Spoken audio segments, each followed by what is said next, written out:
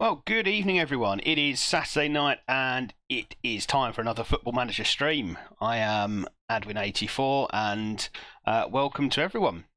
So, we're on from 9:30 until at least 12:30 tonight. I've already started this stream exhausted. Went out with the family to Legoland today and got in not much longer than an hour ago. So, we're going to see how well I do.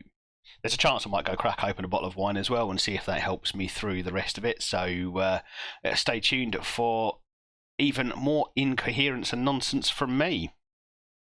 Last stream we left off, we had unfortunately, very sadly, been knocked out by Chelsea in the Champions League knockout playoff. And we are, however, still in the Scottish Cup. We've won the League Cup already. And we are beating Celtic in the league. In fact, let's take a look at the league table now. So, as you can see, we are top of the Premiership, and we have, in fact, already won. We haven't won, but we have qualified for the Champions League already. So, with still with 9 games to go for us, we have reached the Champions League, being 31 points ahead of Dundee United, who only have 8 games left to play. So we've not even made it into the championship phase and we have already qualified.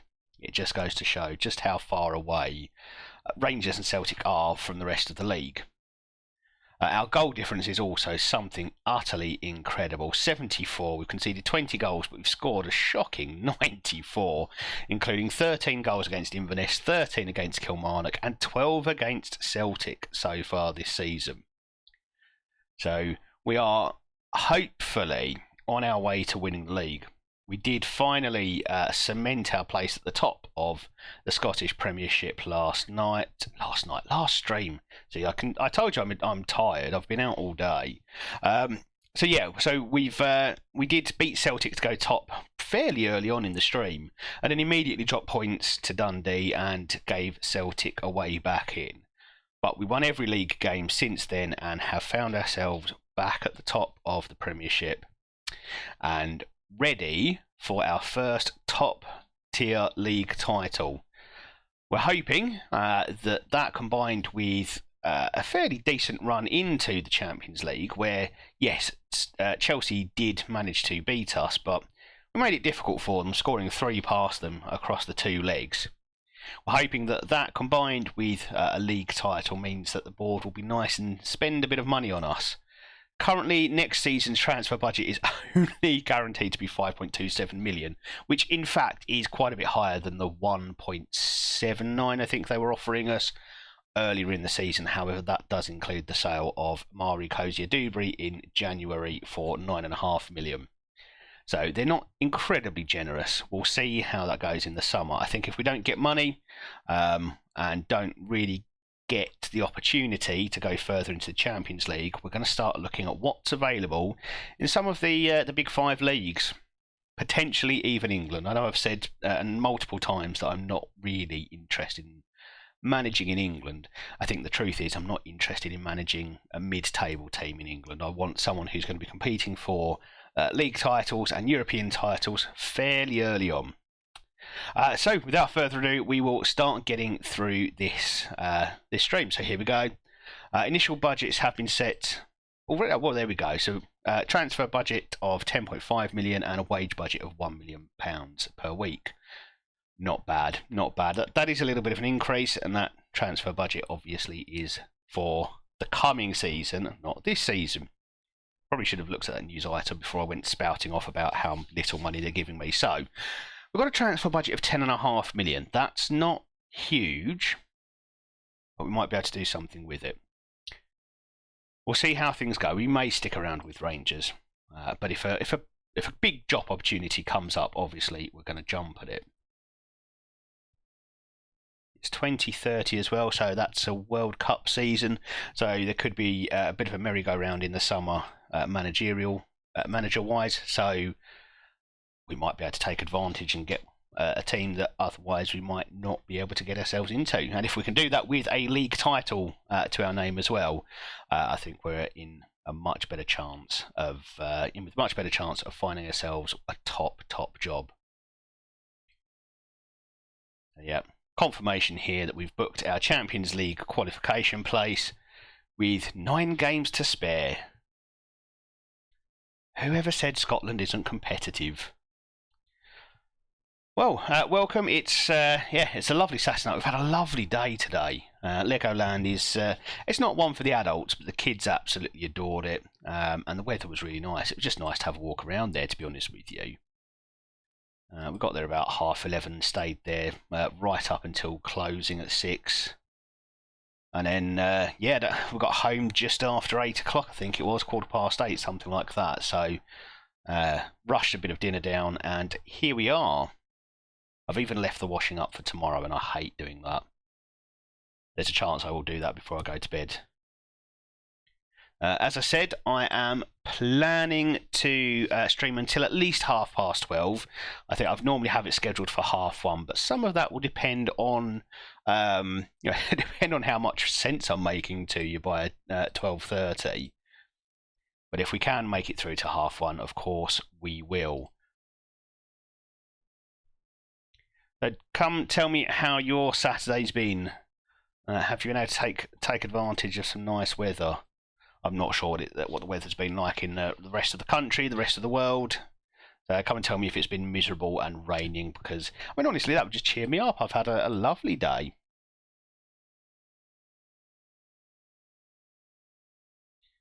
Okay, 1 to 2 days. We can survive with that. So our first game up is against Dundee in the Scottish Cup quarter-final. It's away, but we should win that one fairly easily.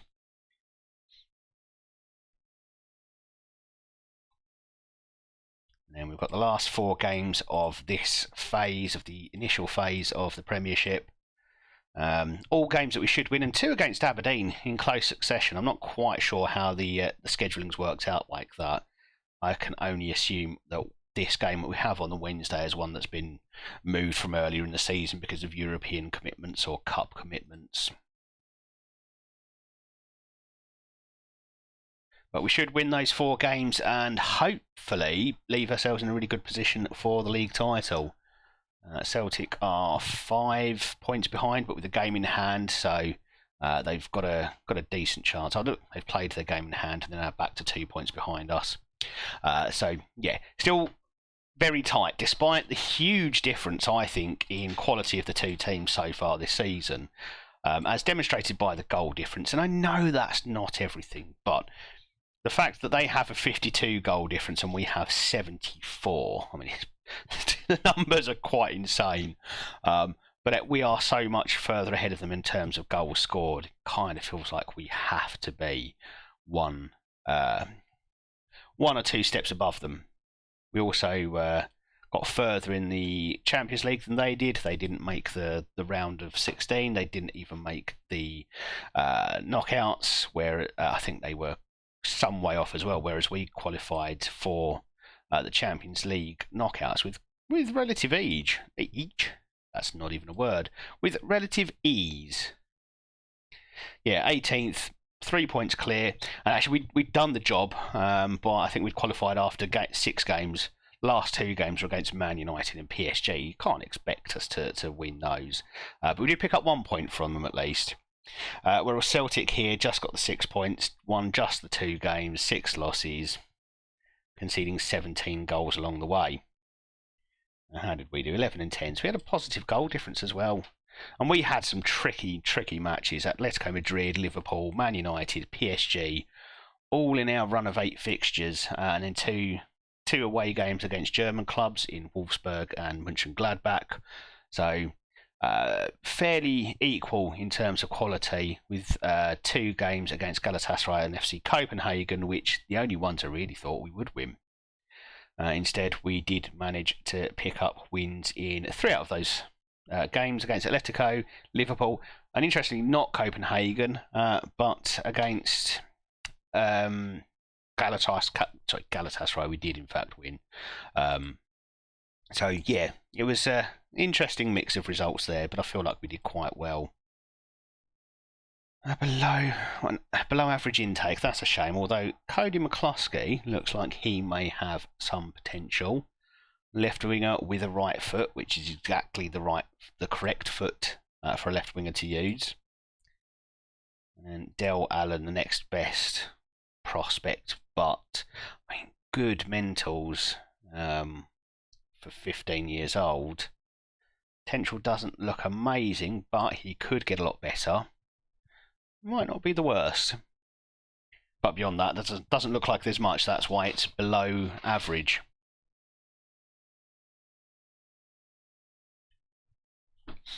As I say, depending on how I'm feeling, I might go and crack open a bottle of wine and loosen up for this stream.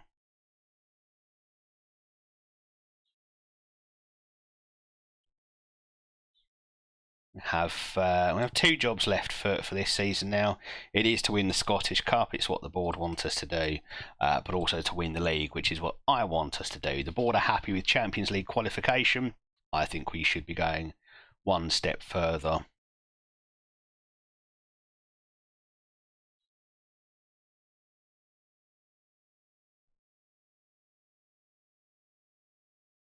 Just have a look at the season preview. Yeah, so interestingly, I think some of the business we've done in January has evened things out a little bit. They've got both clubs now evens to win the league, so we are fairly similar in the eyes of the bookies.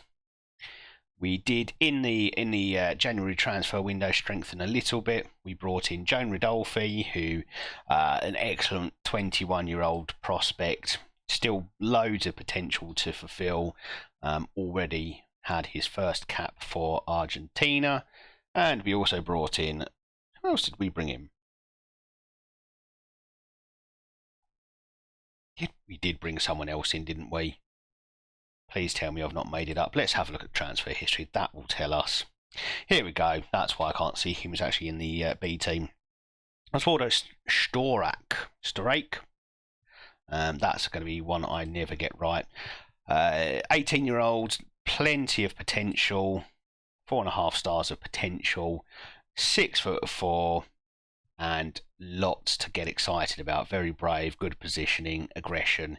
I think will grow into a top quality centre back. So good additions to the side there, and the beginning of, at least with that 18-year-old signing, the beginning of trying to build a squad that we can actually register more than 21 players in for the European competitions.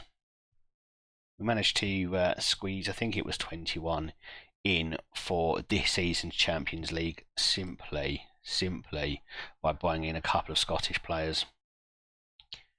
We brought in Andy Robertson at 30.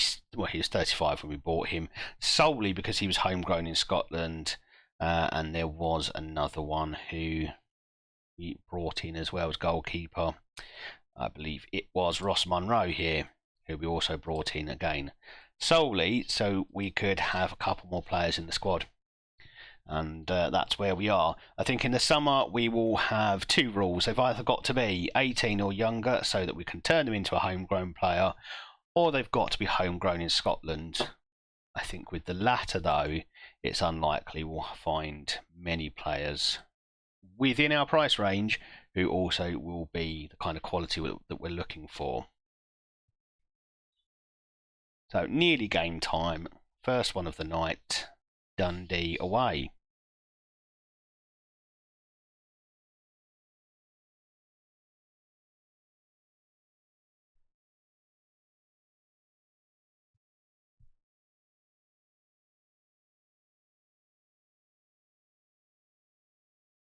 Yeah, as I say, we've had a lovely day out at Legoland. I think we're planning Chesington in a couple of weeks' time, and then back to Legoland again next month. For my son's 9th birthday, he desperately wants to go there for his birthday.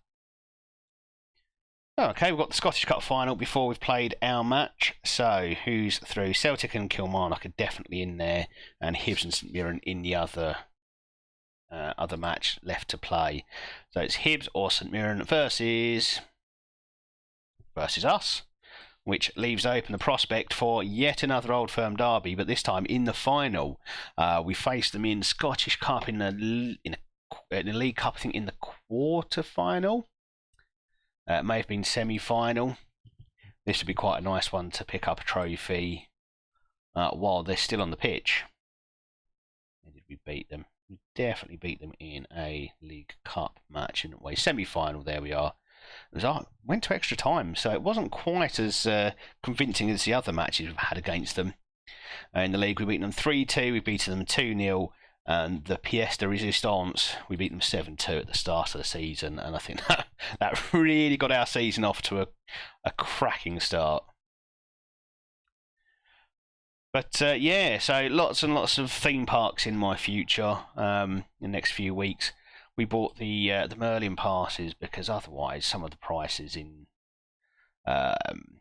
some of the theme parks are just utterly ridiculous. I'm sure my wife told me that today, if you were to buy your ticket on the door at Legoland, it was £60 a person. That's just stupid money.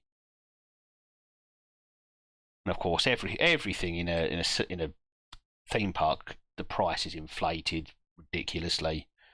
£4 for a cup of coffee. It was £8 for a burger. Things like, just no, come on. That's why we do the Merlin passes, because it gets you free entry into all of those sorts of things, except for certain days. And because we live in Greater London, we've got access to many of them, like things like the London Eye, London Aquarium, London Dungeons, all those sorts of things. Madame Tussauds, although I've been to Madame Tussauds once and it was meh. I mean, I don't understand the appeal. Kids liked it, but I don't understand it. Right, let's get our head into the game. We have Aberdeen on the Wednesday, so we might want to rotate a little bit. We'll give Rodolphe a run out, and we'll go at centre-back with... I think I've promised to rest Sorensen. Let's go. Promises. Oh, we failed. I think I was meant to rest him in the last one. I'm going to give him a rest in this one. We'll just say we missed the boat. Let's go for Mikkelsen and Bostair. Let's give Bostair a run out. Actually, no. Dane Murray. He's big. He's 6'4". And anyone who's been watching my streams, even for a short amount of time, knows I like big, tall defenders. And we'll give Robertson a run out as well, who is very sadly retiring at the end of this season. He is, I mean, a lot of his attributes are still standing up. His mentals are fantastic. His technicals brilliant. His physicals, I think, have probably dropped from his peak. But at 36, I think he's still probably got another season at this level. Perhaps having to play in Scotland, though, seeing as he was at Liverpool previously, he's probably starting to think, maybe I'm done. If this is the level of football I'm at, I probably just got to go and rest now. Let's have Yates and Chaby. And then we'll go with... I've got a slight lack of options on the wings. Not terrible. I mean, as you can see, I've got plenty of options. A couple of injuries, though, and actually it makes it hard for me to rotate anyone. So we're going to change things a little bit. We're going to put Nicholas Raskin in this role. And that will give me a chance to chuck Chaby in there. And then I can have Kovacevic and Colombo. I just can't drop Colombo. I will have him play every single game. He's been incredible this season. He has 48 goals from 40 starts, 10 assists to add into that. Only 8. Only 8. I was looking at the wrong column. 31 goals in the league, which is just incredible, and 13 in Europe. Shows that he can do it at pretty much every level. And considering when I first joined the club, I thought I'd broken him. He didn't score for 5, 6, 7 league games, and he'd got 20 goals by the end of December when I joined Rangers. So I genuinely thought I'd ruined him. I'm very, very pleased to see that isn't the case.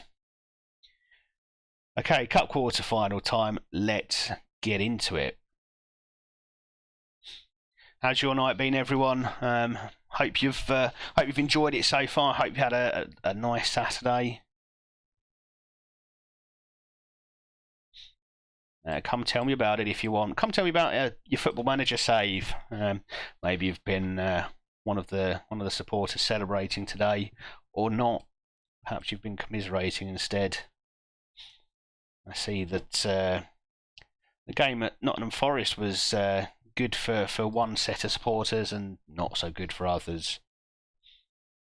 Forest, I think, have secured safety, haven't they, with that win against Arsenal today? But Arsenal have, at the same time, handed the title to Man City, which is it's less than ideal, isn't it? I wonder what's the feeling amongst Arsenal supporters at the moment? Is it, oh well, we had a good season, we tried, or is it we've thrown it away when we were leading the whole time? I think it's probably going to be the latter for most, at least today. Tomorrow, a few more rational heads might start to appear, but I think tonight, Arsenal fans are likely to be very, very unhappy indeed, and understandably so.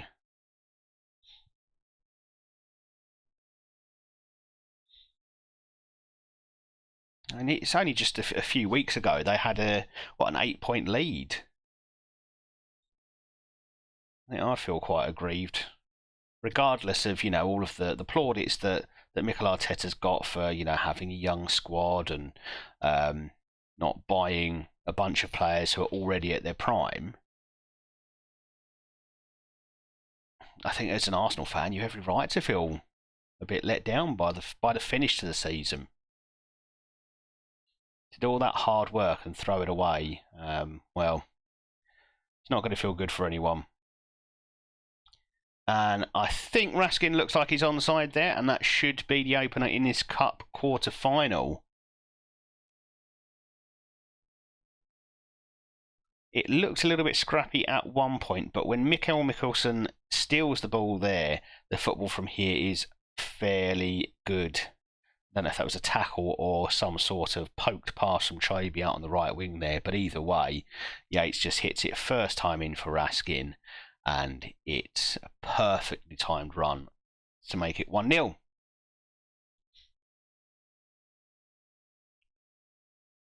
Although, I guess the question around Arsenal fans is, do they feel better or worse than Peterborough fans felt Thursday night, sorry.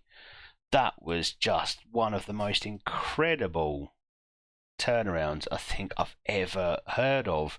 I wasn't watching it, I was streaming it, so I was just following text commentary updates on my phone during Thursday night stream, but it was when it's half time and it's 2-0 to Sheffield Wednesday, starting to think, just on the just a little tickle at the back of your mind, they might do this, they've got a chance, haven't they? But even then, I don't think you genuinely expect it to happen. And then at 3-0, you're thinking, oh, they're really close. Goes way deep into injury time, and you think, okay, Peterborough have probably just done enough to hold on. And then you get a 98th minute winner in a game with 6 minutes of added on time. And this is not me trying to say it shouldn't have been. I've seen some of the time wasting that was going on, even in injury time, from Peterborough. So I think the ref's probably well within his rights to add that extra time on top of the already advertised minimum. That's why it's a minimum. Because if you set it out and said it's going to be a maximum of 6, well, then that just invites whichever team is winning or trying to hold whatever the result is. It invites them, doesn't it, to just waste as much time as you want. Take 2 minutes over a throw-in. Take a yellow card and move on. It doesn't matter. So I think the ref did the right thing there, and it looked like a fair amount of injury time.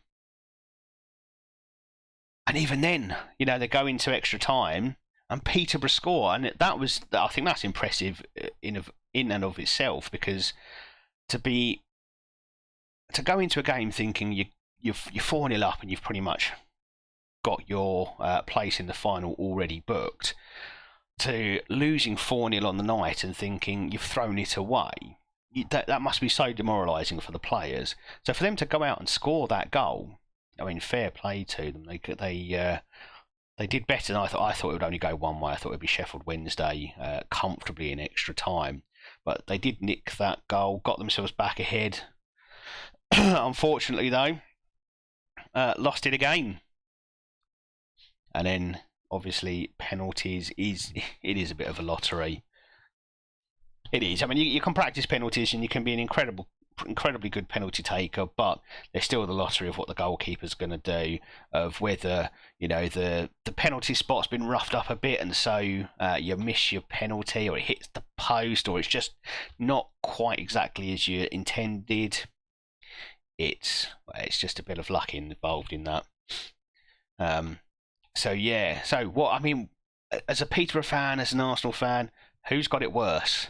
That on the night disappointment that Peterborough have suffered, or the slow creeping disappointment that Arsenal fans have had over the last few weeks, where they've just seen their team bottle a couple of 2-0 leads against Liverpool and West Ham, and just consistently tip points away and let Man City back into it.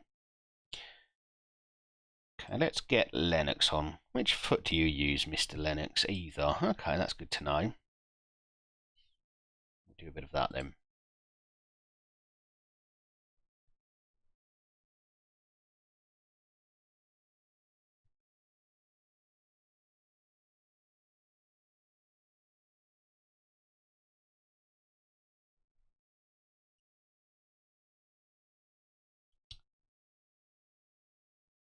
Okay, let's get Bostair on.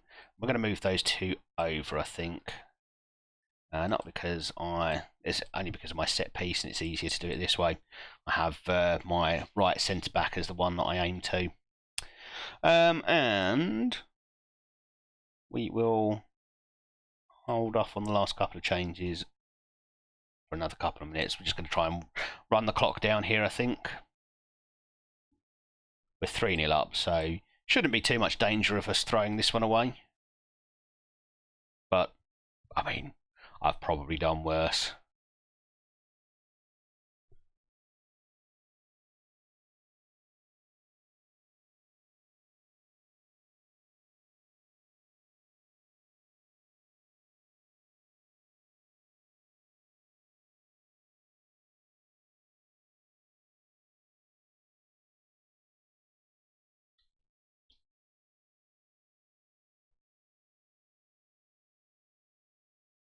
So we've gone for quite an eclectic playlist tonight. Fairly similar to one I usually use. It's a mix of these 90 songs that used to pump me up as a teen, as well as some more recent indie stuff, and I've also chucked in some Linkin Park because they're probably my favourite band of all time, actually. And I can't believe I've not had anything in my playlist up until now. I go Chemical Brothers into Arctic Monkeys. Why on earth not? And actually, I need some Blur in there. Let's add in something from Blur, shall we? Let's get Park Life in there. Song 2, classic. We'll add that to the play queue as well. There we go.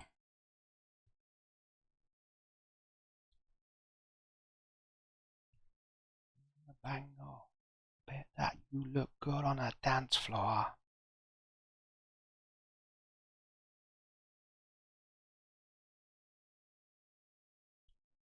There we go. Okay, so quarter-final win into the semis, where we are facing, I mean, I've forgotten already. There we go, St Mirren. Oh yeah, it was the other semi-final going on, wasn't it? See, it's this old man brain that I've got. So yeah, St Mirren, Rangers, and St Mirren, I think, are one of only 2 teams to beat us so far this season in the league. Aberdeen absolutely trounced us last stream before. There was a thumping 4-1, but St Mirren did actually do us earlier in the season, in December there. it was one of those games that we absolutely dominated and got FM'd, but still, it shows they've definitely got the they've got a possibility, haven't they, of turning us over.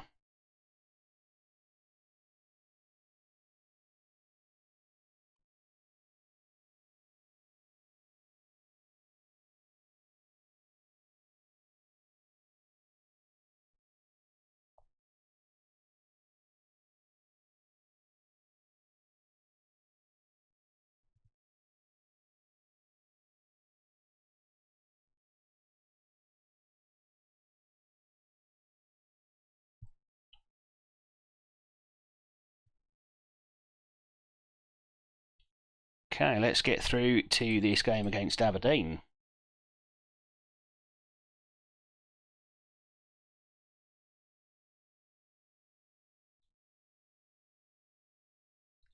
And just going back to what I was talking about earlier, the number of goals we've got. So 94 in the league so far, which is, I mean, it's pretty insane, even by Scottish standards. I just noticed that we're now favourites for the league. But yeah, 94 goals. And the only change I made was to the roles in midfield. Now, I started, when I first joined Rangers, I went for roles that I thought suited the players as opposed to looking at a particular play style. So I had a ball-winning midfielder here, I had a box-to-box midfielder, and I had a deep-lying playmaker on support. So I had a defensive and 2 support, and left these guys really to do the attacking down the wings. It meant I had absolutely no one getting in to the edge of the box, getting into the box late. And so a simple change where I put the deep line playmaker here on defensive duty, got rid of the ball-winning midfielder, and changed this guy into Mazzala on attack. And I think a central midfielder on attack would work just as well. But it sees so many more goals coming, and I think Colombo scoring more, not necessarily the midfielder, although I do think we're getting more goals from midfield as well, because Diamande has chipped in with a fairly healthy number. I mean, yeah, 11 goals. So he's definitely chipping in, but because there are more players now in the box, the defence is a bit more stretched, and Colombo is finding just a bit more space from time to time. So yeah, that was a revelation for me. Not that I obviously knew that I didn't have enough attacking impetus, but I was kind of hoping the front 3 that I had in Colombo, Sarmiento, and Gareth Fagan would have done enough to score plenty of goals, but I think I was putting too much pressure on them, and just this one change and getting one person on attack duty from central midfield has worked wonders.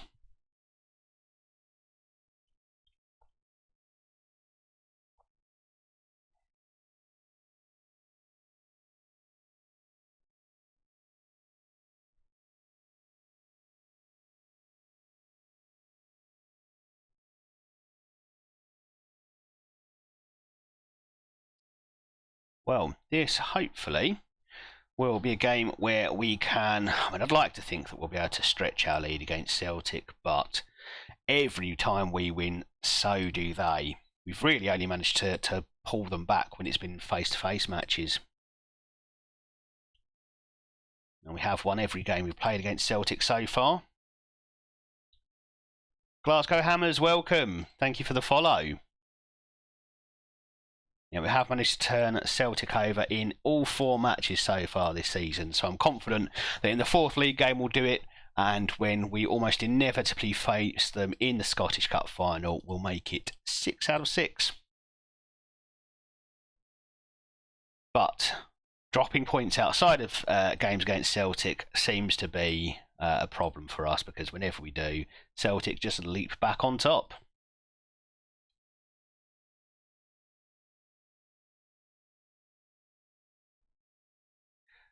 How are you doing, Hammers? How's your weekend going so far?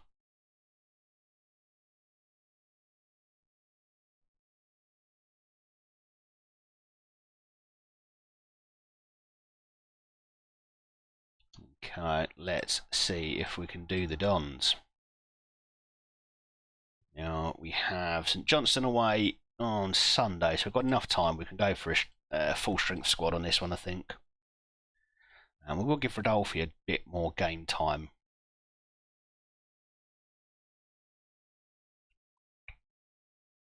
Kelson. Actually, let's get Sorensen in. Yeah, well, I've had a lovely day. Took the kids to Legoland in I don't know if it's in Windsor or near Windsor. Lovely, absolutely lovely. I've got 3 kids aged between 5 and 11, so it's a theme park pretty much designed for kids that age. And the weather was just beautiful. It wasn't too hot, so we weren't walking around, trying to find shade wherever we could. It was nice just to walk around. But it wasn't cold either, so it's just perfect. Didn't get home till gone 8 though, so absolutely shattered. But I don't want to feel like I'm complaining because it was a lovely day. Now, shall we swap them over? Yep. Don't seem to be happy with those rolls.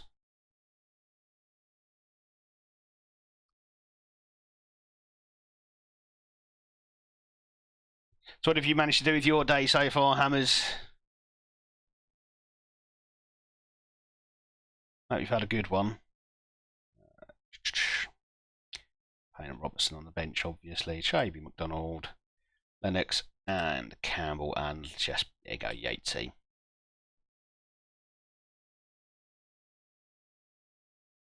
Yeah, I've not long been with Rangers, actually. It's only been 18 months, I think, or coming up to 18 months.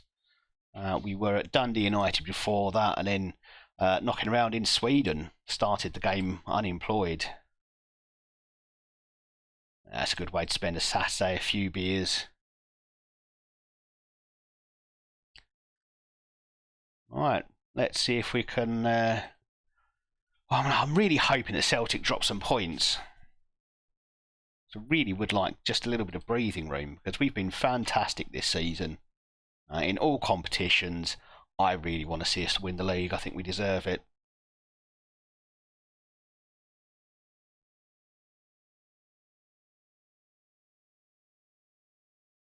Yeah, I think I might crack open a bottle of wine shortly.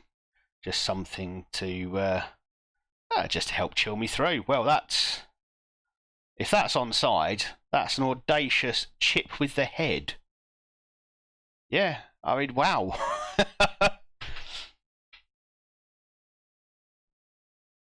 Unconventional, I think you'd call that. Nice ball through. I mean, the goalkeeper's just made an absolute mug of himself. And that's, that's goal number 1. Let's keep them coming, boys. And, we're probably asking too much of Hearts to do us a favour there. They are not having the most enjoyable season so far.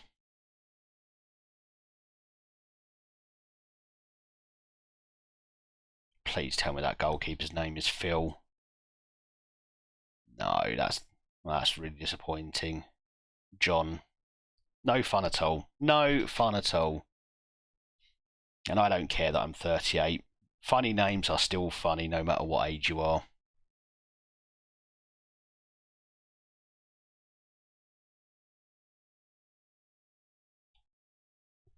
We've enjoyed it.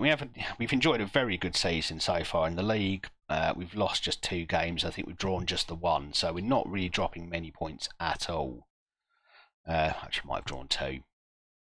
But Champions League, we did get through to the knockout stages, and we gave Chelsea a very, very close run.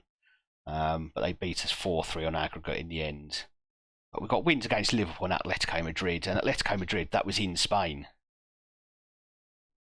Yeah, exactly. Farts and funny names. It doesn't matter what age you are. You've still got to be able to appreciate them.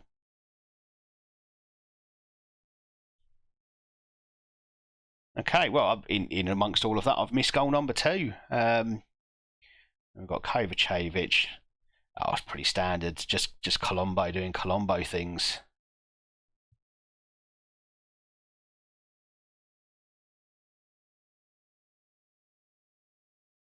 Hearts so far are holding out against Celtic.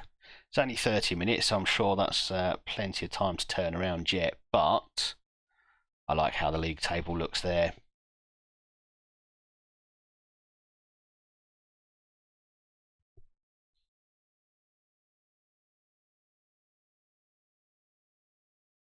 So Hammers, I assume you've got an FM save on the go as well, have you?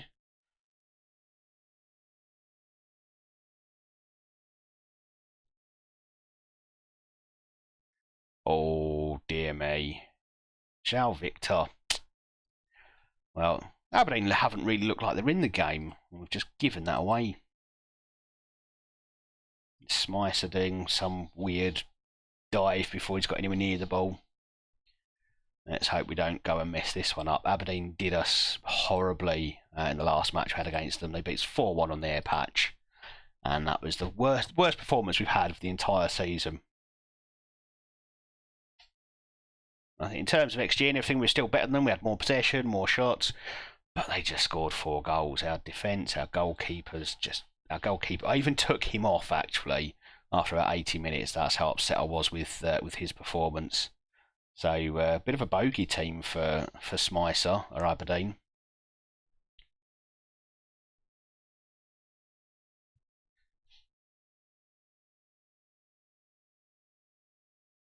There we go. That makes me more comfortable. Sorensen with the header.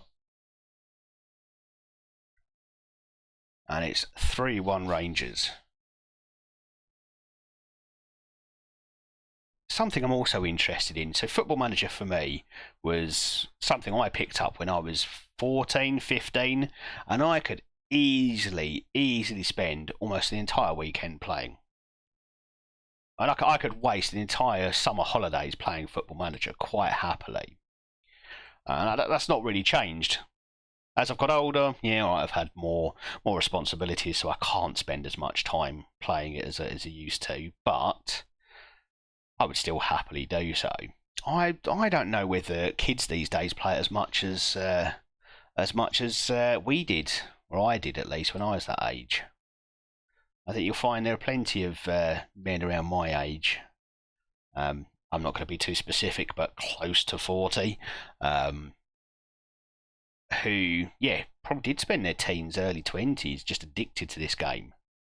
I wonder if it's the same for kids today.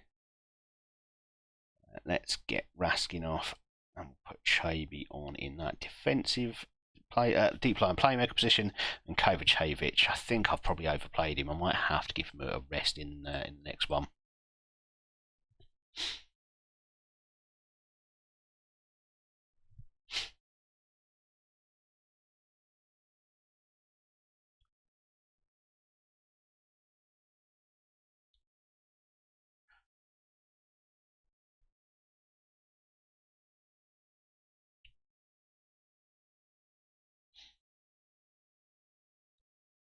I don't like this year's edition of the game.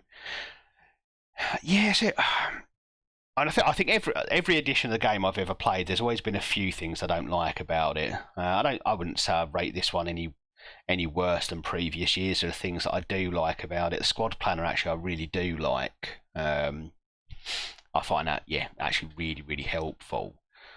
But I mean, some of the match engine stuff hasn't been brilliant. The way that goalkeepers and defenders have been represented. I mean, defenders, I think they did fix to an extent. No, you type away.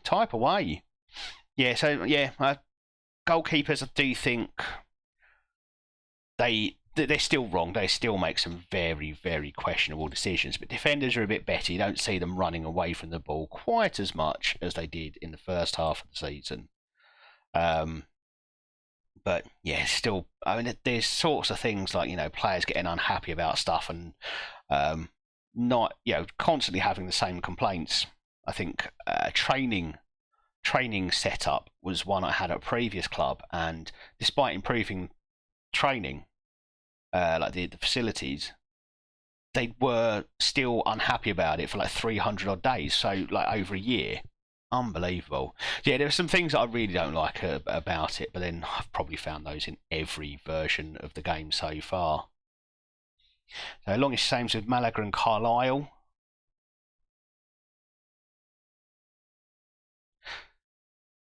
Yeah, so I tend to go through phases like that where I'm absolutely addicted to Football Manager, and then I kind of hit my limit. That's it, I'm done. I need a bit of time off and I go play other games, and then but I always end up coming back to Football Manager.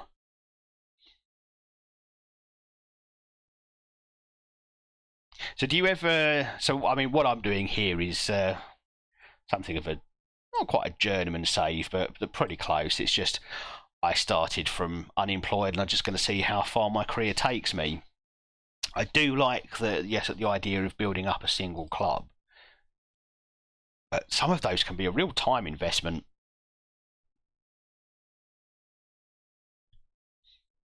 But I suppose they can be quite satisfying when you take a team like Canvey Island. That's pretty impressive. To go and take on a club like that, which is, well, it's as non-league as it gets, I think. And do you sort of get to a point where you're like, okay, I've achieved as much as I can, or yeah, do you have a set goal? Like that's it, I finished the save after I hit the Champions League, or anything like that, or is it just until it gets boring?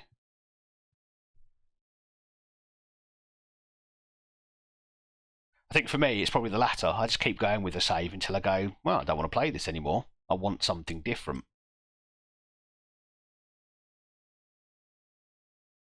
What I've found sometimes, I'll have 2 or 3 saves on the go. Ashwin, PMD Adaptable, welcome back, buddy. Are you still streaming Zelda tonight? I've been out at the theme parks all day, so I've not managed to stop by. But yeah, I need to. Do you save your VODs? Because I might need to go back and watch some because I've loved the gameplay I've seen of it so far. You can't win the Champions League every year.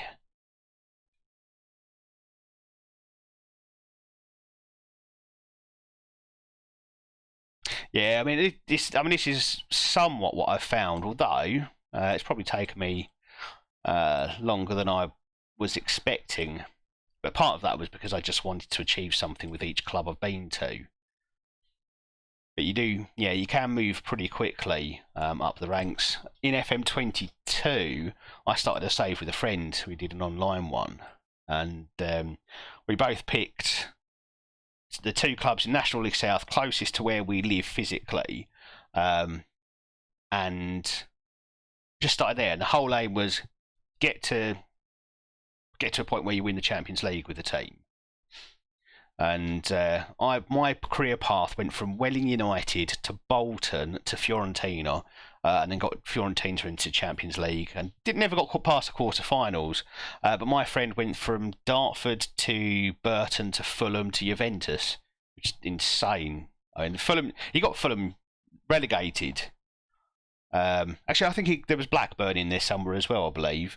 But yeah, he got Fulham relegated and then picked up his next job with Juventus. I don't know where that comes from. Some of the hiring decisions are questionable.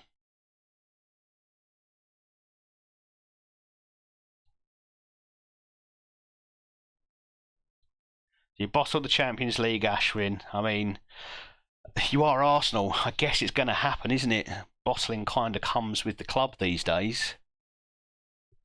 That's probably a step too far. I apologise. Obviously, a rough night for Arsenal fans tonight. Oh no, what's Zelda doing to piss you off? Yeah. And my career path in this game took me from the Swedish second division. I got the team promoted to the first division, then took another team in the Swedish first division, up through Superettan and Allsvenskan, and then jumped over to Dundee United, won the cup with Dundee United, and then I came to Rangers. I do want my next job to be in a Big 5 league, in a team that's challenging for the title. The Lightning Temple. See, that means very little to me. Like I say, I've not played Zelda games since, and we're talking like Sega Mega Drive days, really. So what would it have been then? The SNES maybe? N64? I can't remember what was around during those times. But yeah, I was like 11, 12.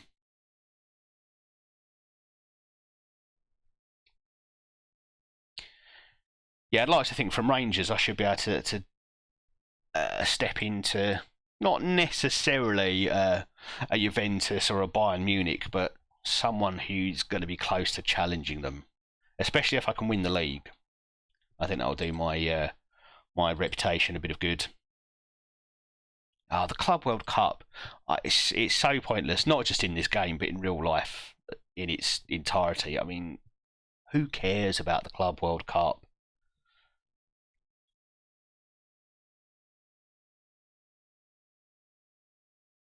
Right, let's go for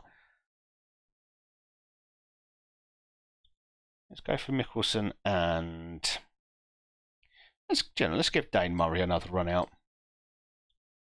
My big Scottish centre back, who is another one I signed solely because he was homegrown in Scotland.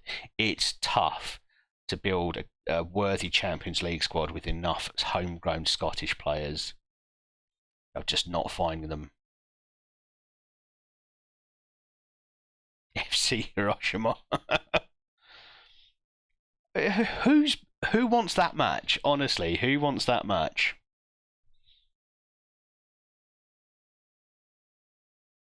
And don't get me wrong, I like the idea that at some point in the future that will be a big game. That football in East Asia, in Southeast Asia, is eventually going to pick up to the same sort of level as we see in Europe. That would be a fantastic thing. But as it stands right now, it's like World Cup qualifiers and European qualifiers. Most of those games are dead rubbers before they start. And I don't see who that's fun for. I think we do need to do something better. Right, let's get Diamande back in. I think he sat out the last one. Kovacevic is definitely having a rest. So we're going to give Tyrese Campbell and Sarmiento the starts in this one. And Isaacson, I think, is getting close to coming back. So we can rotate him in for Colombo when he's back.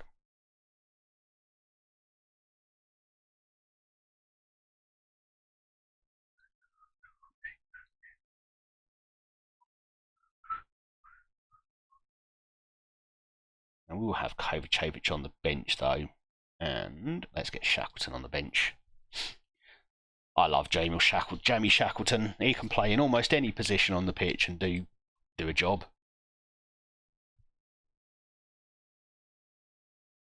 He was like that when I used him in Reading many versions of Football Manager ago.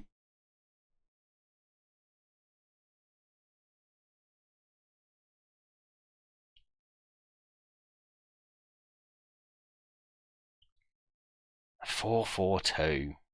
Love to see it. Classic formation.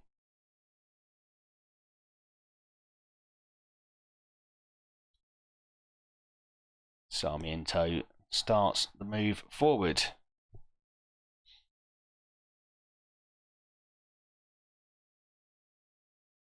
And finishes it with the goal. Well, just had a feeling he'd end up scoring that one. But that's just the start we needed. How did Celtic get on in their last game? No, they must have got the win against Hearts in the end. And hold on, does that account for our goal there? Yeah, okay. No, it doesn't. Oh, Celtic did drop points against Hearts then. Oh, that's good news. That's very good news indeed.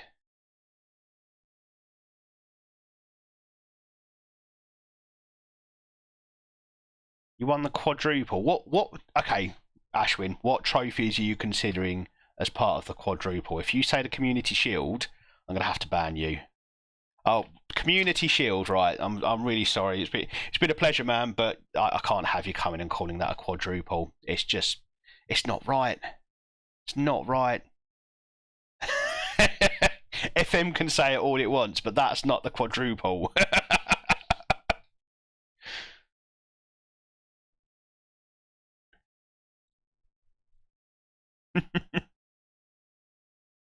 And the Super Cup as well. Oh my god. I suppose you get a trophy. You can call it a quadruple, but from now on you need to put a little asterisk next to it. Quadruple asterisk. Then I'll believe you. Carabao Cup, and yeah. How far did you get in the Champions League? Oh, and Tyrese Campbell looks hurt. Oh, we're gonna get the boy on. Let's get James Lennox on.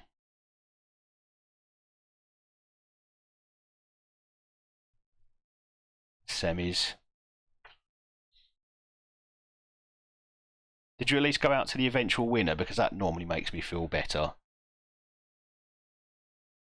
Last season, when I got to the Europa League semi-finals with Rangers, we lost to Tottenham, who went on to win it. So that did make me feel a little bit better.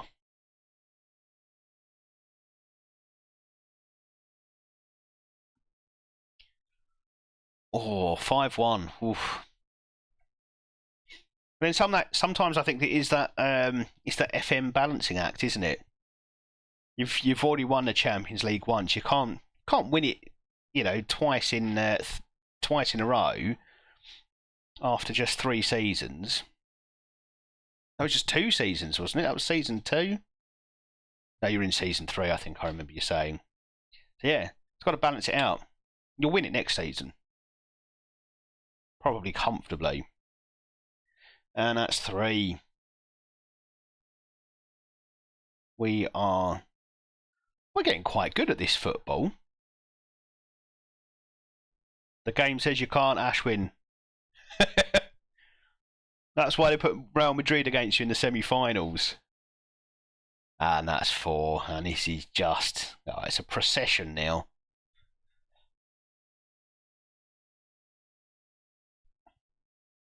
No, sadly, I don't think we can even... we can mathematically win the title before the championship phase, because that would be incredible. That would.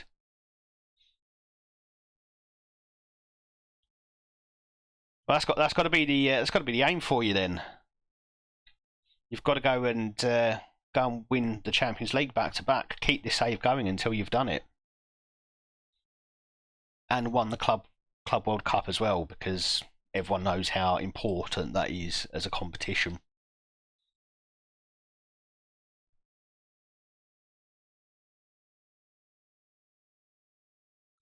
What can I do?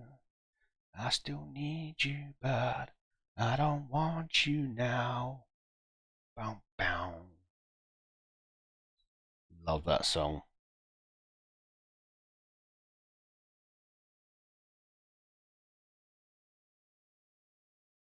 There we go, a bit of Blur into the mix as well. And Colombo is 52 goals this season. If I have to sell him in the summer, I'm going to be devastated. I still can't believe he hasn't managed a cap for Italy yet.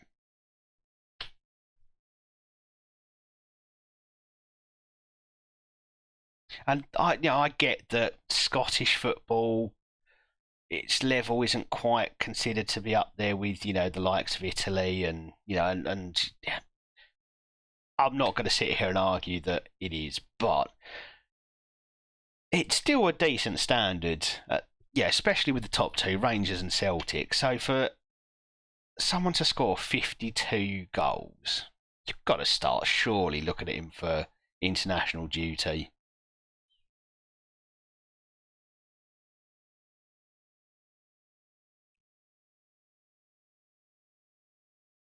"53. The man just does it for fun.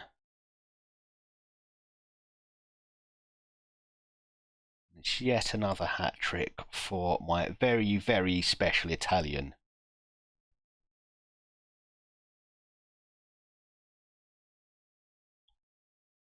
I'm not a tattoo kind of person, but I think if I ever did have a tattoo, it would be Lorenzo Colombo's name I put somewhere on my body. He's earned it. He genuinely has earned it. I'll just do the 2 subs and we'll make a couple more shortly.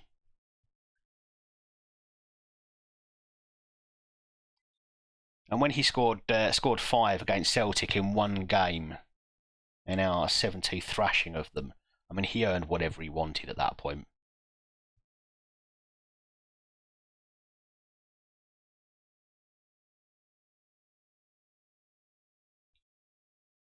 campaign on, and let's get the Mandy off just to give Bobby McDonald a little bit more time out on the pitch. Oh, that's some last-ditch defending of the highest order from Mikkel Mikkelsen. Chiefs, good to see you back, mate. How you doing?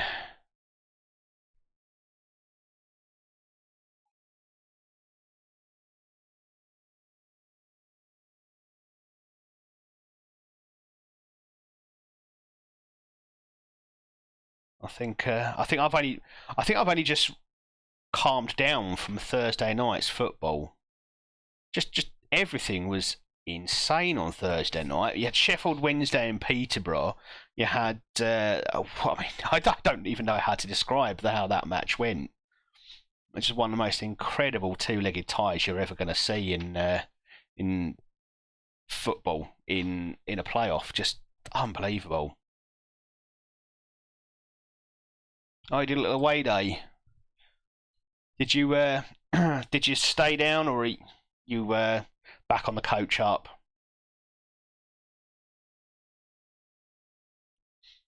I've got to the stage in life now where if there's a chance of I'm doing away games that with have sort of more than a 4-hour drive, I'm probably getting a hotel for the night. It's just more comfortable that way.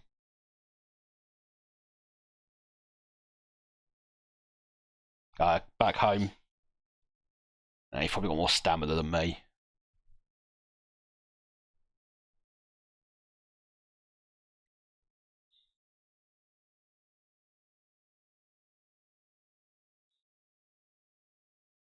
So a win against Bournemouth must pretty much put you in the driving seat for Champions League football, right? Just gonna have to bring up the league table now. Really should do my research before I come on. Yeah, it gives you some breathing room from Liverpool. 3 points, got a game in hand. That's job done.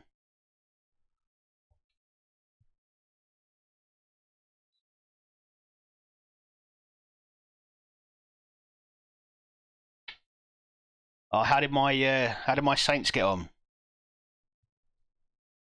They probably won, right? Of course they did.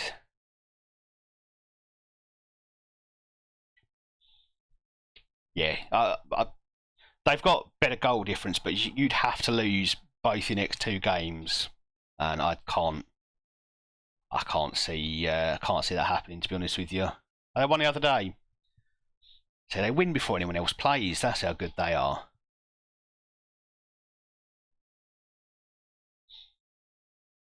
I might have to take myself to a St Helens game.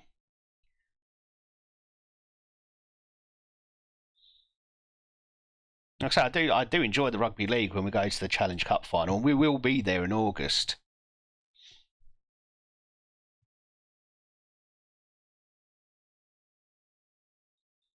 Genuinely hope St Helens get it now, because if St Helens get to the final, I will get myself a St Helens shirt and I'll go there supporting St Helens.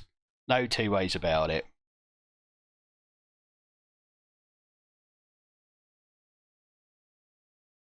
You've made a fan of me.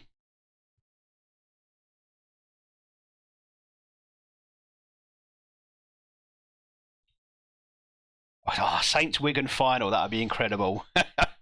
Would you come down for that?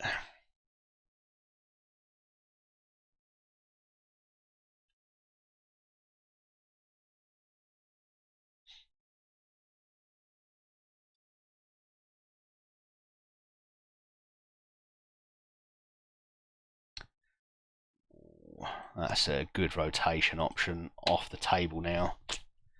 That's okay. I've still got plenty of midfielders.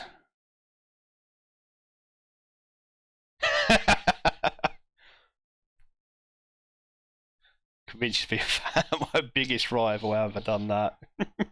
You told me they got a Londoner playing for them. That's the thing. That's it. You sucked me right in with that.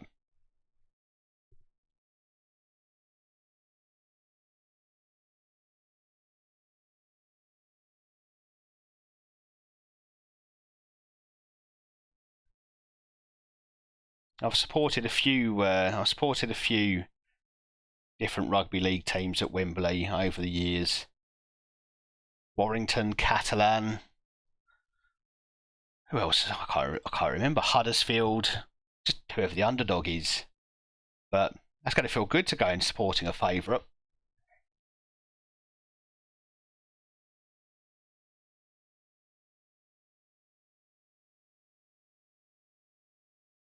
In fact, if it's Saints v Wigan, I'm going to predict the score now. It's going to be 36-24. You can take that one to the bookies. That one's on me.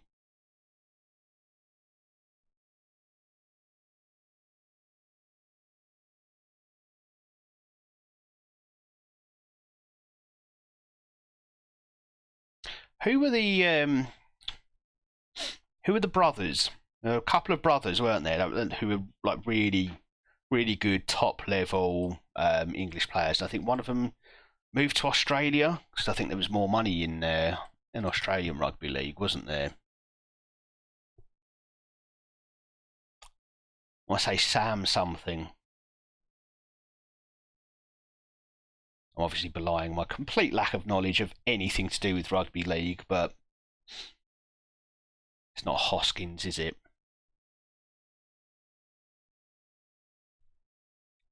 It might be Tompkins. Were there a couple of brothers?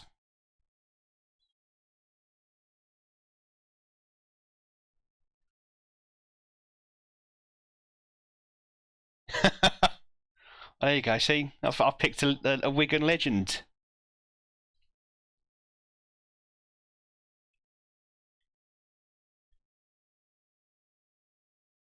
What can I say? I'm a people pleaser.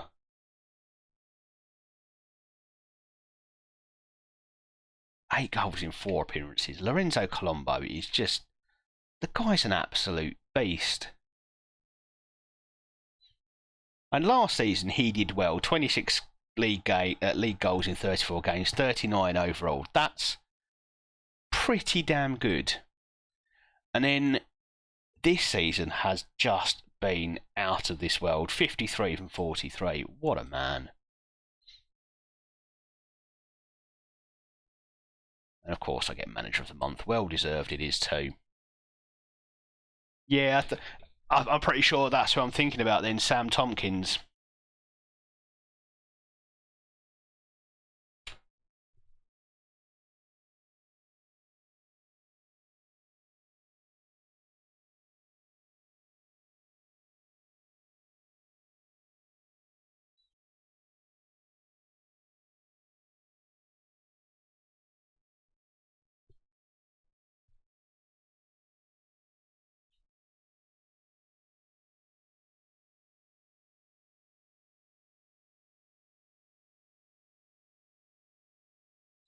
I plays for Catalan now. Is that a bit of a winding down of the career type of thing? Not quite at the top level anymore.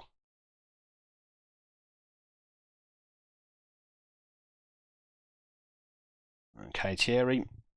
I'm planning to sell you in the summer if your contract's not already up. Yeah, we're going to ship you out anyway, mate. I need to decide what... I'm definitely going to let Dean Martin go. I may potentially keep McIntosh around. Do I need to get more game time? And is he really going to... Well, we'll have a look at that one if and when he starts getting contract offers, but we might need to hold on to him.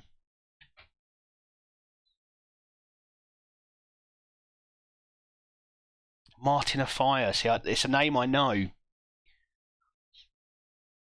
It's a name I know, that one.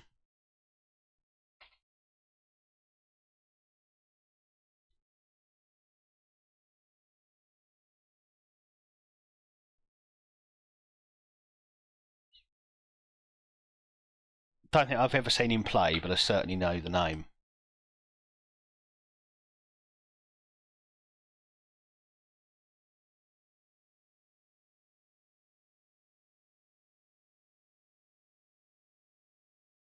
So, do you think we're going to at St Helens level this season? I think if we did see a Challenge Cup final of Wigan versus St Helens, do you think it would be a close one? Would it be tight or would it be a bit one-sided? Because honestly, when it comes to that, I can't resist an underdog. I say I'd stroll in supporting St Helens, but I do love an underdog.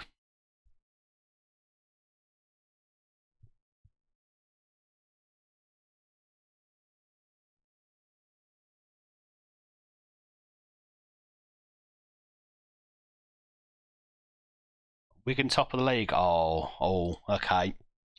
Right, well, come on, you Saints. That's that set me then. That set me for August.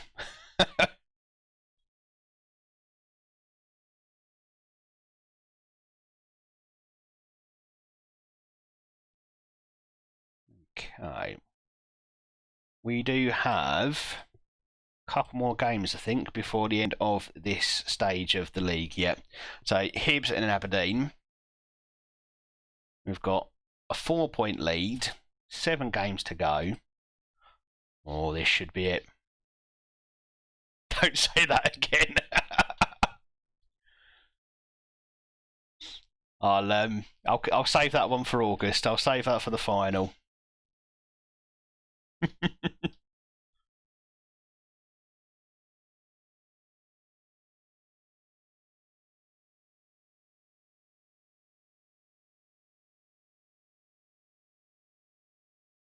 And we'll skip over how football in the rest of the Premier League went tonight as well, shall we?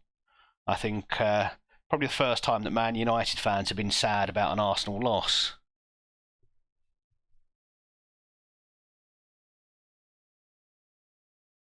Perhaps not sad, but disappointed.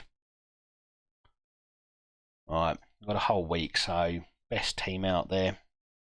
Joan Ridolfi, let's keep him playing. Keep getting him some game time because he is going to be an incredible player for us. Mikkelsen and Sorensen.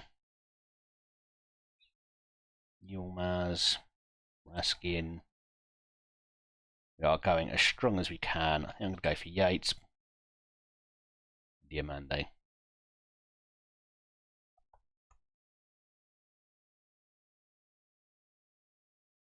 Oh, you 75 minutes, yes, you're back. Welcome back, Gustav Isaacson.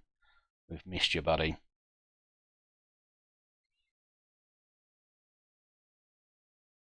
Yeah, I mean, after their demolition of Real Madrid, I genuinely don't think Inter have got it to stand up to them.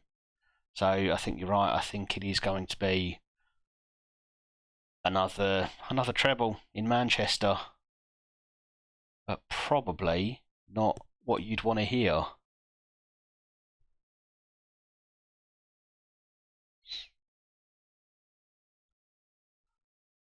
Stockport Mafia.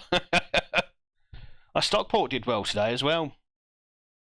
They've found a way through to the final of the League Two playoffs. I've got to say, well deserved. They've been the best League Two team in Division in 2023, just ahead of Gillingham. And I know that's my team, and but I'm going to say it. We've been incredible in 2023. But Stockport, the one team Leyton Orient obviously have been better over the course of the whole season, but Stockport have been the best this year, I think.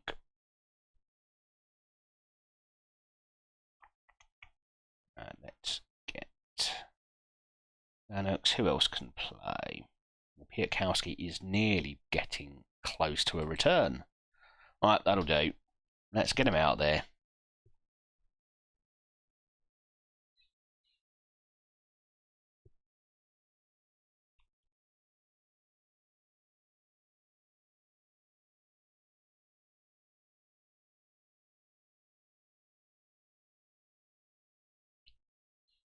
So, Chiefs, have you started planning a holiday for the weekend when there's inevitably going to be an open top bus? I hear Morecambe's lovely this time of year.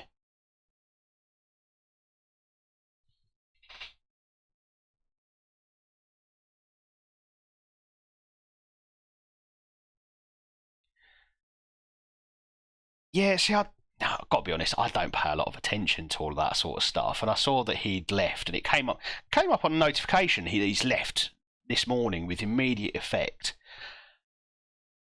And I can't understand why it matters that much that I'm going to get a notification from a news source to say Schofield has left this morning.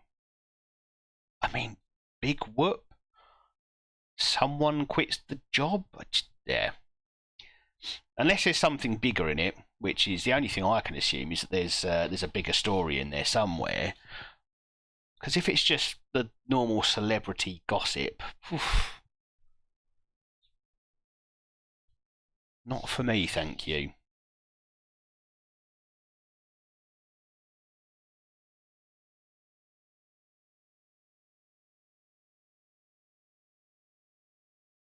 Yeah, so I'm a working man, so I've not been able to see this morning, so I couldn't tell you what the quality of hosting is like. I assume it must be good for the standard of morning television because, yeah, he's been doing it for a long time. But I mean, they'll talk a bit of rubbish, don't they? It's the overly like the sickly sweet way that those that he and who's the co-presenter, Holly Willoughby. Like it's the sickly sweet relationship they have on the screen. It's just oh yeah, it almost turns your stomach.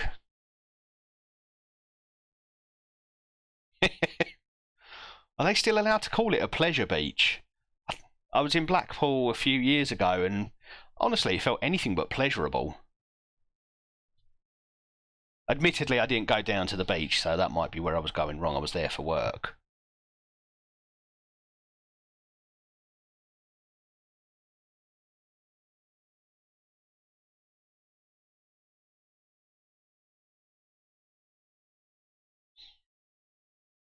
Yeah, I'm glad that I do work because if I had to subsist on a diet of morning TV, I'd probably be an alcoholic. I think that's the way I would go. If I woke up every morning and I saw Philip Schofield's face on my TV, I probably would turn to alcoholism.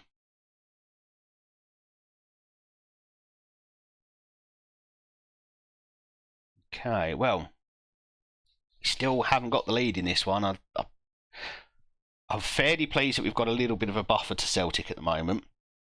I would quite like us to go and get that goal. So we're going to go attacking for the start of this second half.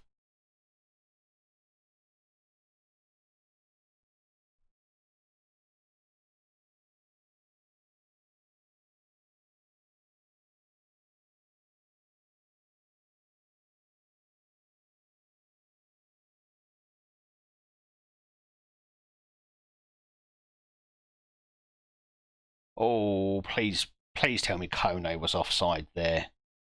No, they're not even looking at it. Right, let's berate them.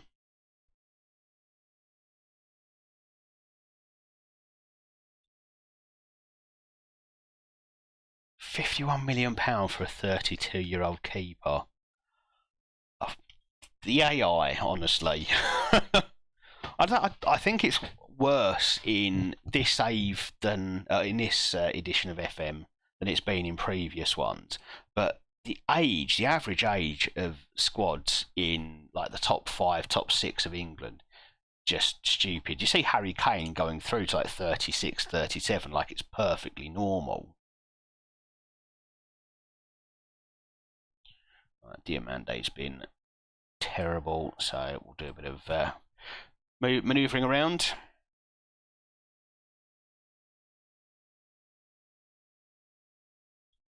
I just turn off the TV or go for a walk. Yeah, I mean that's a much more sensible option.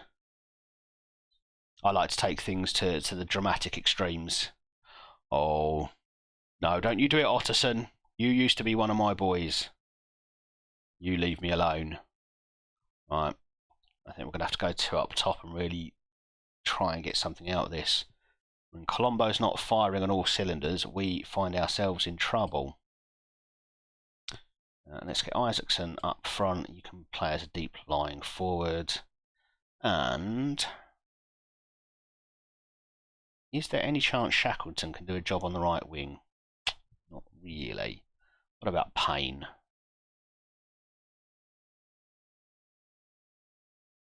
really either. Okay.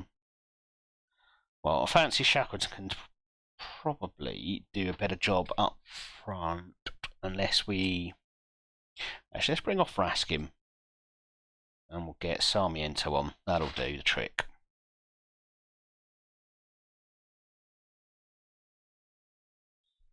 Yes, so Chiefs, what you're saying there is that you have a brain. You're able to think rationally, whereas I just yeah, like I say, I go to dramatic extremes. Don't like what you see on TV? Go for a walk. That's a good idea. Me, I'm going to drink myself to a state of complete and utter stupor.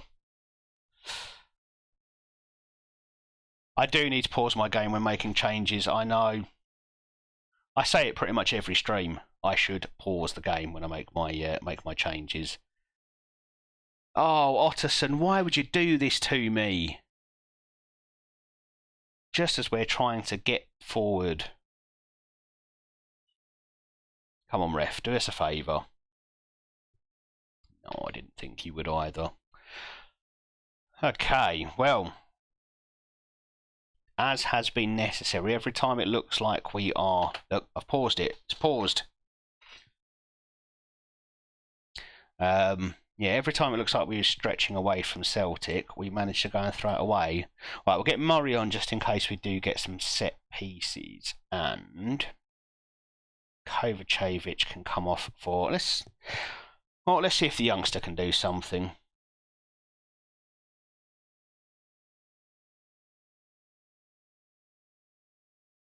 Let's see if James Lennox can come on and make a difference for us.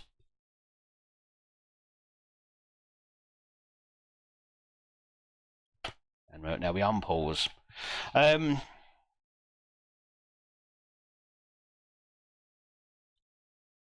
Also, so you've got a takeover going on. Is it in the middle of the transfer window? Because the number of times that's happened to me at different clubs.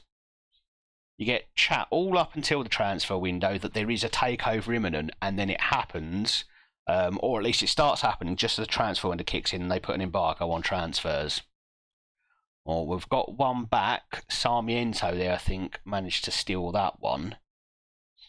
Yeah, it's a good touch through and slams it in. Let's see if we can go and get a second.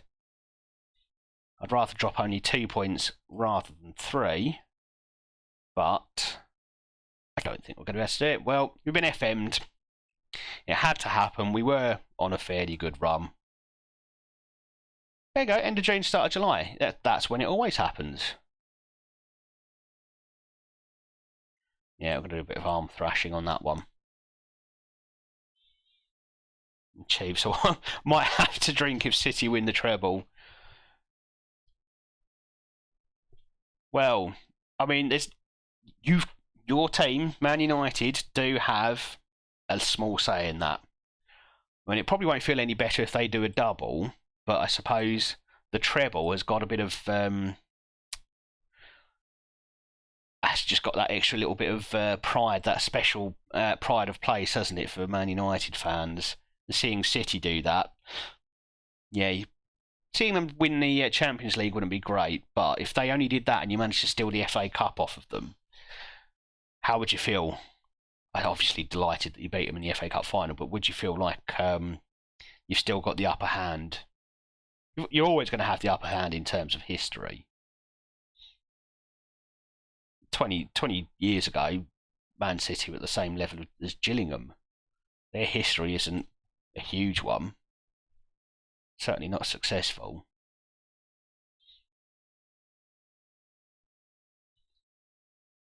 But would you feel like you've still got one over them if you're the only club in Manchester to have done the treble?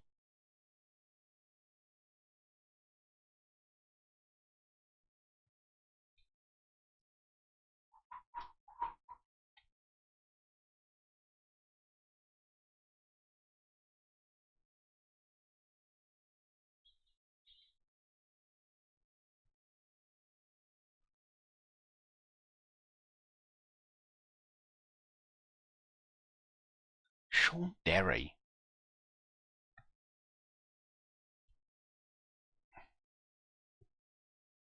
I remember buying this man in quite a few football managers in the past. God, seeing all the manager names now, I think, my God, I probably bought you. Oh dear. That's age for you. Oh yeah, Ashwin, there's absolutely no argument that Man City they're a money club. I could respect old Man City. I could respect old Man City because they were the smaller team dwarfed by Manchester United. So when they did make it through into the Premier League, when they did occasionally compete in the top flight, it's because, well, just through sheer hard graft, wasn't it? But now it's just, here's money. Come and have money, buy a club. Newcastle, I think, are another one, as far as I'm concerned.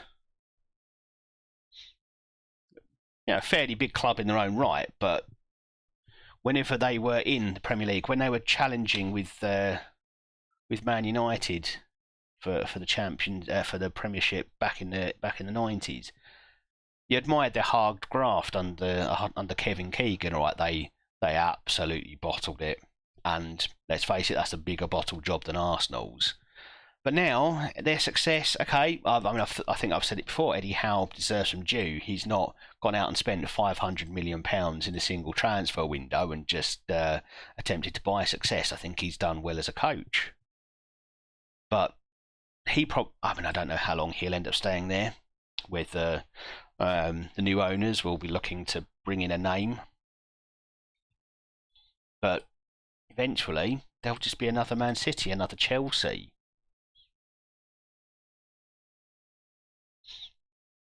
Money club with FFP rule cheaters, yeah. Coached offshore bank account. But exactly, and this is the problem. It really irks me how modern football it's all about the money, but it's not just about being straightforward with your money and saying, okay, this is what we're spending it on. They must pay a fortune to lawyers, knowing full well that they're cheating. They know full well that they're cheating, so they spend money and money and money on lawyers to make sure that whatever sanctions get thrown their way, sanctions they sign up to as a club, by the way, they sign up to these things and say, okay, if we're going to compete in the Premier League, we will sign up to these rules. And they know they've broken those rules. Everyone knows they've broken those rules. They just make sure they get enough of a defence in place so that when the sanctions do inevitably come along, they tie the UEFA, FA, whoever up in court for long enough for those sanctions to have no teeth whatsoever. And it's lamentable. It really is. That's what football's become. It's not become a sport about putting together the best team you can from, local players. I mean, I don't necessarily suggest Manchester City should only have Manchester players in their team, but you absolutely used to have an element of that locality before money became so huge, before the advent of the Premier League in England. I could rant about this all day. I won't, because it would be incredibly boring for me just to go, money's ruining football. We all know it's ruining football. That's not a surprise to anyone. And the question is, what do you do about it? Because FFP has shown that it's achieved nothing. Right, hold on. What did my assistant say we should be doing? Telling them to go out and win. Okay. Excellent. Okay, good. I've not upset them all.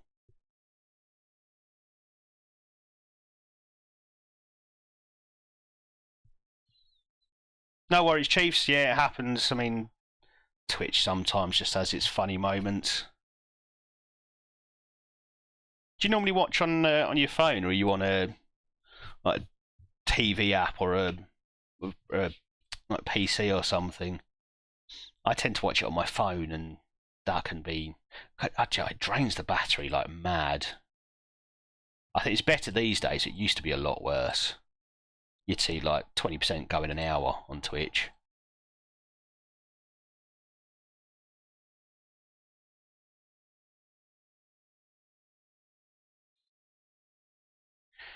FFP rules are in favour of big money teams. Yeah, they absolutely are. Absolutely are. And I get the intent behind it. The intent is you don't want Newcastle's happening, you don't want Man City's happening, but it's already happened. And I mean, Man City did something with sponsorship, didn't they, as a way to get around FFP rules, to say that so that they could say or attempt to say they weren't the owners weren't the ones putting the money into the club. They dreamt up these dodgy sponsorship deals where the money went, they paid the money to the sponsors who then paid it back as sponsorship.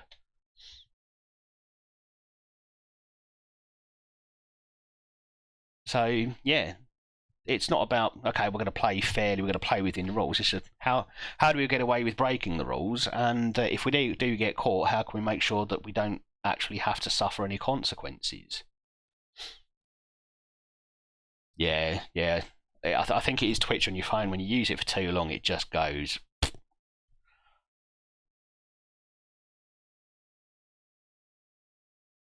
7-0 after 50 minutes. It's a very worthy competition, that Club World Cup. Very worthy. Not at all a waste of time for anyone. Right, let's see if we can pick ourselves up after the disappointment of losing to Hibs. We absolutely can't afford to go throwing away more points, that's for sure. Right, Mikkel Mikkelsen, who has very much become a firm first choice now.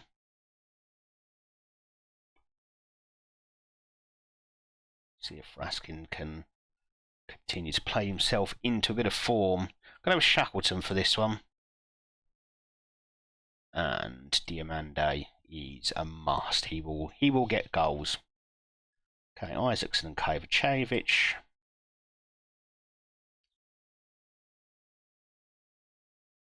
Sarmiento. Sarmiento's still a very good player. He's just kind of lost out to Kovacevic and Isaacson. Okay, Samwise, Robertson. Let's get Yatesy on the bench. Bang, bang, bang. And Bobby.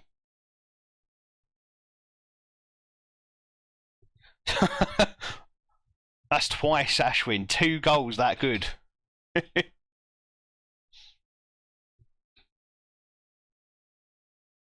Multi-billion-pound company and they can't fix their app. A Twitch a multi-billion-pound company? I know a stream on Twitch. I probably should know a bit more about the company, but are they really that big?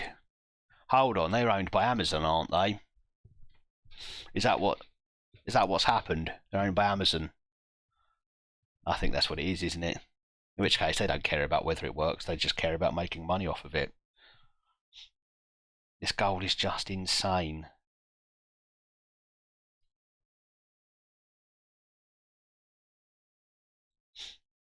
Share them in the on your Discord server, Ashwin. I'll take a look. I can't promise to join another call again because I think last time on Thursday I pretty much forgot I was streaming for the last hour. Oh, hold on, I've turned off URLs again. And Raskin opens the scoring. What a man. Right, hold on. 2 ticks. There we go. Hyperlinks are back on for you. Try it again, buddy.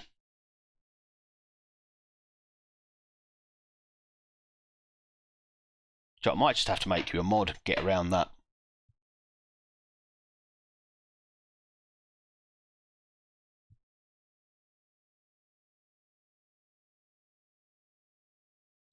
And Sorensen, well, the last game was a good win against Aberdeen, but we're firmly cementing that we are the better team. Oh, why has that not come up this time? Now, I'm just going to make you a moderator and then...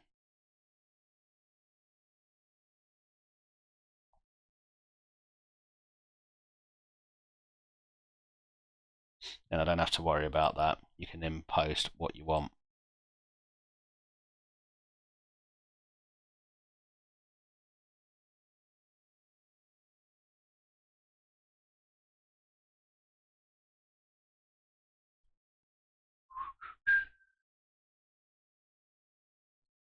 have you gone?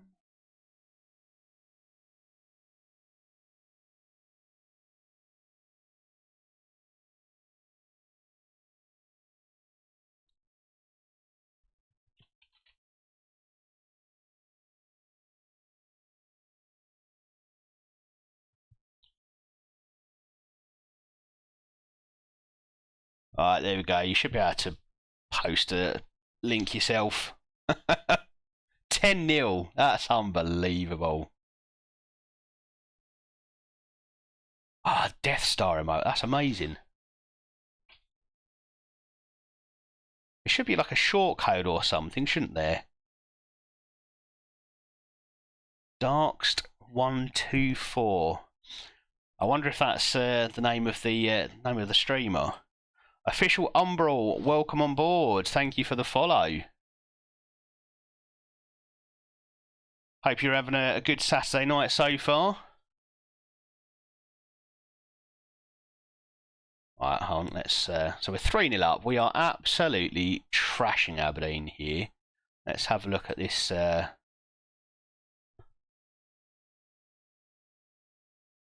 at this tasty little goal then. Here we go, we've got a celebration.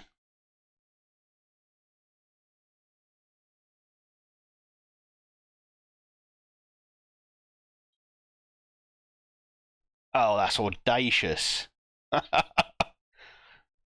If you're already 9-0 up though, you're definitely trying stuff like that. Why not? That's incredible. I love it. I love it.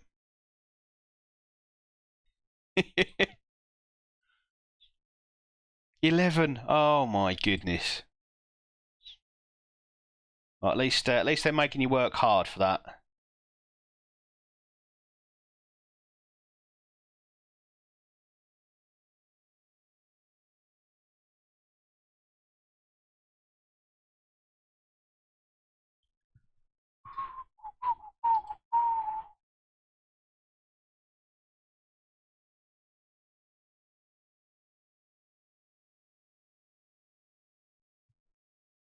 Okay, let's get back into the game.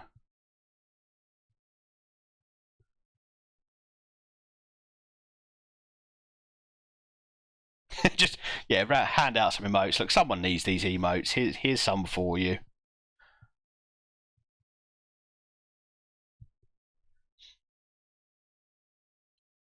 Real Madrid and Club World Cup. Well, that was fun.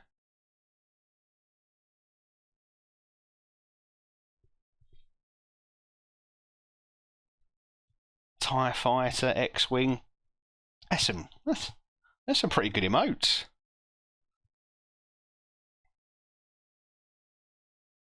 Wonder if I doubt I've got them. They're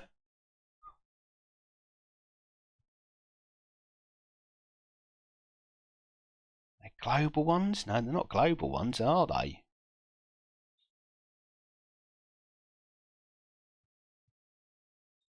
Oh, well, you're obviously just one of the privileged few, Chiefs.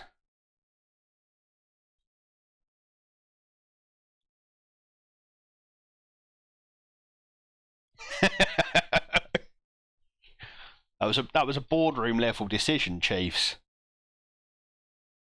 If he doesn't get these emotes, I mean, we may lose his business forever. The question is, are you a Star Wars fan? I actually think it would be funnier if you're not. Why can't you use Sancho?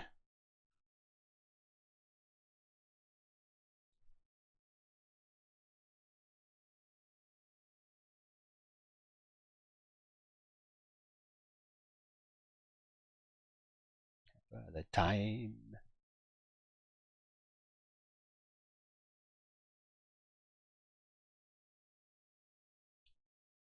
Stay alive.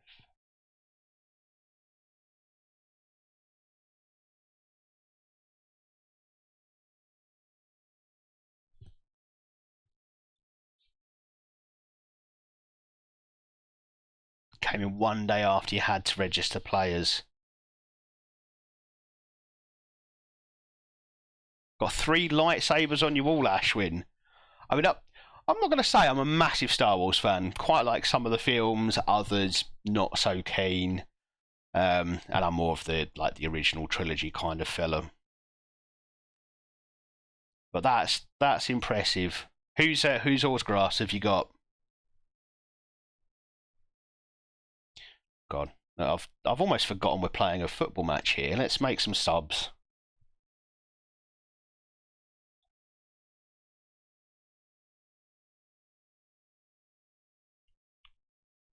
Here comes the rain.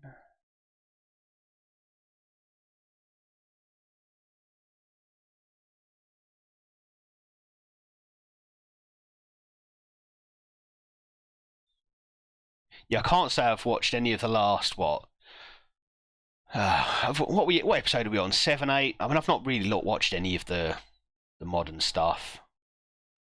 I think episode 1, 2, or 3 did me for modern Star Wars. I like the original story. I don't know if the latest stuff is just Disney trying to make money off a franchise. McDermott, Ray Park. Oh, cool. So did you actually meet them, Ashwin? Or are these autographs you've acquired some other way?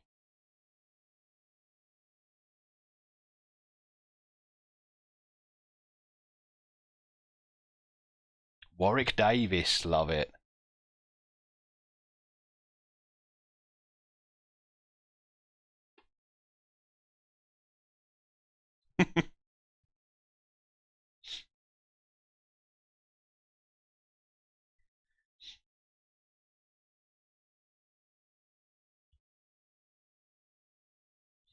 Yeah, Star Wars was one that like I say, I quite enjoyed the original trilogy of films and the story that came along with it, but it was never one that I properly got into.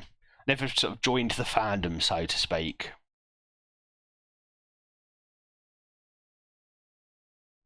Star Wars meet and greet in Stoke.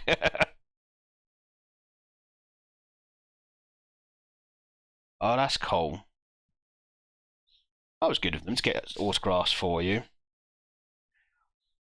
I mean, I feel bad for what I'm about to say, but is there any chance that they just autographed something themselves and said it was from them? I probably shouldn't say that.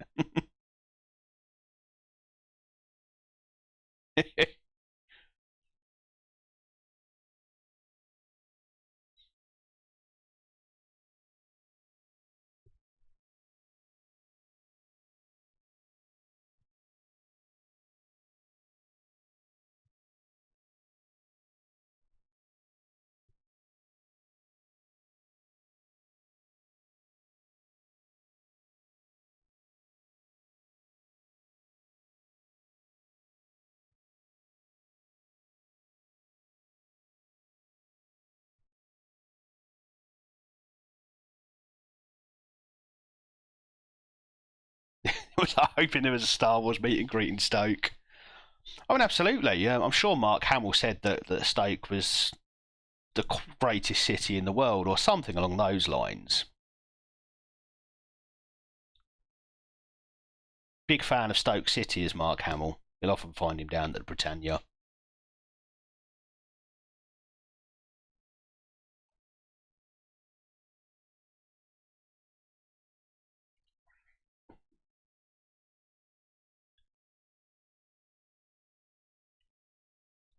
Well, Ashwin, I hope you smash Madrid. They let me down. They let Chiefs down on Wednesday night. Was it Tuesday night? I can't even. Yeah, it was Tuesday night, wasn't it? They let me down. They let us all down. So go and smash Madrid. Teach them a lesson. Stoke could. I mean, it would be great if it was in a galaxy far, far away. Actually, do you know, I've only been to Stoke once, and that was nearly 20 years ago now, and it was for an away game with Gillingham at the end of the season. And it was a dire 0-0 draw, and we only survived relegation because Rotherham beat Walsall 3-2.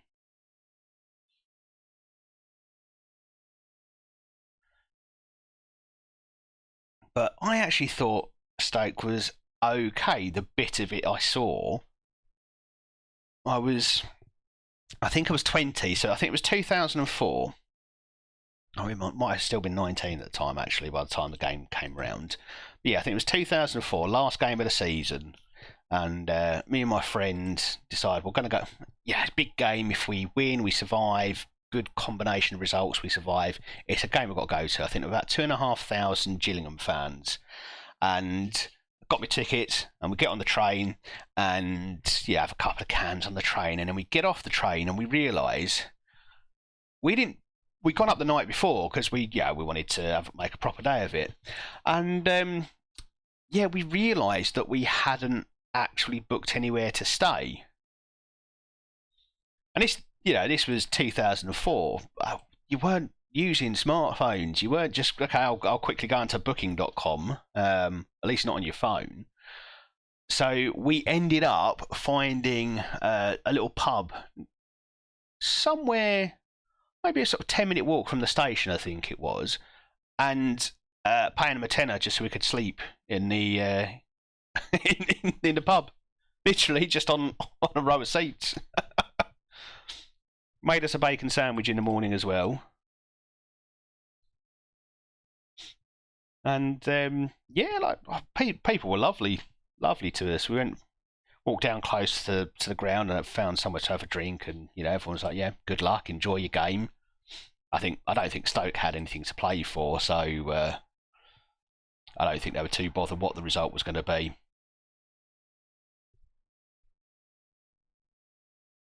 Yeah, we just ended up talking to people in there, and yeah, said like we've not thought about it. Like we've got nowhere to stay, so I said, I'll just ask the landlord. I'm sure I'll work something out for you.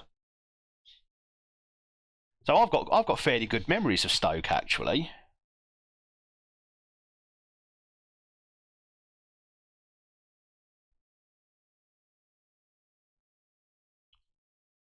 Yeah, but your bad memories of Stoke due to the football, the turgid, horrible football they used to play. Tony Pulis football, who I love Tony Pulis. Did well for Gillingham, but not Premier League football in the slightest.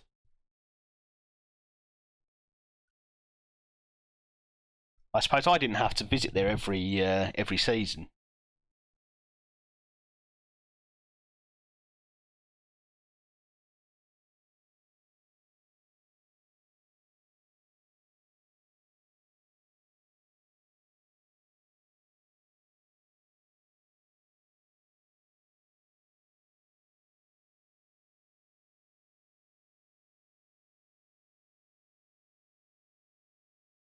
Okay, it's 11:30. I'm going to take a couple of minutes as a break, but I'm mostly just going to go and open a bottle of wine. I'm enjoying the vibes here so far tonight, so I'm going to go crack open a bottle of wine, and I'm going to be back here in a couple of minutes. Haven't decided if I'm going to go for red or white though. Let's see what we've got. Right, don't go anywhere, everyone, and I'll see you in 2.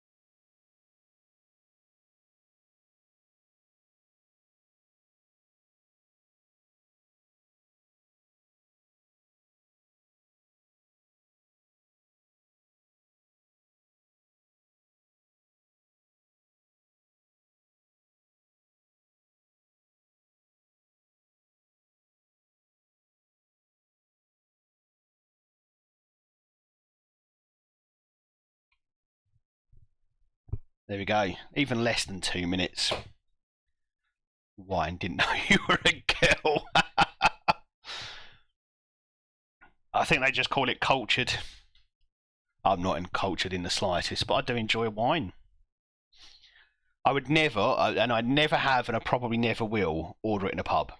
I've got more self-respect than that. But yeah, no, I do enjoy a drop of wine. Beating Madrid 2-0. Go on. So what stage is that at? It must be knockout stage, surely.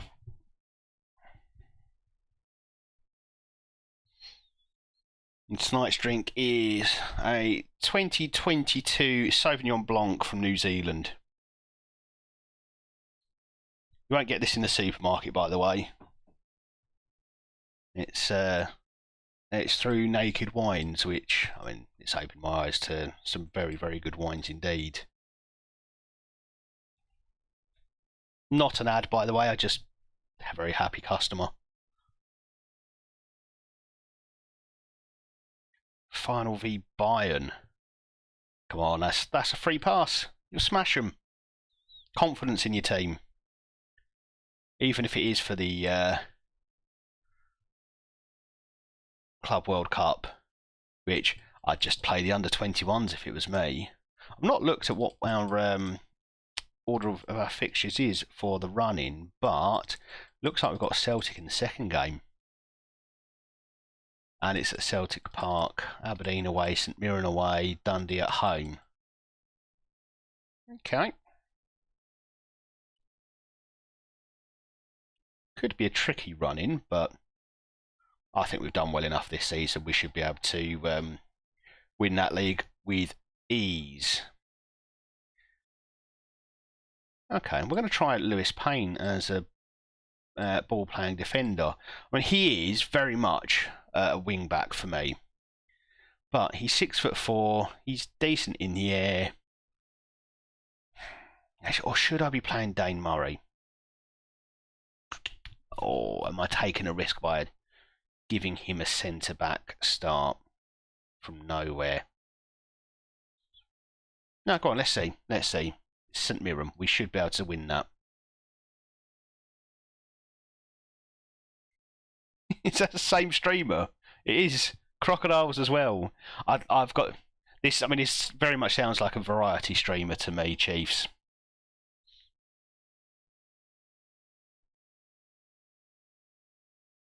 Crocodiles. I mean, could we be talking Peter Pan? Is that the inspiration?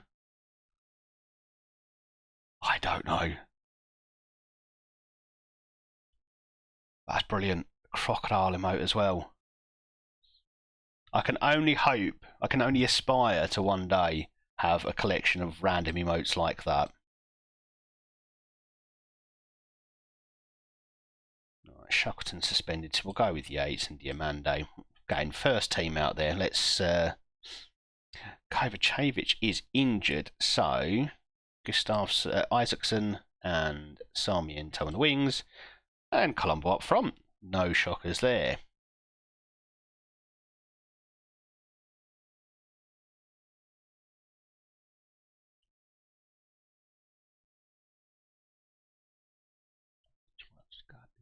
I won't lie.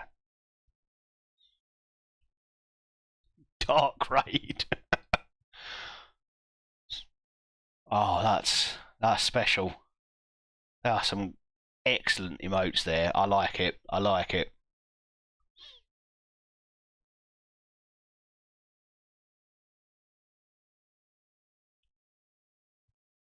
I've definitely got to grow a bit bigger before I get my own.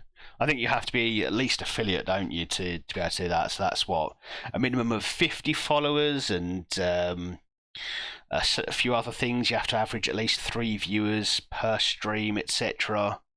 Like throughout the stream, I mean, over the course of 30 days. So well off of that. And St Mirren have scored a goal. That wasn't in the script. Just random ones. Please tell me you at least followed or subscribed to this person at some point. If not, it definitely just feels like someone somewhere went, yeah, let's dump these. Let's dump these on Chiefs. He's got a poor selection of emotes. Let's give him some. Oh, at least we've got that one back straight away. And Diamande with another goal. A very good £11 million signing. Never heard of that channel. I think the thing you've got to do here is go and watch a stream. I mean, assuming this person still streams.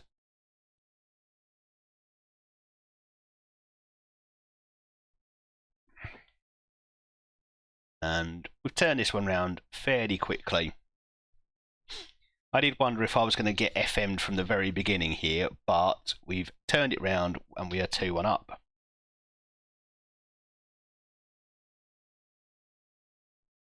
Gifted a sub 2 weeks ago, someone you're not even following.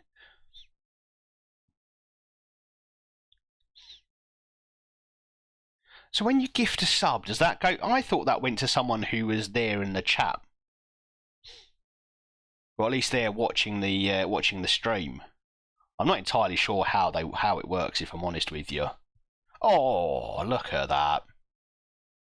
That's 3-1. I don't know how anyone thinks Sarmiento was offside there.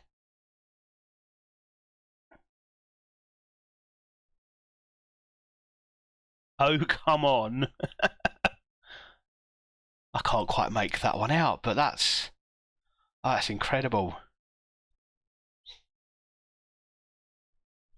I need to make a copy of these or something. I might have to save these for as my own ideas.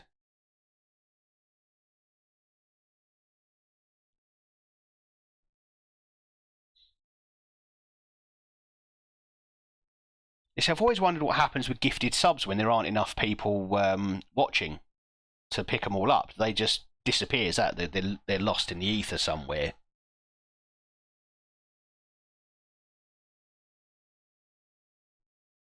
Crocodile with a pair of sunglasses. Yeah, absolutely. Everyone needs that. In fact, maybe that's what I could do for my emotes if I get there. Just have a variety of different animals with different eye and headwear. We can have a manta ray with a top hat. I mean, the idea is that the possibilities are endless.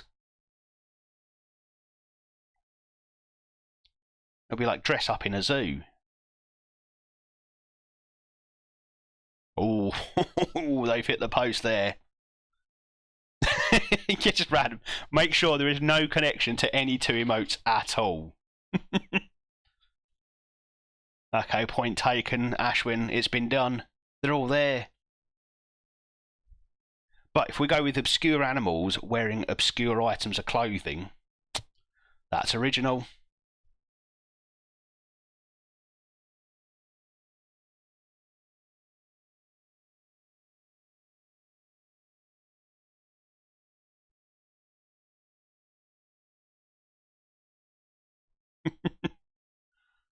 Is that a dolphin wearing a captain's hat shooting a gun? Yeah, that's pretty damn random.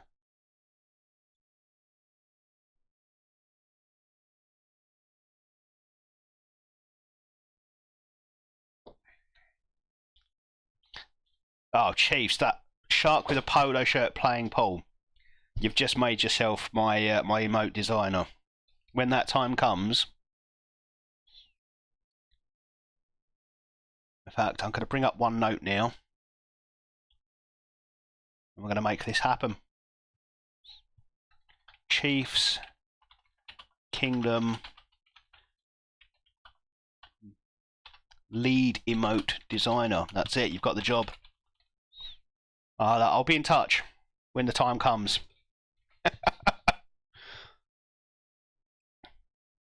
Well, we're making this semi-final look pretty bloody easy, aren't we?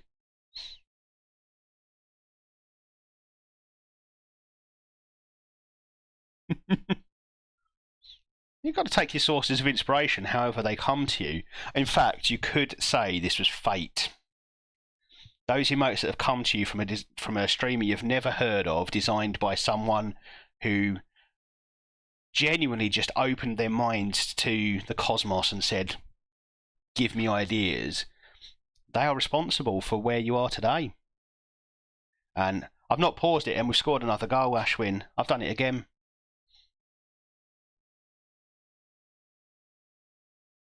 I need to pause.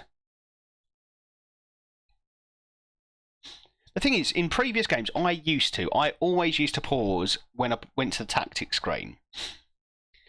And then at some point I changed. I kind of felt like almost like I was cheating, like I shouldn't be allowed to make the changes as the game's going on, yada, yada, yada. But you do miss parts of the game. So maybe I just need to get over it.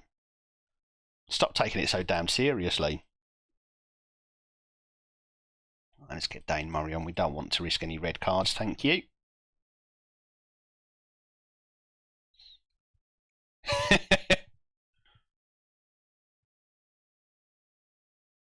Inspiration can come from any source whatsoever. It's absolutely true. But now we do need to hunt down this this dark raid, because, well, I just need to find out who this person is. I want to see what. Yeah, I mean Ashwin. So PMD Adaptable here, and I'm going to give him a shout out because he's my man in the Netherlands. He is very much a variety streamer.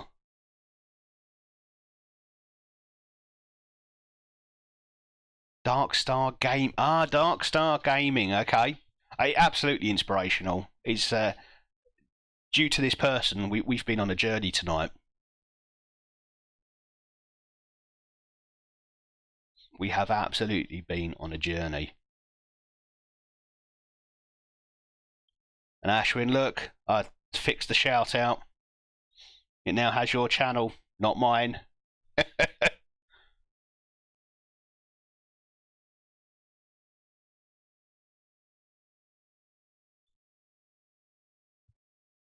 And do jump over and follow Ashwin if you enjoy seeing people get angry with Football Manager. Then he's your man. I've never seen a man so unhappy with Football Manager. This is a guy who he could win the league, winning 37 games and losing one, and that one will haunt him for the rest of the save.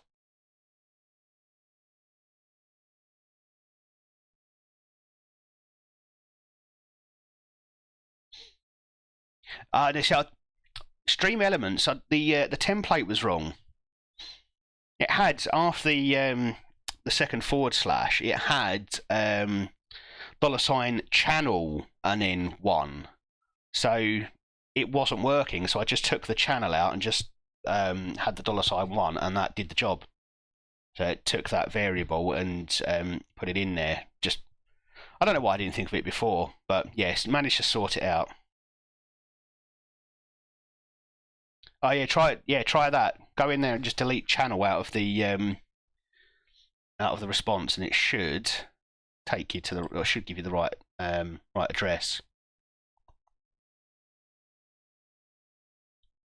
Okay, let's get Rodolfi off, and Diamande. Like I say, I don't want any red cards.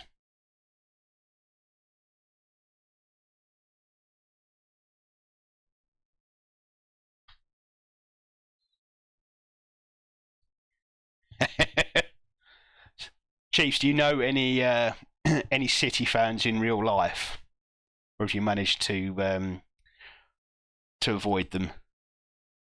Have you created or curated rather, a set of friends who have no links to Man City?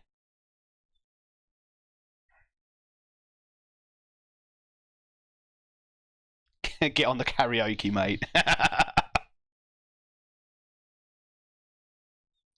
That half of this bottle of wine, and I might well do. The second half of this stream could take a turn yet.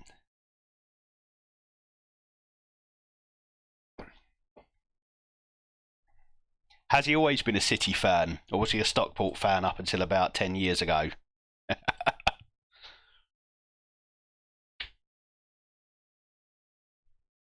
Okay, it is Celtic in the cup final. I knew it would be. Just had a feeling. Well, we've done them 4 out of 4 so far. We've got 5 out of 5 and 6 out of 6 just waiting for us. And what a way it would be to cap off what's been an incredible season so far. We are just 1 point ahead in the title race at this stage. 5 games left to go. I don't think the fixtures have been quite the kindest for us. Of our last 5 games, 3 are away, and 2 of those are Celtic and Aberdeen in 2nd and 3rd. So, we're going to have a battle on our hands to win this title. This could be quite gutting if we don't manage to win.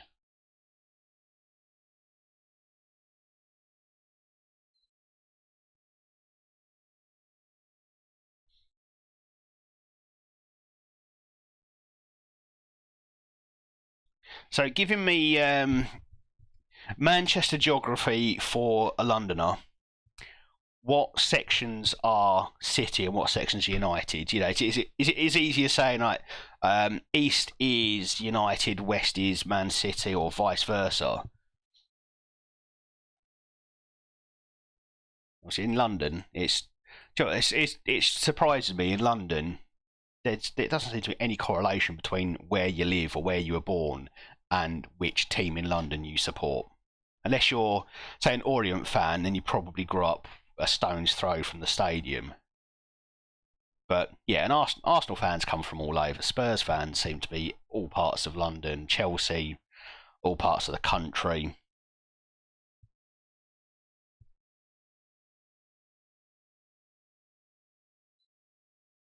Yeah, sadly, one of my best friends is a Millwall fan. I can't stand Millwall or their fans. In fact, sorry, John. Apparently, I can't stand you. I'm kidding, and you know it. But Millwall, really?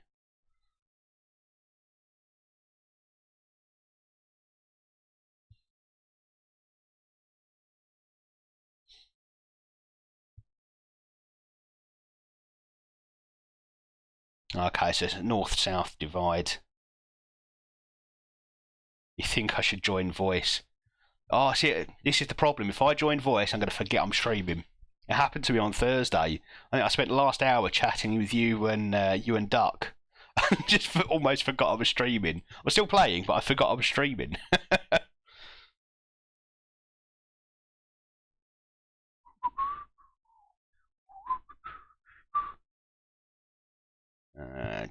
What are we saying here? Now we're going to keep trying.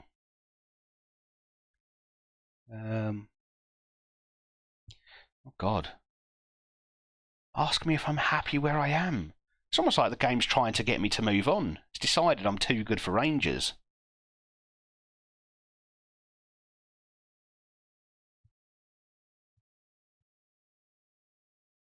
Greater Manchester, more supportive of United than City. Some of that's going to be the whole like new money thing, isn't it? And some will put that down to jealousy, but I don't think it is jealousy. I don't think anyone's jealous of what's happened to Man City per se, but it doesn't truly feel like it's deserved. It's just been thrust upon them. So yeah, it's kind of understandable. Yeah, Monday tip to win award 2, right? 2-1 up against Bayern. Come on. That's the Arsenal champions of the world. Even if you did bottle the Champions League.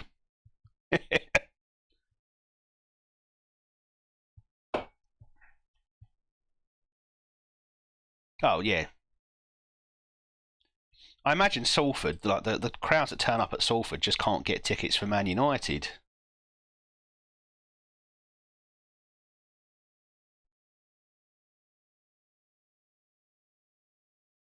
Oh, you've not found a glitch in the game, have you?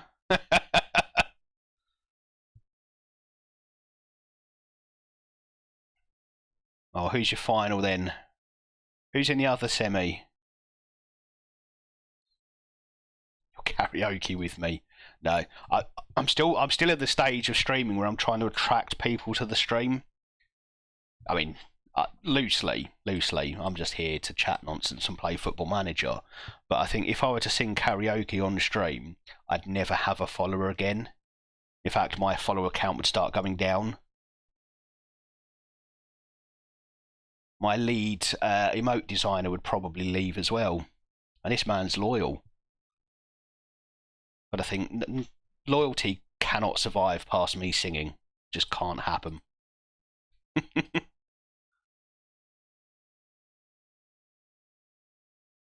666 followers.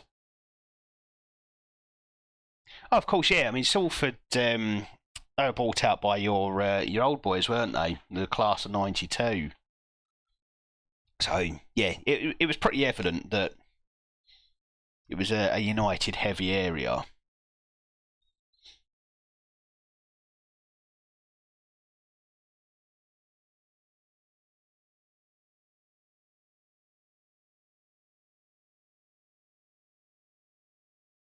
It was on 666 the whole day. Hope you've marked the day. It's obviously important in some way. You want to see the karaoke? Oh God. You always sing to Chiefs. They call that serenading.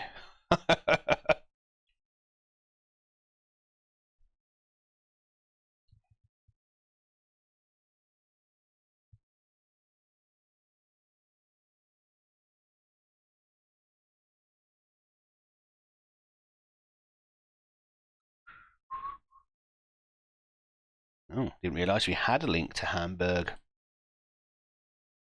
And it has been cut. And look, Celtic are gone top. It's just going to keep going this way, I think. A few more people and there's a band.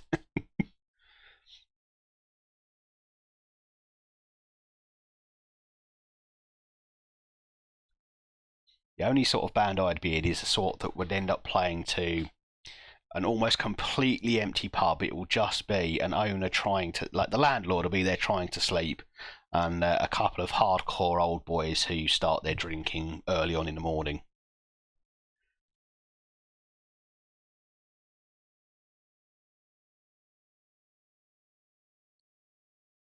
The Beatles, no, I think more the Cockroaches.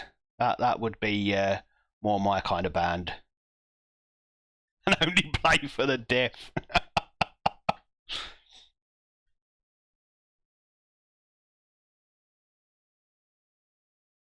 And that, do you know what? That might just be the most humane thing to do.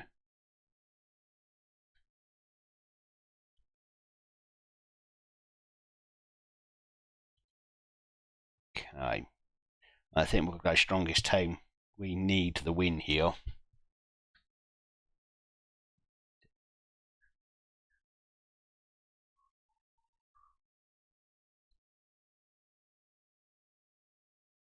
The crocodiles with sunglasses. Rock out with your croc out.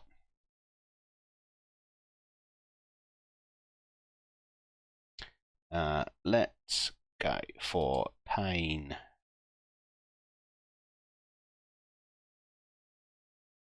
Yeah, Payne, Bow, and Monsieur Robertson, who is definitely winding down his career now. I'm not picking him for many games at all. The Crocs.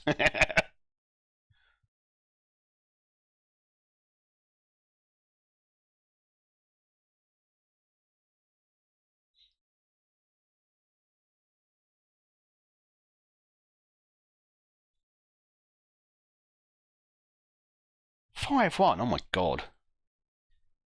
You must be. They must have put out an under 21 squad or something. You putting out first team? Crocs could go world famous if Stoke and Stockport count as world famous. I mean, it's a small world, but for some people it is their world. So yeah, absolutely, I'd take it.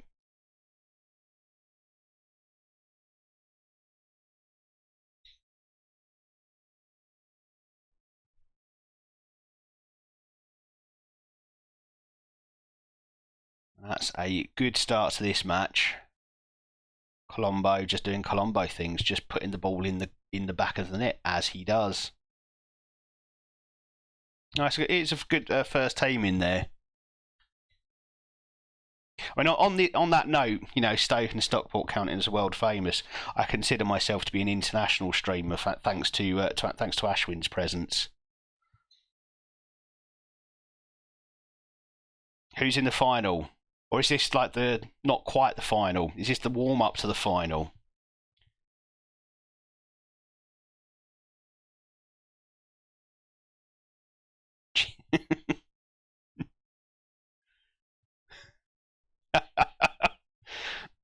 Oh yes, they'll be seeing oh you Crocs, something like that. They'll love us.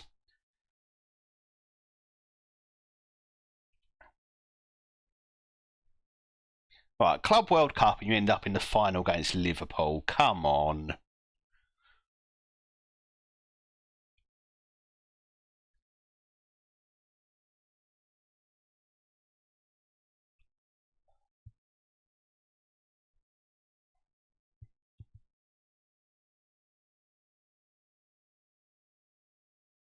I think English teams do get just a little bit too good in Football Manager. It's kind of understandable. It's where much of the research comes from. So, yeah, it's always hard to balance English football against the rest of Europe, isn't it? And also, there's obviously far more money in English football than there is elsewhere. So, perhaps it's what it will happen over time. But yeah, you always end up with all English finals in Europe and things like that. I suppose it does happen fairly frequently, probably more than it would with teams from any other country. Schick wants to go to PSG. Surely that's a step backwards.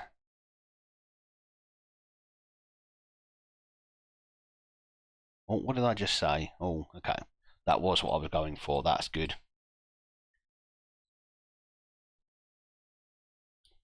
No one wants to see Liverpool. So I think there are people who want to see Liverpool win. I think there probably are a few people who do. Liverpool fans, for one. And not many others, but certainly Liverpool fans would.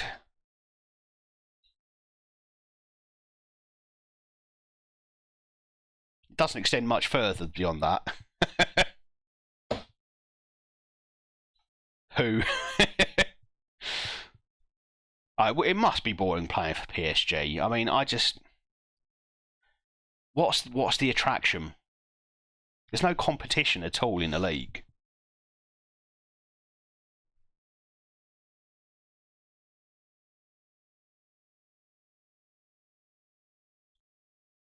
Although a few years ago, did I imagine Montpellier winning the league? That happened, didn't it? That's not just a figment of my imagination. It was Montpellier or some pretty much perennial yo-yo club. It did happen, didn't it? Thank you.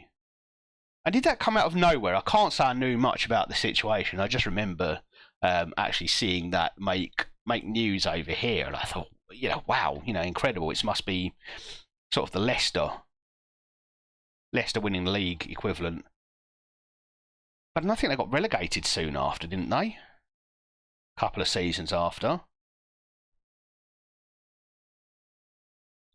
Yeah, I think they bottle it in Europe because they have no competition. Because the players are not going to be ready for the intense level of competition when they come up against the better teams.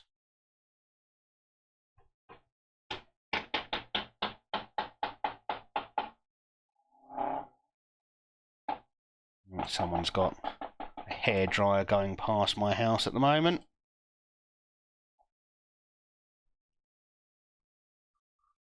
It's all about the he said, she said bullshit. Right, that'll do for now. Won't make any more changes, and I forgot to pause again, but thankfully no harm done this time.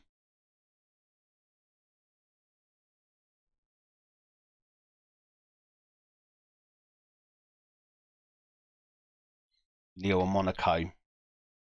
Yeah, Monaco used to be something of a force in France before PSG got taken over by oil money as well. Monaco used to be one of the bigger teams. A hairdryer went past my house. Yeah, so someone messing around on a motorcycle outside my house,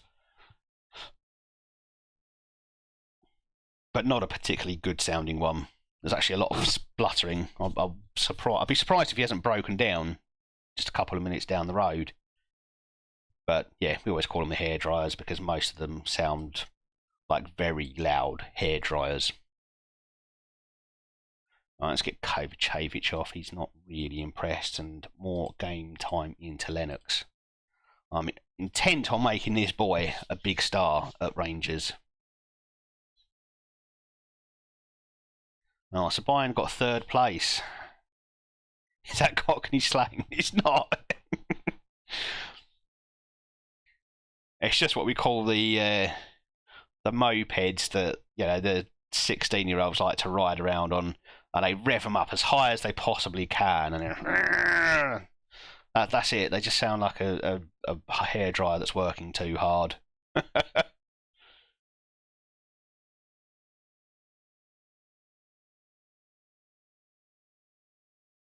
Oh, let's not give away silly goals now. Let's just try and waste as much time as possible. Hopefully this ref doesn't add on 8 minutes of injury time. Okay, 3-1. Let's not balls it up from here, boys. Come on. We are back on top by a single point.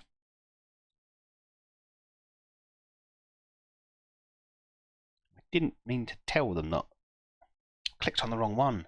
See, the wine's going to my head already. Do I know what Heron Foods and Pound Bakery is? Absolutely not. I'm afraid not. I'm not going to try thinking about it now, but I'm telling it no.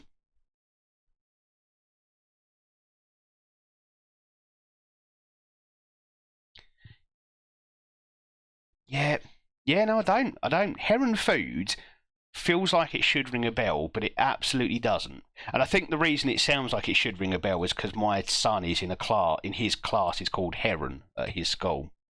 So that's probably the only reason it rings a bell at all.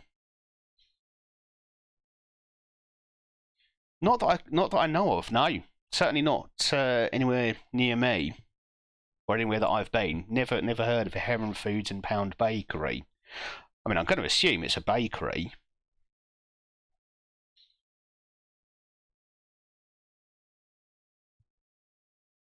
Even I can deduce that one.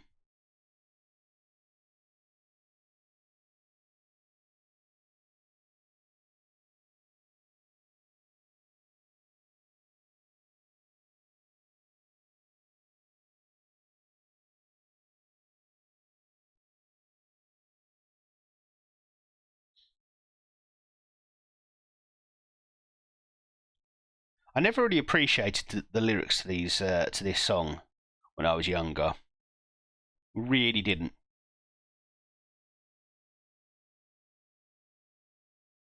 Basically, Pound Bakery. Yeah, no, you're right. Self-explanatory, but they put the prices up. Or yeah, you go into a pound shop and not many things are being sold for a pound anymore. I used to think it must have been one of the easiest jobs in the world being able to price up all the stuff there, but not these days.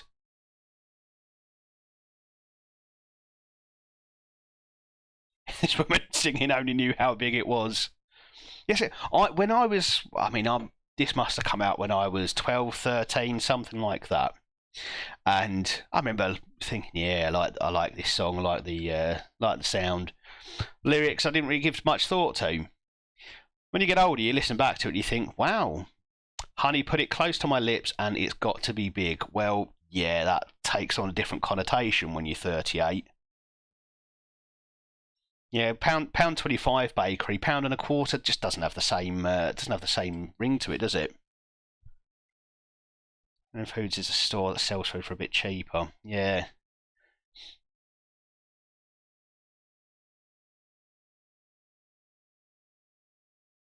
So we have down my way. We have Farm Foods.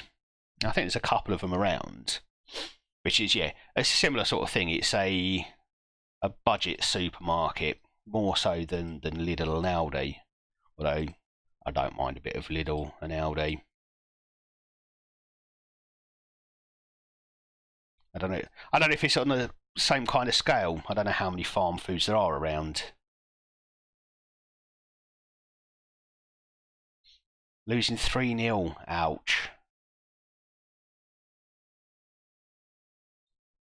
Welcome to the sunny north. We had the sunny south today. Had a lovely day at Legoland. The weather was perfect. Sun was out for pretty much 95% of the time, but it wasn't too hot. I was able to walk around without feeling like I was drowning in my own sweat. It was quite nice. Oh, you're losing 4-0 to Liverpool. Oh, that's shameful. Shameful. Oh yeah, 5 shots, 4 goals. That feels familiar. Okay. If we win this, doesn't necessarily mean we win the league, but if we lose it, we're going to find it very, very hard to win from there, because Celtic they don't seem to have dropped many points at all outside of games against us. And look, they've lost 4 games and 3 of them were to us. Outside of that, they've lost 1 and drawn 2, whereas we've lost 3 and drawn 3 to teams other than Celtic. Right, let's build up the match.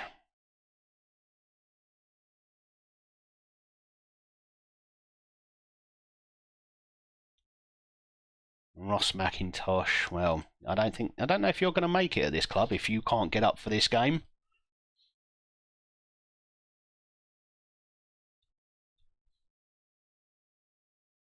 So was it sunny in the north today, Chiefs, or well, I suppose you spent most of your day down south, didn't you? How long did it take you to get from Manchester to Bournemouth?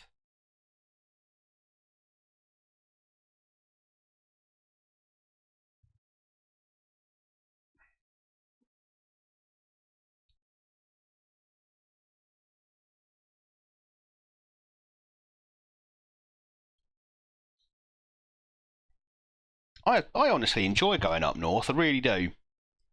I think Manchester's got to be one of my favourite places. I've been there 3 times now. Once for work, once for a Man United game, and once against Salford actually, following Gillingham. And each time I've always managed to have a good night out there. And yeah, I enjoy the place. The only I didn't mind Blackpool, and actually I've been to Liverpool for work as well. I found people there really friendly. The one place I didn't enjoy, and again it wasn't the people, love the people, it was probably more the roads than anything. It was just, so Burnley, as far as I can tell, is just one giant pothole. The people I chatted to in the pub that I went to were lovely, salt of the earth people. Quite happy to have a chat with me, seeing as I was sat on my own, because I was just going up for work, and just sat eating dinner, having a pint. And people seemed quite happy to chat with me, but the roads were so bad, so bad. I've never seen them worse, really haven't. Although these days Orpington is getting pretty close. Have I tried the Wigan kebab? No, I haven't. Yeah, rugby league's a great thing from up north.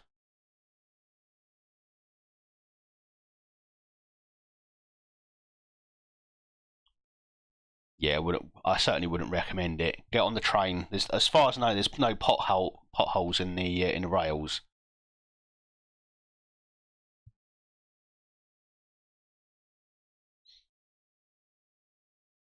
Yeah, didn't mind Blackpool. That was fine. You could see though the old beachfront just hasn't. run down, the best way I can put it, politest way to put it. Sad to see. Should we give Dane Murray another run out?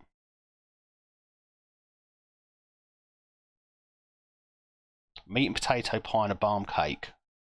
And I can't complain about that. That sounds quite nice.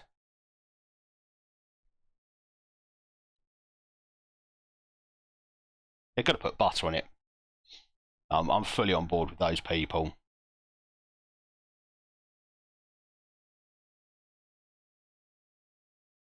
Oh, this is where I go all southern again. What is a barm cake exactly? Now, I'm sure this is some type of bread product, but I have never known any single product that seems to have as many names as a kind of, say, a bread roll. Down here, we call a bread roll, or a bread roll. Go around the country, even just sort of 50 miles north of London, and they've got different names for everything. Bread, we just can't seem to agree on what it should be called. There you go, bread roll. Yep.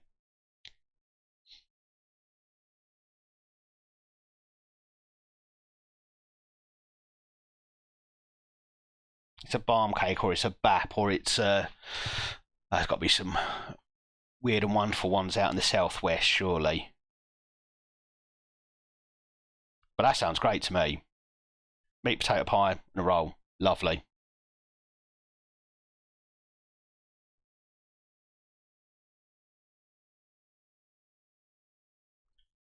I'm just going to play my Mazzarda roll. It's got to be Diamante. I don't know why I'm taking so long over this. But I do. I'm enjoying my chat. I do love to sit here and talk nonsense.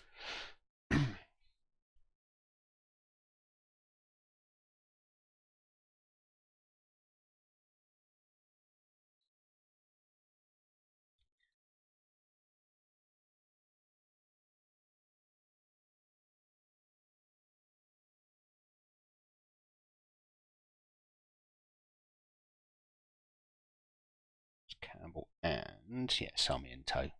Can't believe I nearly didn't put him in the team. So let's get Payne in instead of McDonald. Yeah, there we go. Happy with that.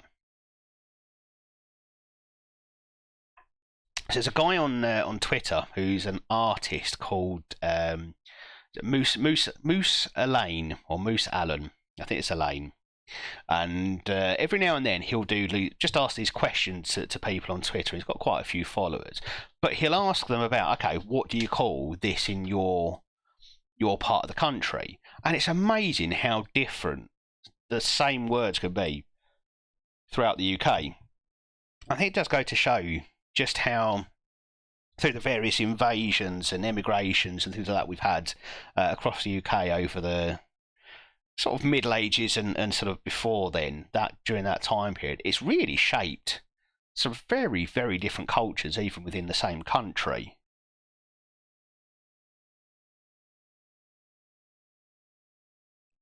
No hate to the south of me. I'll always have to say the north is better. I do, yeah. Oh, I mean, everyone's going to think that where they come from is better in some way, shape, or form. And I love the north. I do. But for me, I always feel at home down south. So I'm always going to say the south is better because it feels like home. I couldn't even tell you what it is. Really couldn't tell you what it is exactly, but there is something about southeast London and Kent that just it's what I know. It's where I come from. 6-1. Ouch. How did that stack up XG wise? And I know XG is not the be all and end all. I know for sure it's not, but it certainly helps to give an idea of who had the better of the game. Talking of the better of the game, Celtic are putting a bit of pressure on us here. I'm worried that we're going to choke this. We need to get a goal, and soon. And that's such good football. That deserves a goal. Come on.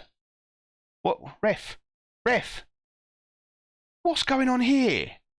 You can't seriously be given a penalty when we've just put the ball in the back of the net.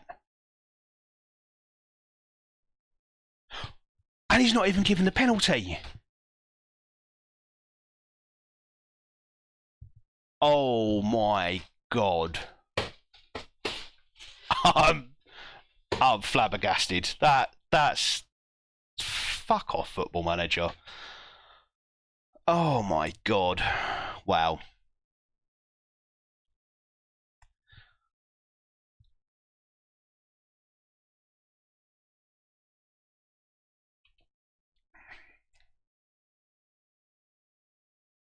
That one's upset me, that.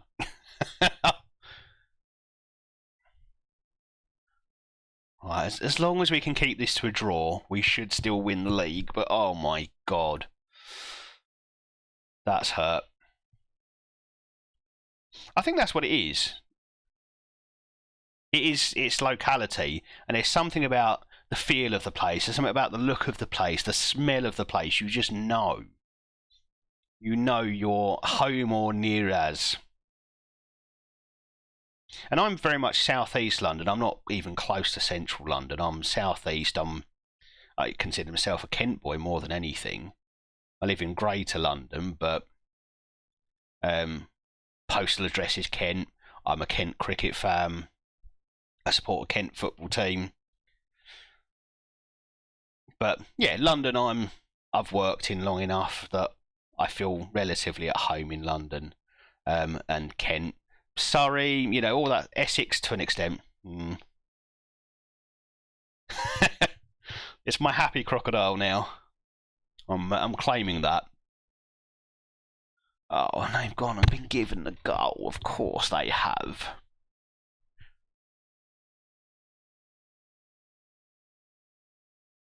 Oh dear, he is onside, but oh right, we're gonna have to go after this game, aren't we?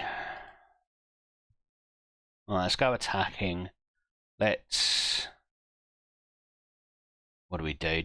Let's thrash them arms? They've just not been good enough. They need to go out and do better in this game. Yeah, happy crocodile. No, I love a bit of cricket. I love Test cricket in particular. Give me a match that's played over 5 days, and I'm there.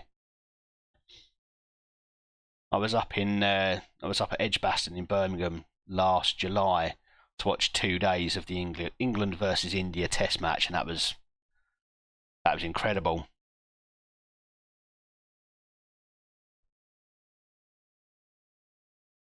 Oh God, yeah, absolutely. They share far too much. I mean, that's enough to share with Liverpool to put me off them.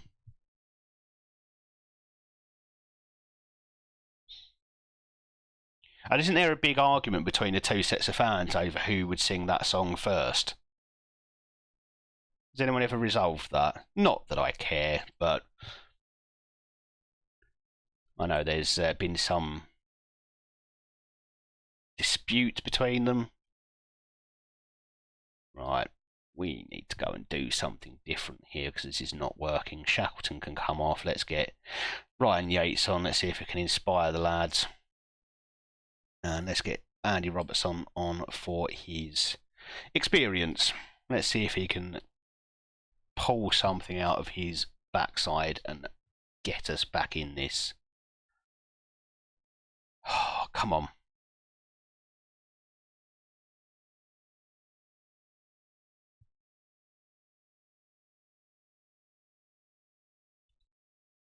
Right. Let's pause. Right, we need another man forward, so Raskin can come off. Let's get Sarmiento on, and we'll get him out on the left. Isaacson can come play that deep lying role. And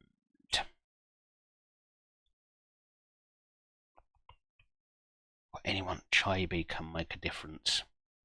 He can make a difference. Where will he make a difference from? No. Yeah, Diamande's not had the great game, so let's get him on there. I know what out means, yeah. Out and out. Probably pronounced slightly differently to that. too friendly for the clubs to say, come on, Celtic, yeah.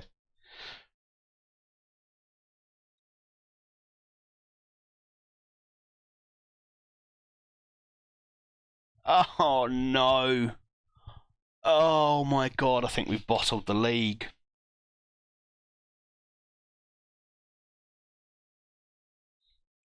I don't see us picking up.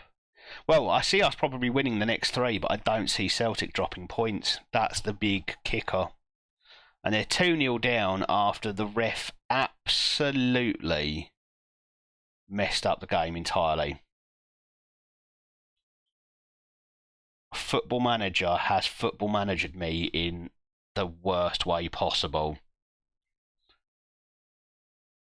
Not only did the ref blow the whistle to look at a potential penalty just as our player scored the goal, but they didn't even give us a penalty. They didn't even give the penalty. Ah!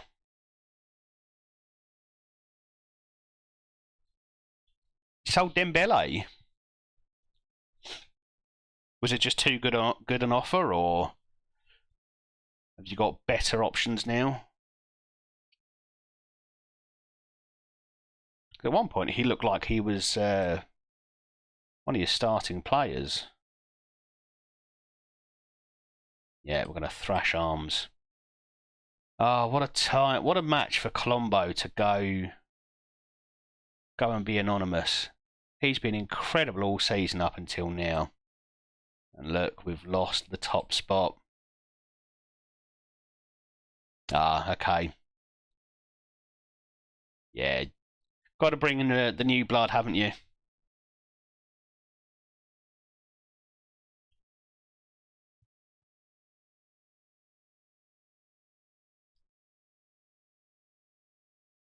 So out and now is something I pretty much associate with Yorkshire.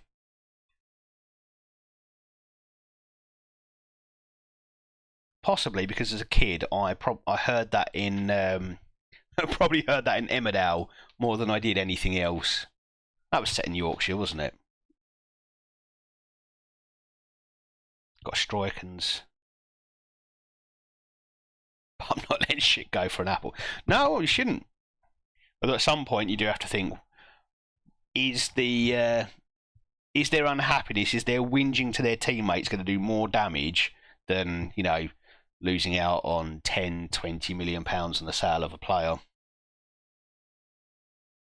I very much try to manage morale.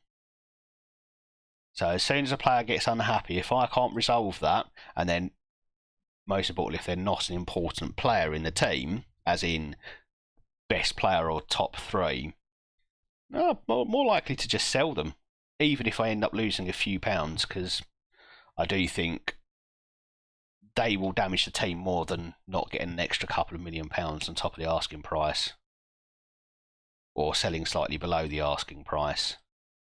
Alright, Pietkowski is back. He's not likely to get much of a run in the team.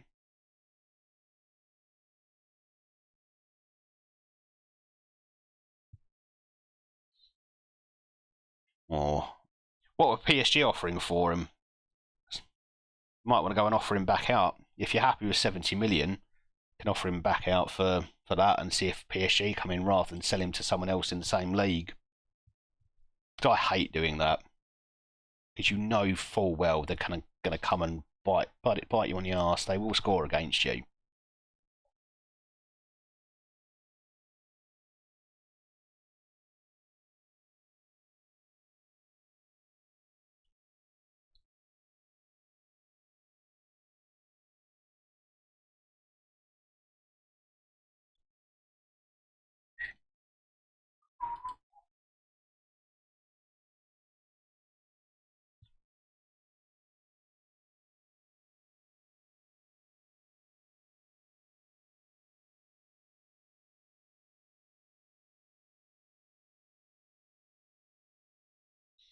Must be fairly close to the start of the new season now, Ashwin.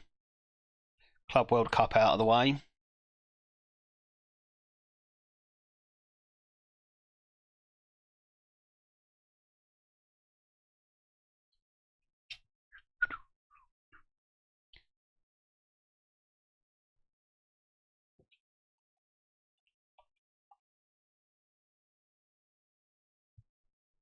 Come on. Oh, yeah. Yes, you didn't know. Baby, now I got the flow.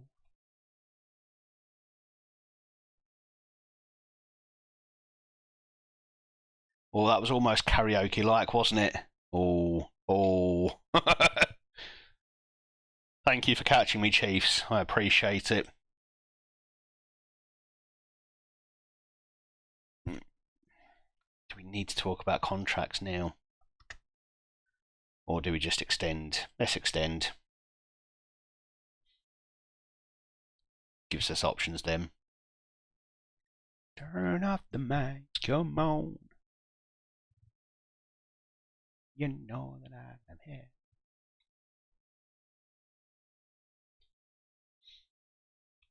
Takeover will be from one from within. So that's no extra investment for you then.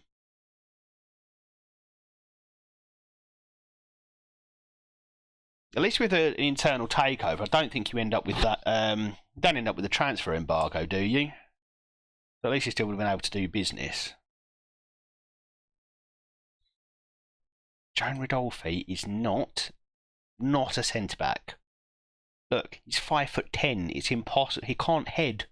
It's impossible for him to be a centre back.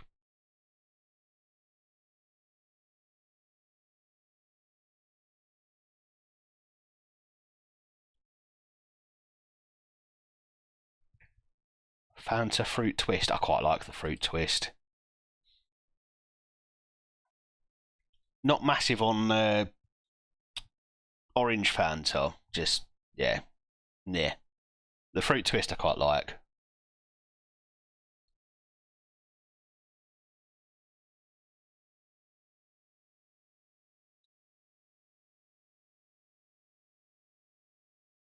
Let's praise Mark. Let's get them hopefully ready for this next game. Yeah, Great Fanta's a good one. And I'm on the Sauvignon Blanc, Small and Small 2022. Highly recommended if anyone's on Naked Wines. That's definitely my favourite white. Generally, I'm more of a red drinker, Rioja in particular. I do like a Merlot though.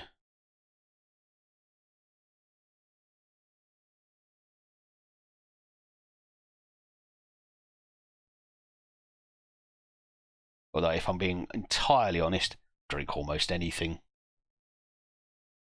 Not the pink stuff though. Don't like rosé.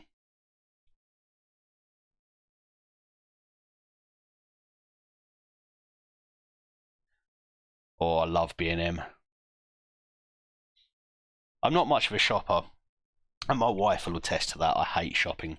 It doesn't matter whether it's food shopping, clothes shopping, anything like that, but I do like a bargain shop. Quite happy to go to Costco's and Booker's and places like that. You know, the big bulk buy, cash and carry type places. Not everything you get in there is a bargain, but when you find it, you know it.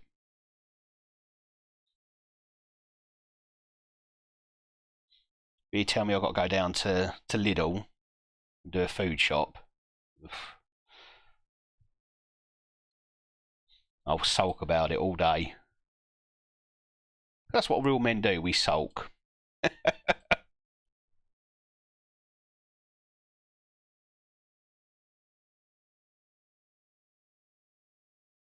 Alright, let's hope we can do better.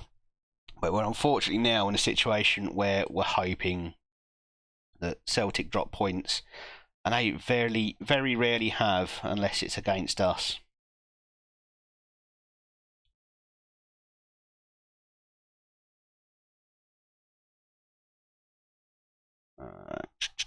So let's get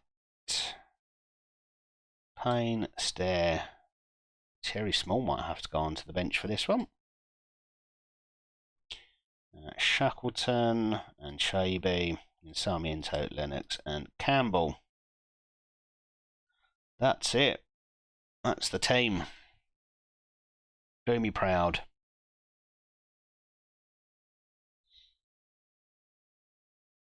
Oh yeah, I mean the samples you can pretty much. I mean, at some point I'm going to take my wife there for a date, and the dinner will be whatever samples we get. Normally get enough to make half a meal there. But I do love a bit of Costco.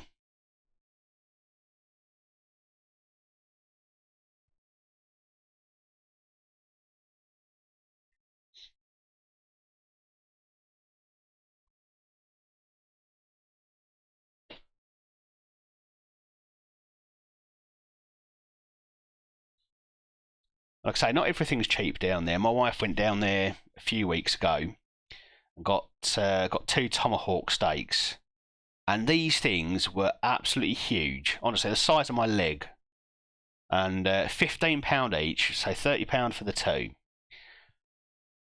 And she, yeah, trying to surprise me, came home. Oh yeah, got a steak for dinner. And when I say it took up the entire bloody plate, now I like my food, but I looked at this thing and I thought, I don't have a chance in hell of eating this in one sitting. I gave it a good go. I felt sick for 3 days because I'd stuffed so much meat inside me. Just you could have fed like a family of six on one of these steaks. It was incredible. But for 15 quid, that much meat was yeah, bloody good deal. Oh, something that Ferrero Rocher. Oh, Ferrero Rocher samples. I mean, that's a good shout.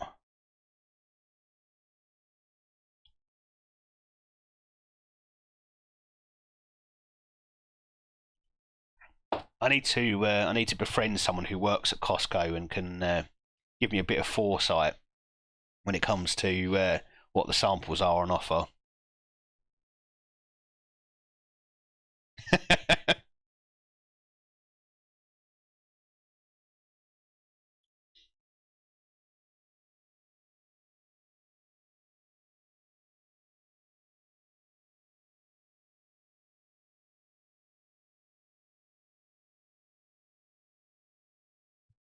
Remember, we got pizzas from Costco's that were so big we couldn't fit them in the oven.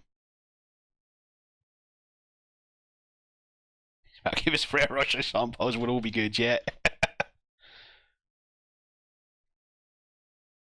If we can just get someone who can give us a schedule, I can just swing by whenever I fancy whatever it is they're sampling. And Celtic are winning. Ah, come on. Who are they playing? Dundee United. They scored 2 goals in 2 minutes there.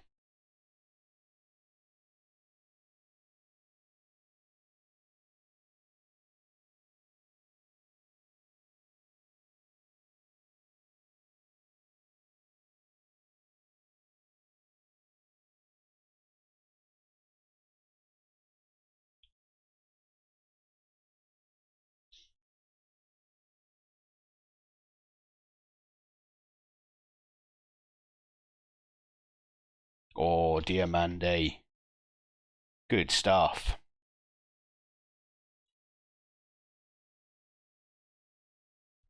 Have I ever been to Wigan? I think I've probably been through on the train, and that's about it. Yeah, I don't think I've ever stopped in Wigan.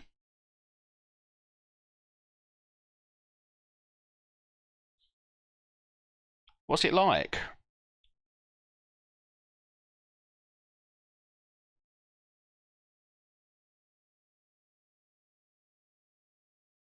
I've always liked fans of the football club,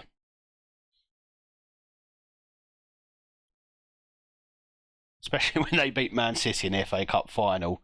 It felt quite deserved. I enjoyed that one. Right, let's get you off, and let's get Rodolphe off. No suspensions, please. Oh, mate, I'm not surprised it knocked you down 6-1. That's a hard one to take.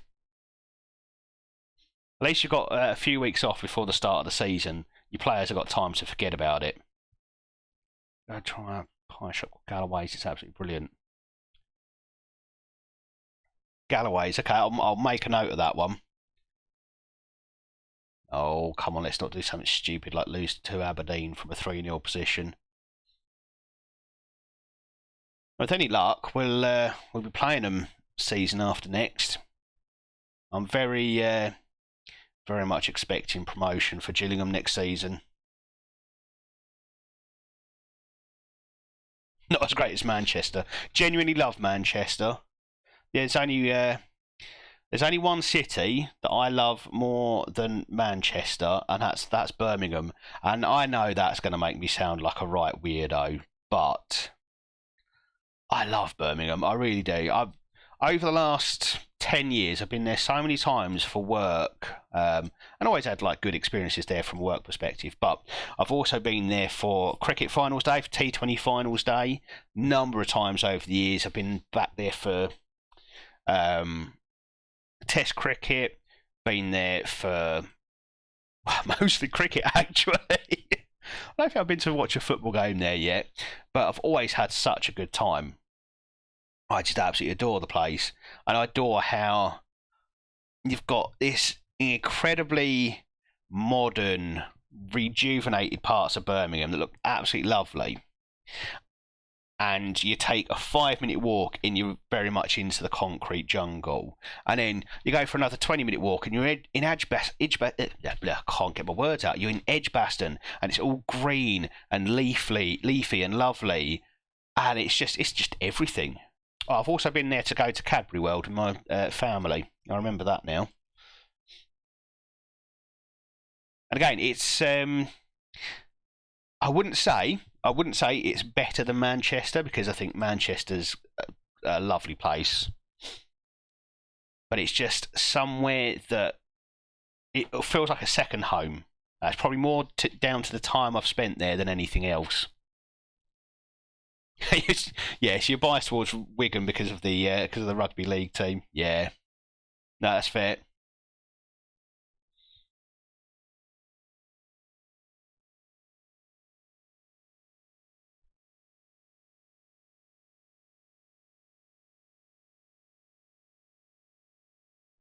You go to Smithwick and want to leave.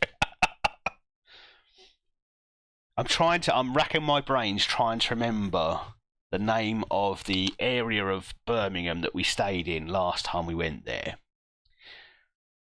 This was last July, and we stayed in this pub, and it was £25 a night each. We stayed in this inn, and it was utterly bizarre. So we turn up there. Got there about 9 o'clock in the morning, so we're going up for the cricket. We're seeing 2 days cricket, so we're staying for 2 nights.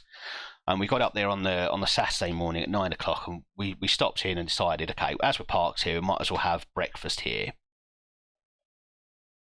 And there we are having breakfast, and you just hear this ching ching ching ching ching as these Morris dancers walk in. Come to Smethwick, Birmingham, ask for Danny G. No, I don't. Oh no, I've missed a reference. You're gonna have to fill me in on that one. I'm probably gonna feel stupid when I don't, when you say it. But yeah, so these Morris dancers walk in, and it turns out they're going down to the cricket as well. So we go down to the cricket, and we're there from sort of 10 o'clock through to 6. And we think, okay, let's go back to this. Yeah, go back to our inn. We'll get ourselves changed, and we'll go find somewhere to eat for the night. And we get back, and it's pretty quiet. It's about 7 o'clock. It's fairly quiet. We have a pint, and we decide to go off and find somewhere to eat. It takes us half an hour to find somewhere that's bloody open, because this pub we're staying in is in the middle of a rundown, pretty much half demolished industrial estate. Just rubble pretty much everywhere. And we go find. I think we found a chip shop or a kebab shop or something. We go back. Got back there about 9 o'clock in the end, and the place has transformed. It's now it was a reggae nightclub. No word of a lie. So it's got reggae music blasting, and you've got people of all ages in there, all ages, all races, all colours and creeds.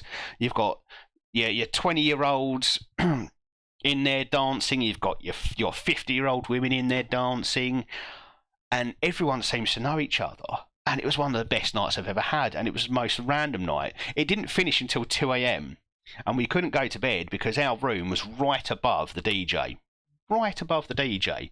Did not sleep at all. Did not sleep at all, or couldn't sleep at all. So yeah, got to bed at 2 o'clock. Got up about 9, breakfast, cricket, same routine. Came back next night, turn up there at the pub, Kazumba dancing. We've got Kazumba dancing on a Sunday night. I mean, I don't know who is turning up for this sort of stuff, but there they are again, the same sort of crowd. You've got your women in their 50s and 60s having a dance with the Kazumba instructor. It was just such a random weekend. It was absolutely incredible, and I really wish I could remember the name of the place, the part of Birmingham we were staying in. So it begins with an M, and it's a part of Birmingham, and the inn was called whatever the name of the part of Birmingham was, Inn, and it was incredible. Highly recommended. So I've just gone on completely too long there. It was on a YouTube video, and was some Brom guy who was raging, and he said that come to Smithick, Birmingham, ask for Danny G. Okay, right, I'm gonna have to find that at some point. Season 4, I'm going in with 10 coaches. Do you know what? I checked this out. So I've got another save that I've been playing privately as Gillingham, and I've got them up to Premier League, and I've got 13 coaches. You're a Champions League, Premier League winning side, and you've got 10. You're bored of doing you over there. And you've got a foreign tycoon looking at you at last. This is it. This is where the money rolls in, as if you need any more money. You just tell your accountants you're spending 100 million and then just spend 30. I'll have to watch the Danny G video on YouTube. Okay, I will do that. I absolutely will do that. Tell you what. Let's get it up now.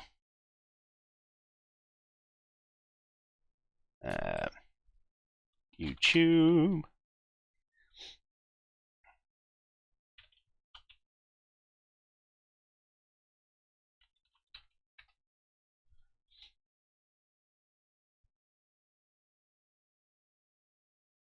Right, you'll have to tell me if this is the right one, Chief. Danny G. Smithick.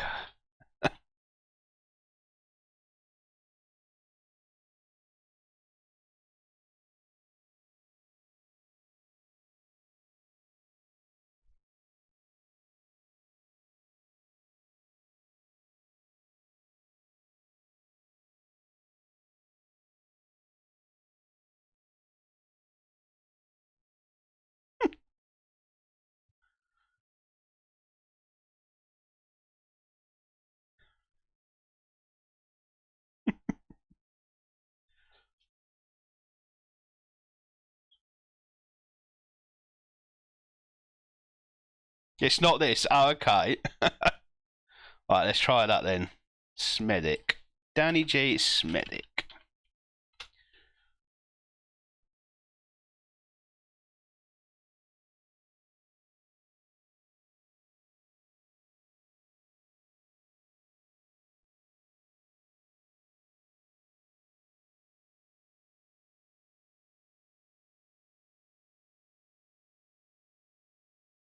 So there's this one, which is 4 years old.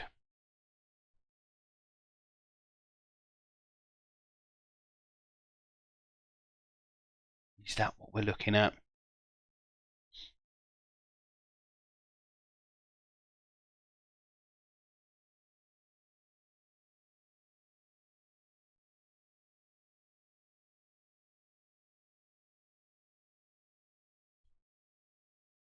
One with shouting as the thumbnail. This one here. Okay. Maybe inappropriate for some users. Well, that's an interesting start.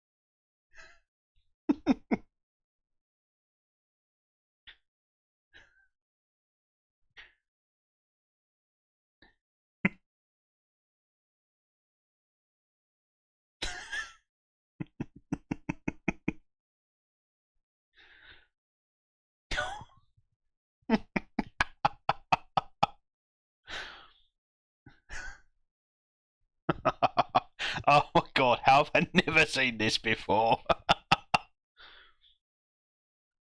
Oh, oh, okay, that was hilarious. It's the it's the it's the really soft-spoken posh voice. You won't kill me. I'm a gangster.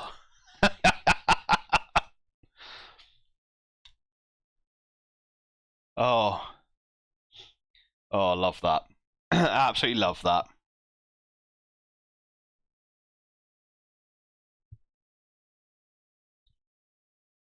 Incredible that. All right, Danny G aside, I still love Birmingham, and I love the cricket. I love T20 day, T20 finals day for it. You're there from 10 a.m. to 10 p.m. You're drinking the whole time. Everyone is pretty much smashed by the end of the day. Um, but we've had so many good days there. I think the first time we went, it was just three of us. We did decide to do fancy dress. Mario, Luigi, Toad. God knows why my mate thought he'd do Toad. It could have been anyone. Could have picked Bowser. He could have been, yeah, a much better known character. Anyway, without the mushroom hat, he looked like Aladdin. So that's what he got called most of the time. Birmingham is great because of Danny G. But next time I go there, I'm going to Smethwick and I'm going to ask for him. I'm sure plenty of people have done it. Wonder if anyone's ever found him though.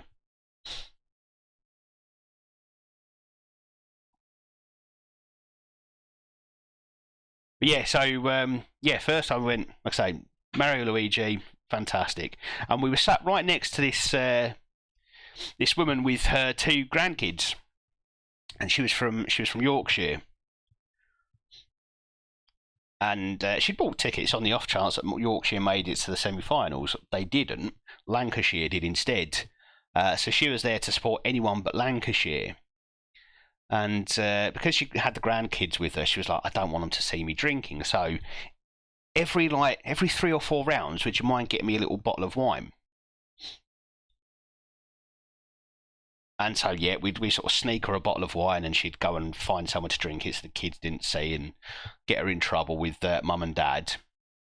And then we were playing like cricket in because yeah, a bit of space at the front of Edgbaston. We're playing cricket with the kids during intervals and stuff like that, and got them a burger and yeah, just random people you start chatting to. And we ended up at the end of the night walking them back to their hotel because it just so happened they were staying in a hotel over the road from us.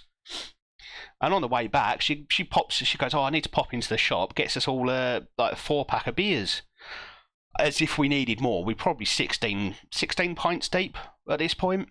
She comes and gives us a 4 pack, and yeah, ever since then, I don't know. I just fell in love with the place. It's fair you could do a Ronnie Gray East End accent back. I'm not sure I could. I'm not very Cockney. I don't think. I bet I'm more Cockney than you are, but I'm sure if I worked on it, I'd do something passable. All right, Dane Murray, you're my go-to. You're the big lad. Who are we playing? St Mirren. Okay, go St Mirren, Dundee, and then Celtic. 2 games left to hope we can salvage something from this season. We need Celtic to drop points in the next couple of games. Not very cockney you say that to a man. I mean, yeah, obviously, I probably do sound like I'm one of the Cray twins to you, but from anyone down this way, if there is anyone from London watching, let Chiefs know how cockney I really sound.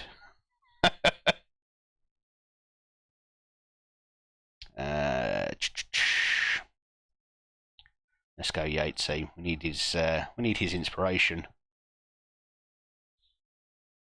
He could be a Peaky Blinder.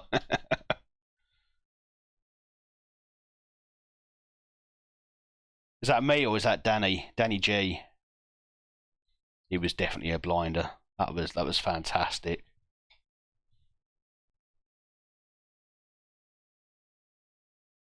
And was that? Do you reckon that was FIFA related aggro?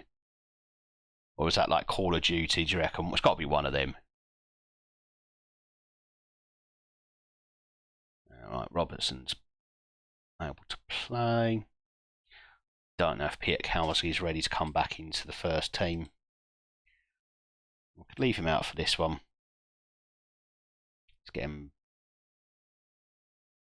Should automatically be made available. Need to check that setting. I think it was FIFA. Yeah, it sounds it. Yeah, Danny was a peaky blinder for sure.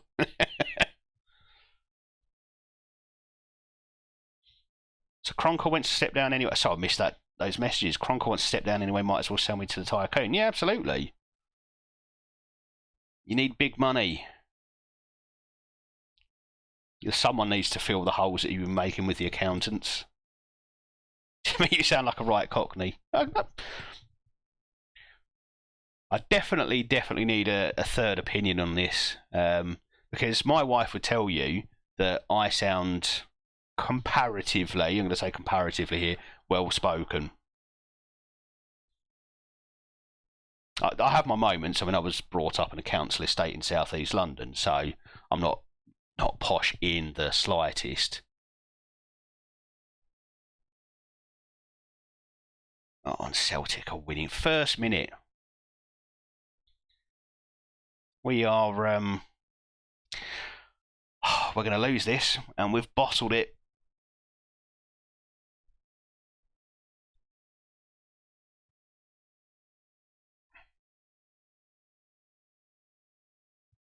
To me, quite a lot of southern people just sound like cockneys. Yeah, that I can believe.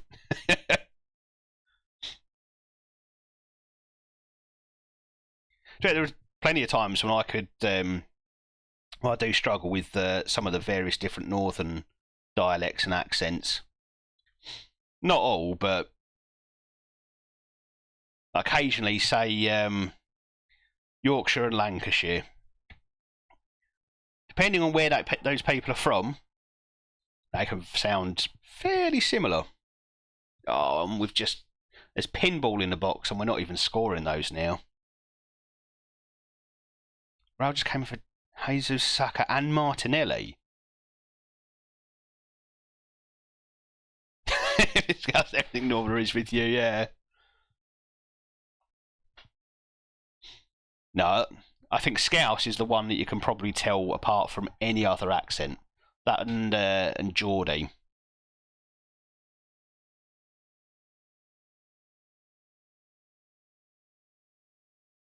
Oh no, I know full well. I know full well that would upset quite a few Lankies and Yorkies, but there are definitely times when you'll get it in the end. You need to listen. You need to listen a little bit. You need to hear a few sentences that it's not always entirely clear right from the beginning. I'm not trying to say that Lankies and Yorkies sound the same.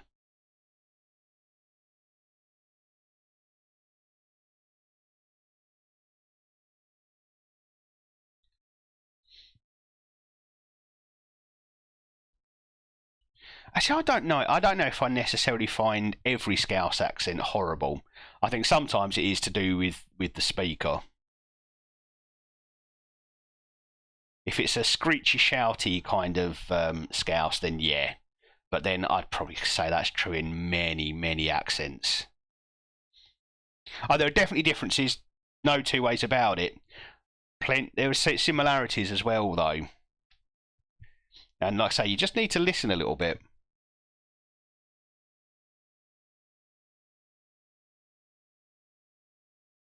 I used to know someone who was from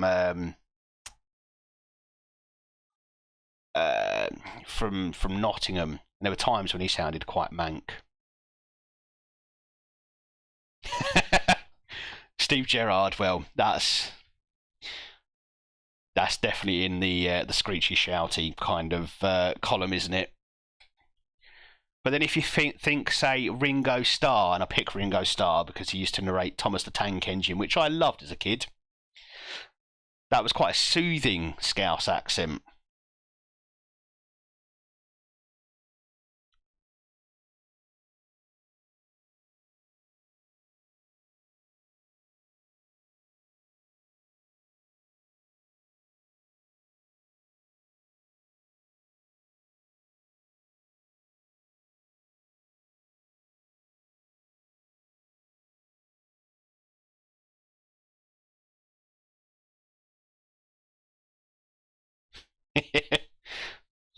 Okay, it's not soothing to you though because you there might be just a smidge, and I'm sure we can agree on this smidge of bias there, just a tiny bit.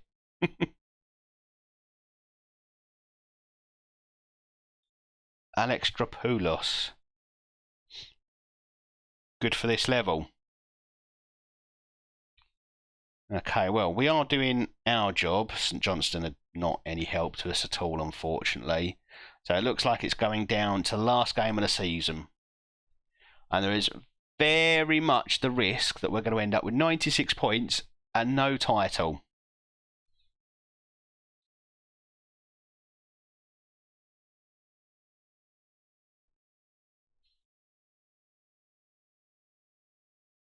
No, I think that's a fair and reasonable and balanced self-assessment there, Chief.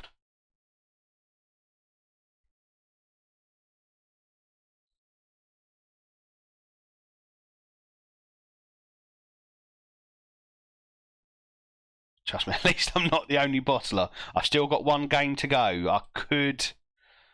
probably not turning it around.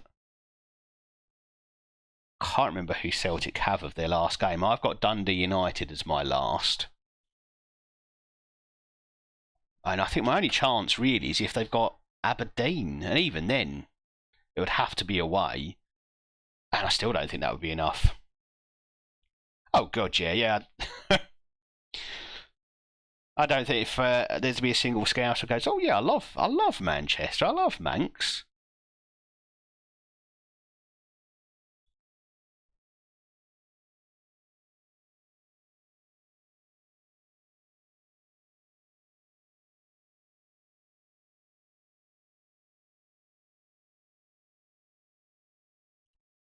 Alright, that's my last few subs.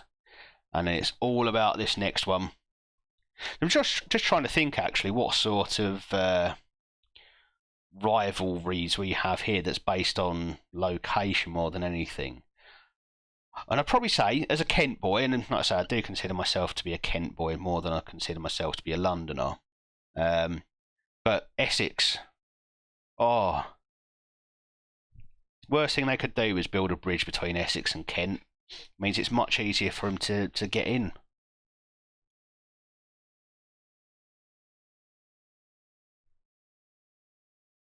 And if you've got to go over through the Dartford Tunnel, we always joke about have you had your jabs? And the Essex lot sound more Cockney than we do, that's for sure.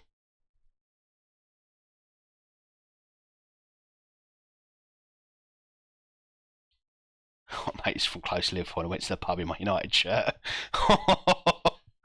That is, you are a brave man. St Johnstone's still not helping us. No favours from then.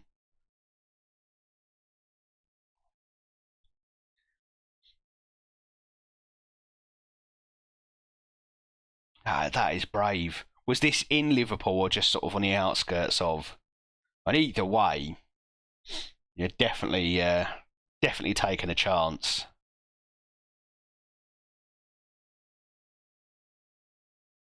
So in your mind, are there gradations of Scouser? Evertonian, semi-Scouse?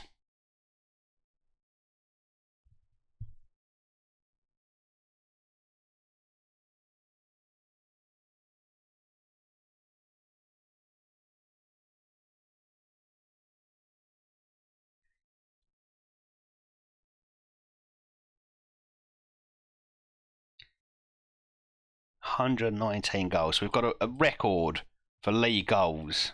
We've scored 119 goals. We're not going to win the league.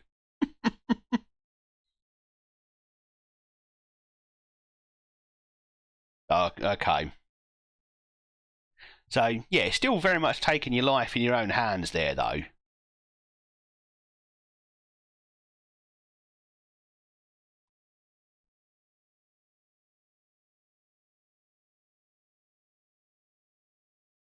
How much were they offering for them? So did you say it was Saka, Martinelli, and Jesus, wasn't it? How much are they offering you for those three players? Because Jesus might be the one to sell. Saka and Martinelli, absolutely not. They're youngsters born and bred at Arsenal, aren't they? So they're going to be homegrown at club. Just don't do it. Well, you said to look at someone, didn't you? Alex Dropoulos, wasn't it?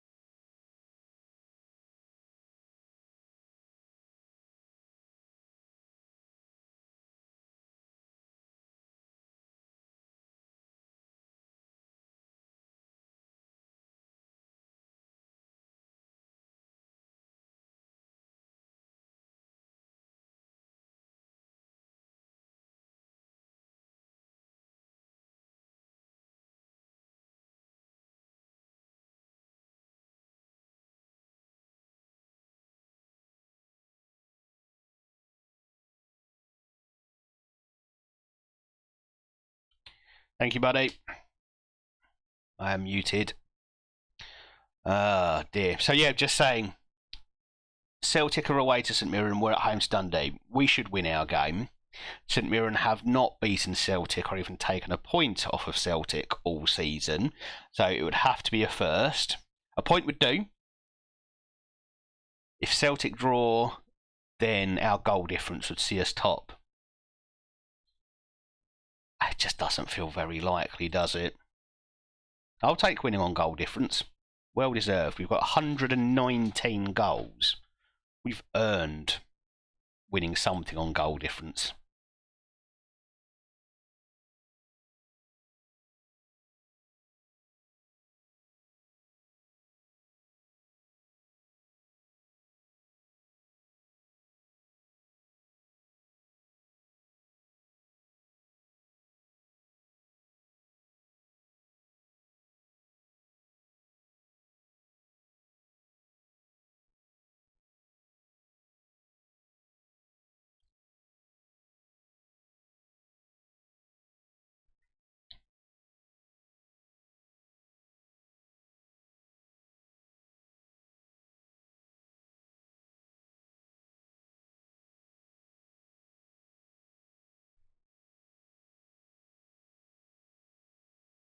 It doesn't get bigger than this one, does it?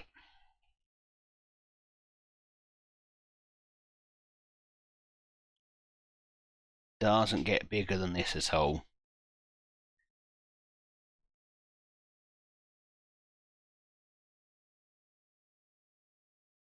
Okay, Writers Manager of the Year. Players Manager of the Year.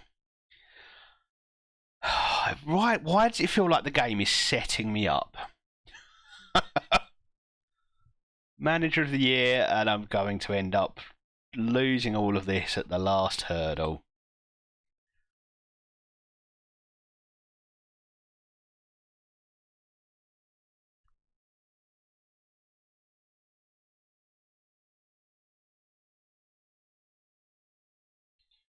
Right, we will go with Dane Murray, and we'll go with Sorensen.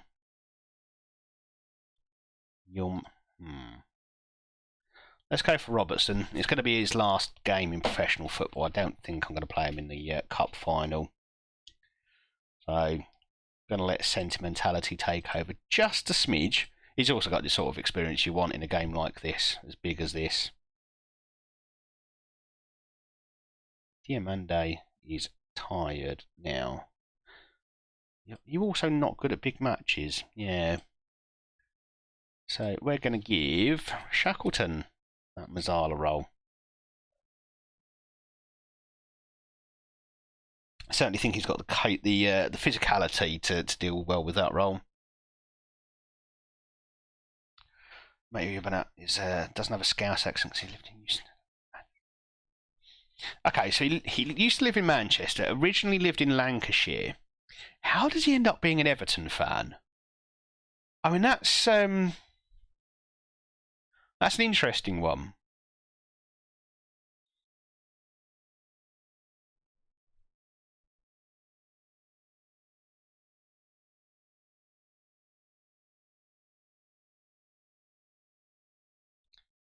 We'll have Diamande on the bench because he can still do a job from there, I'm sure.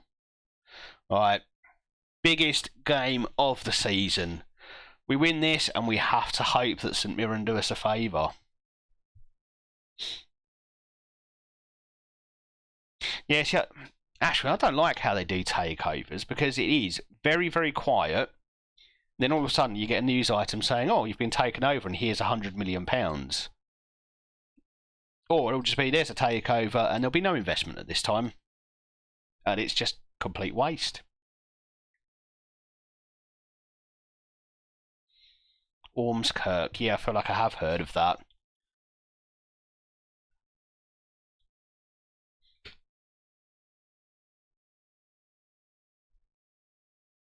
It still feels like that's too far to be an Everton fan, but each their own. I mean, I'm from London / Kent, and I'm a Gillingham fan. Never lived in Gillingham.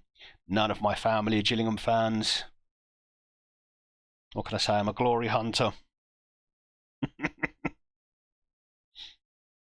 Well, in a way, I suppose you could level that accusation at me. My first Gillingham game was at Wembley.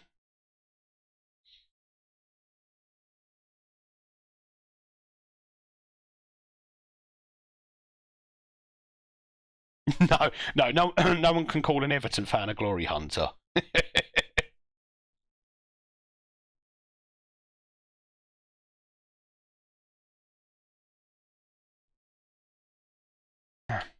And Isaacson blasts in the first. There we look.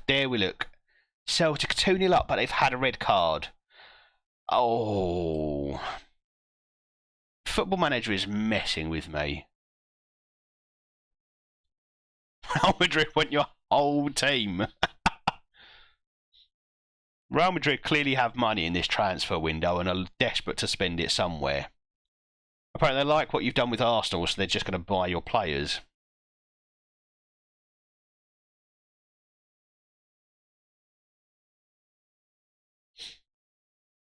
Yeah, I mean, shit, just get rid of him. If he's unhappy at not being allowed to leave, sell him. That way he can't poison the atmosphere and the rest of the squad, and you've now got £70 million to go and spend on someone else.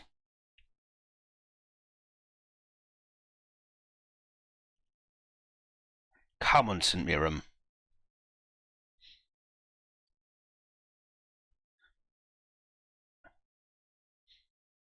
Just realised the latest scores are hidden behind my head. I might switch that around. Right, let's pause that there. Let's put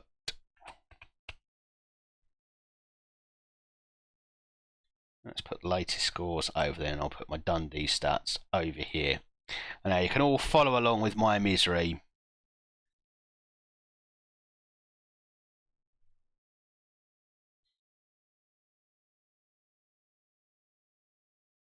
Have I been to Reeling, Wales? No, I've been to Newport. That's the only time I've ever been to Wales, and that was in October, for the worst away game I've ever had to sit through.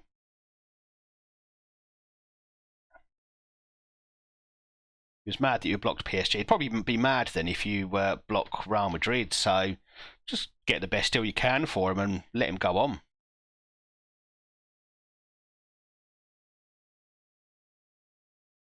Especially seeing you've pretty much already got his replacement, haven't you?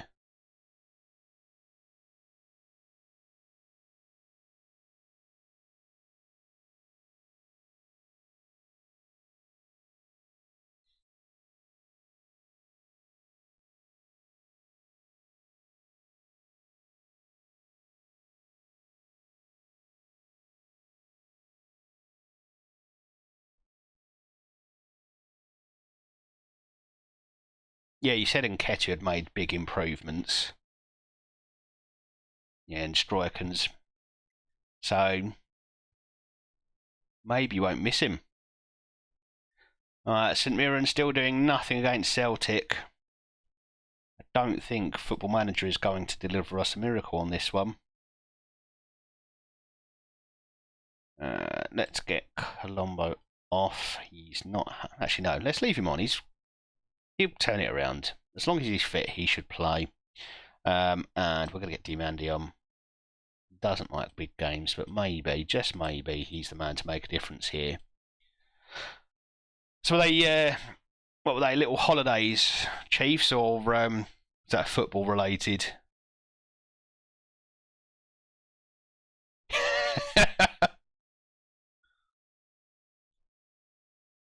Do you know, I might have to set up a Stream Elements chat command, just to exclamation mark pause, and I'll have to have it come up with some message to make me pause the game.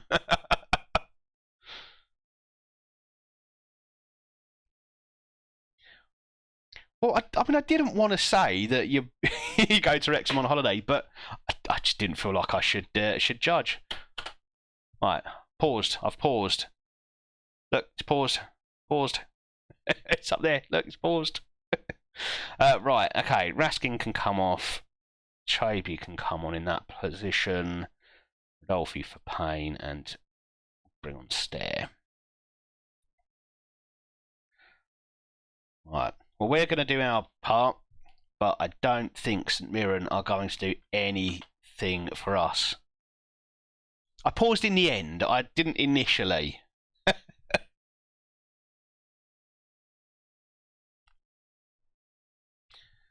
Just went to see what Wrexham was like. Well, that counts as a holiday as far as I'm concerned. That's a holiday.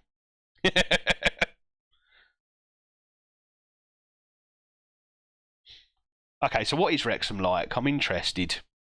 I mean, I want to go to Wales. I want to spend a bit of time in Wales because, I mean, it's got to be. There's definitely some lovely places in them. My nan and granddad love going on holiday to Wales. I don't know where they go, so I'll probably need to find out. But say they love yeah.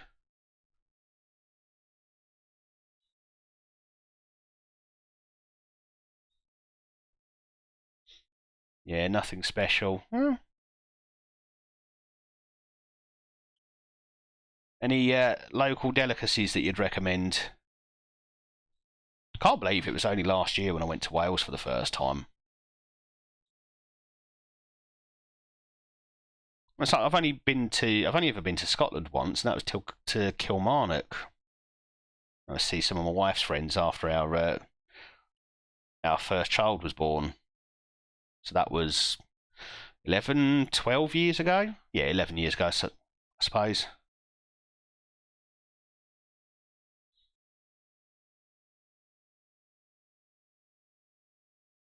I did a look. I did a 400-mile round trip to see Gillingham lose 2-0 to Newport. Wrexham can't be that bad, and I mean, my wife definitely wants to do the away game next season. It's the whole Ryan Reynolds factor. She hopes that she's going to run into Ryan Reynolds, and I don't know, they're going to fall in love or whatever. As long as I get a decent deal out of the divorce settlement, fine.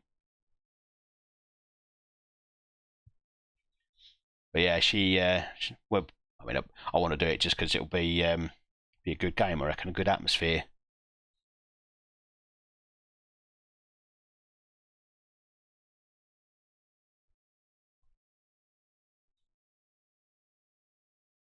I do like Italian food, so as long as it's got a good Italian restaurant, Wrexham seems like a great place to me.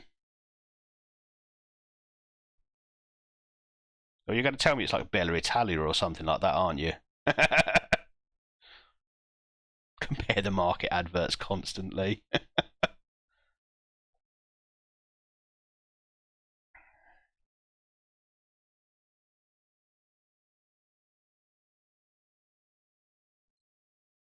Or does that mean a Man City double header for you then? Just go and smash them. Go and smash them. Well, that's it. Confirmation. Celtic have won the league by 2 points. We bottled it.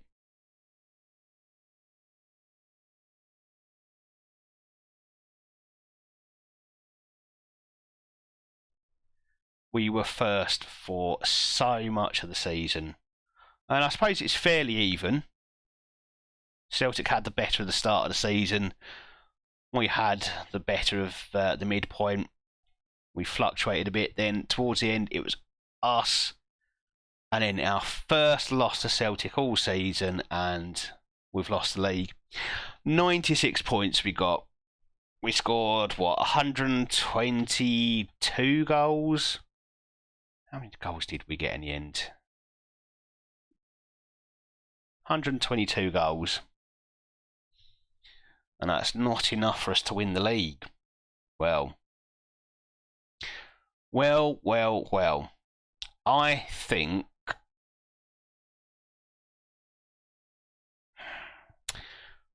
we're going to see how things go. I think this summer we may look for a new job.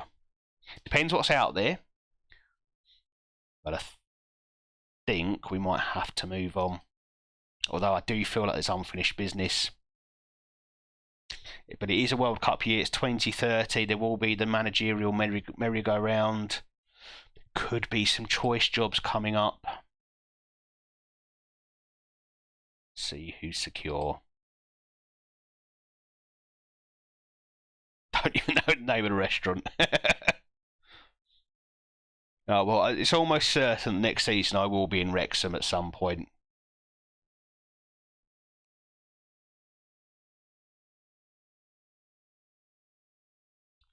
I mean, you can't go wrong with spaghetti and a tomato pasta sauce. That's Italian food. My favourite's ravioli, though. These days, I'm talking about grown-up ravioli, but when I was a kid, I mean, Heinz tinned ravioli. I used to love that stuff.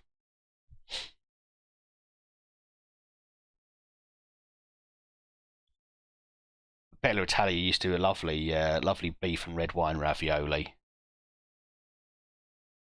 So there was no takeover in the end. So you couldn't do any business, and you got nothing for it. So looking at what is available at the moment, Bilbao, that's a tough one to do. Valencia, Wolfsburg, West Ham, Villarreal, they're the biggest jobs available or potentially available in the near future. I don't know how interested I am in those. Graham Potter's still at Chelsea. Well, that's unexpected. English Hall of Fame, my God.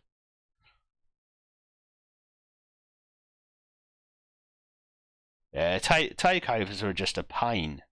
You can lose 3 weeks of your transfer window for nothing to happen. Yeah, and do you know what? Those making your own pasta sauce is so easy. I love doing it. So I do fancy myself as a bit of a cook. My family, my friends, they rave about my curries.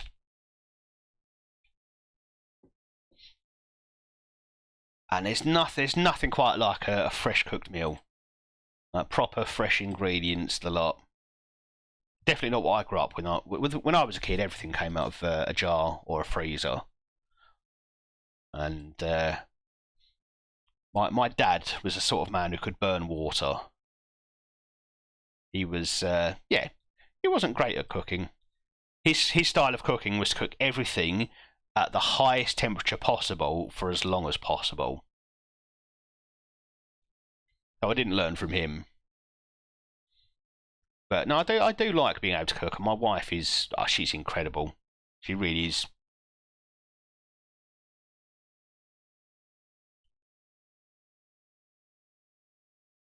And I think my kids are quite lucky to be able to sort of grow up with decent food, with stuff that we cook at home, and they get to cook with us, and hopefully they'll carry a bit of that love with them when it comes to cooking food for their own families one day. Not saying I don't have chicken nuggets and chips every now and then, because sometimes you just cannot be bothered to spend an hour cooking something. Oh, it's closed. Ah.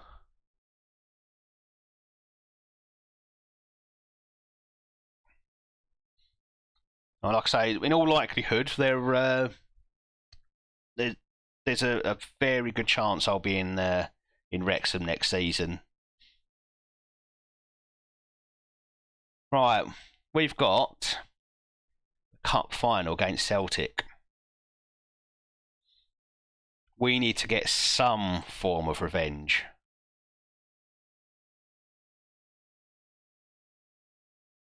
And we are the current holders. So hopefully history is with us. Yeah, when I get to Wrexham, I'll let you know. I'll let you know if there are any good new restaurants there. Yeah, okay. They say so. Ross McIntosh is one that.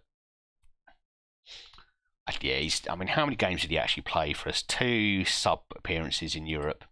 Let's just set them all for release. Let's get them out. Let's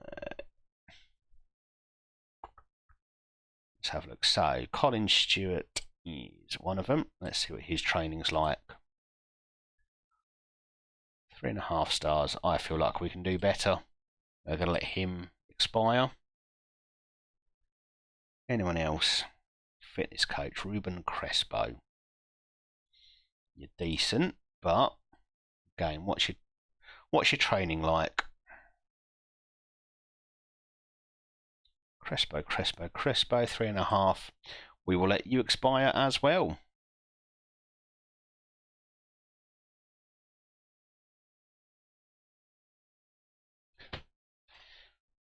You go all the way back there for a restaurant. If it's good, it might be worth travelling for.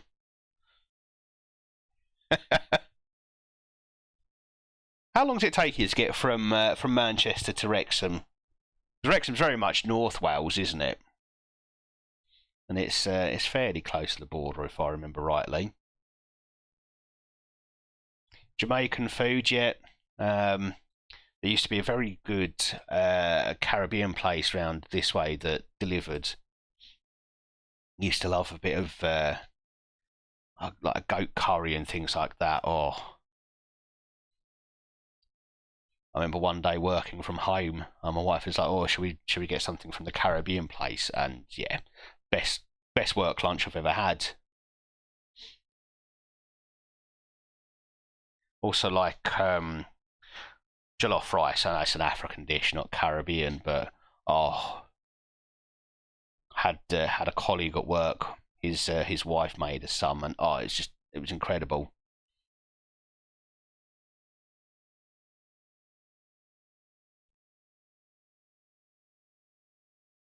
Oh, go on, we'll keep hold of you. You're a decent enough scout, Stokes. Actually, I'm just going to get my director of football to do that. Yeah, sports science, it doesn't matter. It's not real stuff, is it?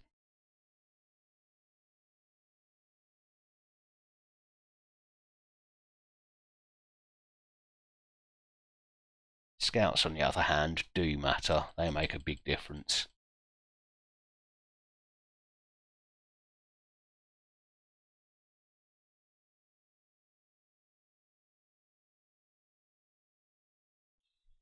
The car about an hour or two. Okay. Yeah, I don't think I'd go an hour or two for dinner. But having said that, we've been on the train into London, which can, take up to an hour. So depending on where we're going, could take longer. We've definitely been to London to eat. But it would have to be bloody good for you to make that journey out there. Jerk chicken, oh, love it. When I'm working in the office up in London, when I walk in, there's a Caribbean place, and in the mornings you walk past and you can smell the coals going. They're starting to like get stuff prepared for the day, and on the way back from home you can smell the food. And oh, if I wasn't going home for dinner at home, I'd be so tempted to stop off. London or Wrexham, bit of a difference. Yeah, I mean, I suppose. If you're looking at it superficially, I guess there's a bit of a difference between Wrexham and London.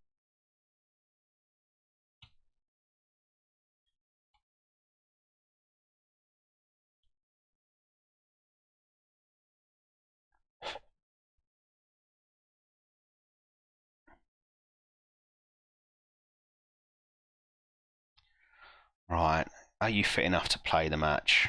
Do you know, I'm going to get you back in. I think we've missed you. Mikhail.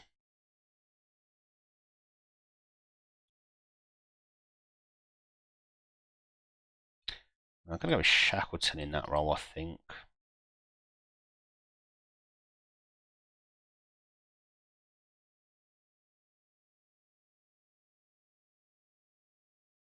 No, actually, Raskin is better, but we'll go with Shackleton in that role instead. But then Yates is my captain. I can't not have him. Sorry, Shackleton, you're just going to have to miss out once again. And then we will go, yeah, Isaacson, Kovacevic, and Colombo.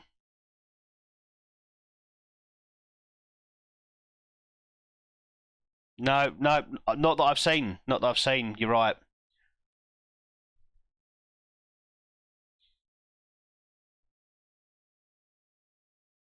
So in your scale of things, we've got Manchester obviously up here. We've got Wigan just a little bit below. Then we've got Wrexham. We've got London somewhere down here, and then where you can't see, down there underneath my shoes right now, is that where Liverpool sits? That's in Chief. That's in your scale, your structure. I may have a couple of viewers from Liverpool, and I don't want them to feel uncomfortable. But in your scale. Not Wrexham that high, okay.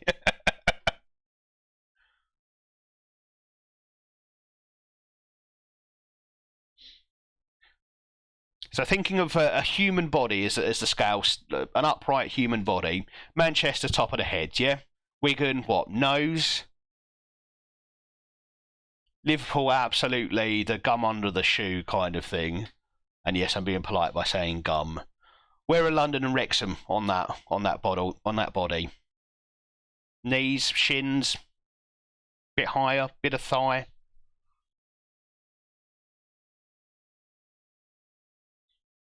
Shackleton could be my right back cover here, I think, and we'll have Payne, Chaby, Sarmiento, Lennox, and Campbell. Pretty much the same side I've gone for most of the last few games, and let's hope that we can at least take the Scottish Cup off of Celtic.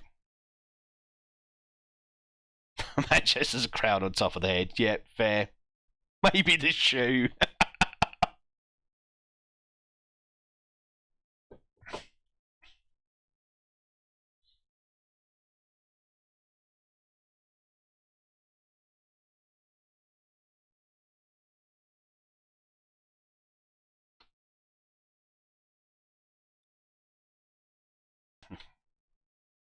All right, let's take Liverpool out of the equation, though, Chiefs. What's the worst place you've ever visited? Higher than Liverpool. That's all we can ever ask for.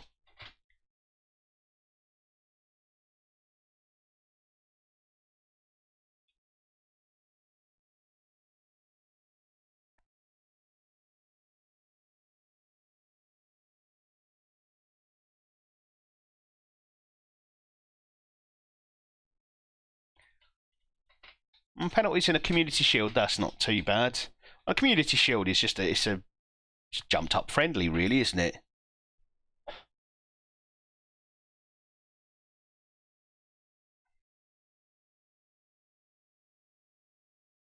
Right, come on, snap him. Don't let them get forward.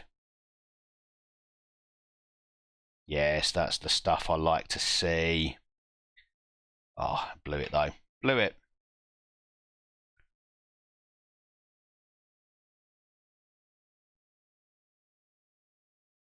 Oh, Boadu.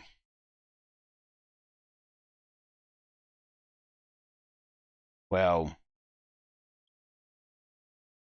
let's encourage them and hope that we can get ourselves back into this game.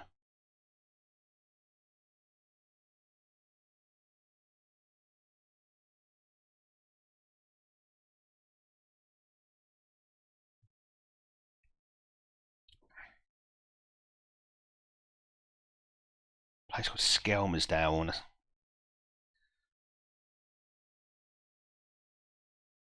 Town centre is a shopping centre. Or yeah. It'd be quite tricky for me to pick my worst ever place. Please, oh come on, the Football Manager. That was the most acrobatic clearance you'll ever say.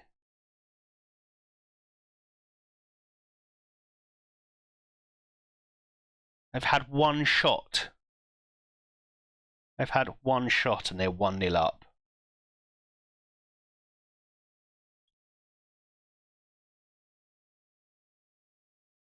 This is just disgusting.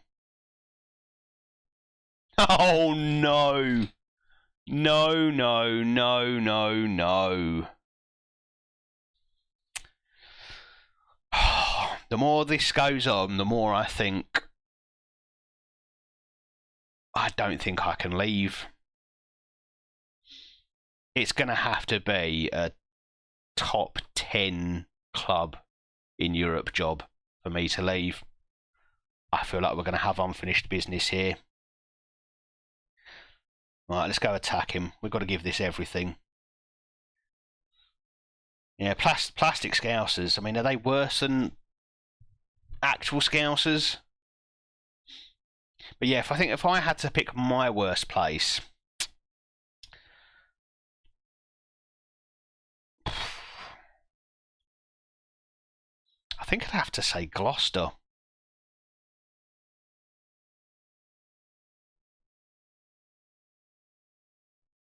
I think Gloucester. It's a pretty run down place, and you know, half the place was boarded up, the other half were shops selling drug paraphernalia, from what I could remember. And then when you've got Cheltenham just down the road, and that was a lovely little town. It's yeah, night and day, night and day. One place I felt more uncomfortable, however, than anywhere else was Glasgow. We went to visit friends in Kilmarnock. We did a trip into Glasgow, and our Scottish friend even said, "Just don't talk to anyone." That was hilarious. Just don't talk to anyone. You don't want anyone to hear your accent. Right, okay, mate. He was a copper as well. Gillingham might be interested in getting me as their manager. Yeah. I think the way I've bottled the league and apparently the cup final so far, I don't think anyone would want me right now. Oh, clear that ball for God's sake. Dear Lord.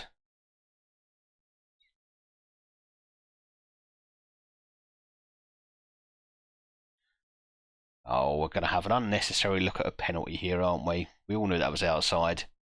Plastic's going to slightly more preferable, but imagine the worst Scouse accent times by about 100. Oh, okay, okay. I've got that accent in mind and I can't say I like it at all. Right, let's encourage them.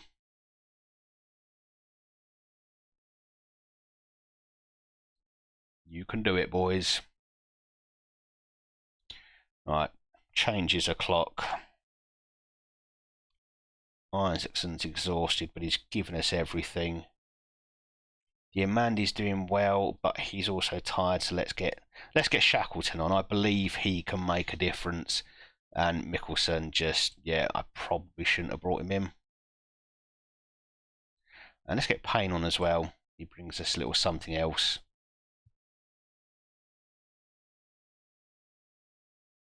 Elite European clubs. Unfortunately, not in this timeline, but one day. And our owner's got some big ambitions. He wants us in the championship in the next 5 years. So, yeah, I reckon 10 years to Champions League winners, probably a fair push. I can wait. I've not even seen what league. I'm sure Gillingham are probably still in League Two in this. I think this is post-winter update, so we've probably got a few more quid than we used to have. Real Madrid and just above is Gillingham.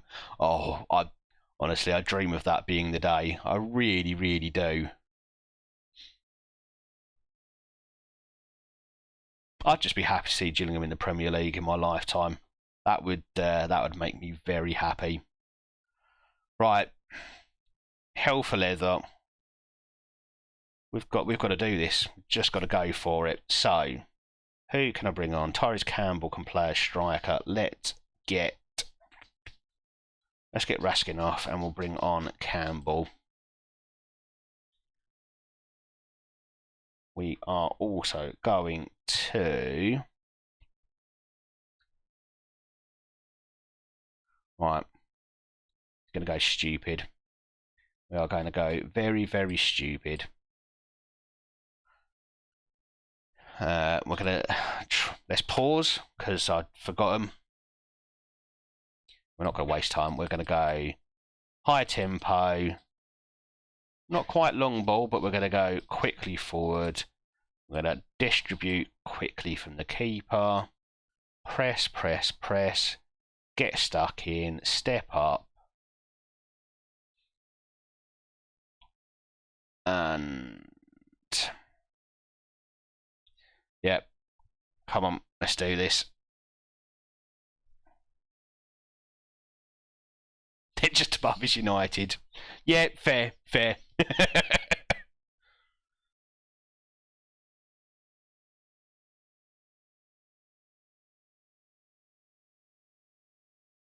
Come on, Colombo. No, don't you dare take this away from me, referee. Don't you dare. That was fair and square.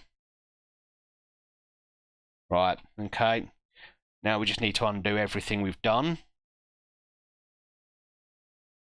Right, let's get Murray back where he belongs.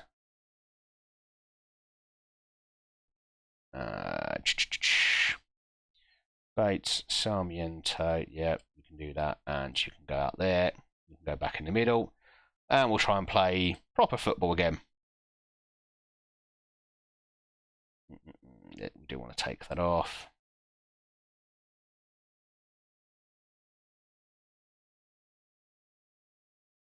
Okay, job done to some extent at least. I couldn't tell you a single Rangers chant, but I'm sure it is something along the lines of Rangers. Nothing will ever be as... Oh my goodness, we've done it again. We've bottled it. Right, what did we do before? It worked last time. Oh gosh. It was me thinking I'd pulled off a managerial masterstroke, and in fact just stuffed it up. Right. Shackleton is my Mazzala, isn't he? Yates can be my box-to-box. And Sorensen.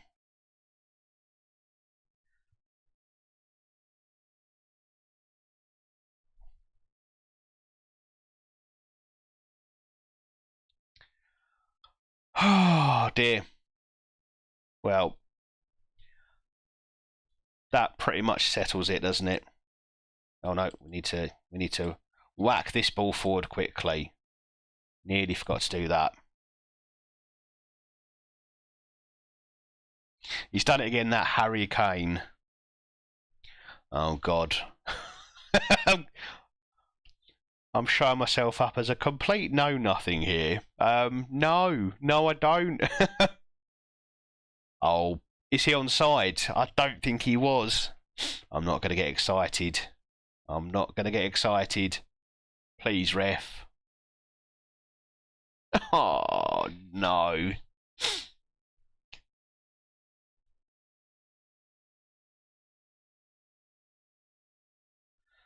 Well, that's it. We've lost 2 trophies to this absolute shower. And I'm a very sad man right now. Oh, I don't want to watch them lift a trophy. Let's just get off the pitch. I'm not saying unlucky. No. We should have won that one. Martin Smicer's had an absolute mare. 6.2. Arsenal fan getting angry at Harry Kane's got a white Cockney accent when he says it. Yeah, but to you, everyone's got a Cockney accent. If they're below, if they come from anywhere south of Blackburn, then you consider them Cockney.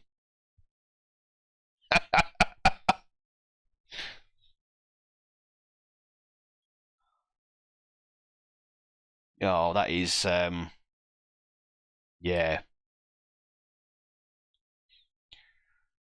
Hopefully, they're going to keep me on. So they've given me a B-.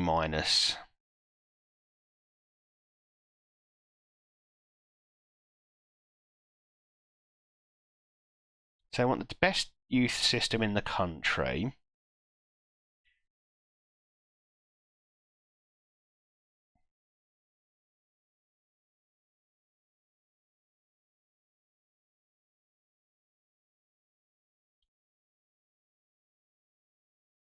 Well,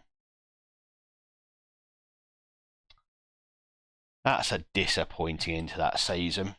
I was very excited at the start of this stream for the potential that we might end up with at least a double. League Cup and League, or 2 cups. And well, we've won nothing tonight, have we? All we've done is lose 2 games against Celtic. Although that game against Hibs, that's probably gonna weigh on me as well. But it was these 2 games. That's what's done it for us.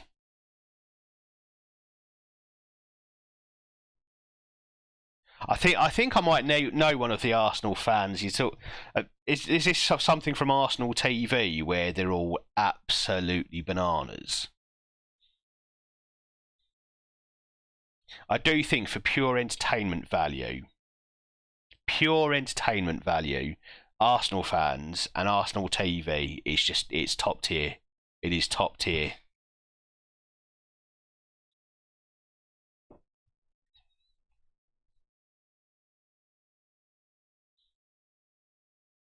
Very disappointed. That make you think less of me? No, fine. I think I know the guy you're talking about. I don't know the specific the phrase, but I definitely think I know the guy you're talking about.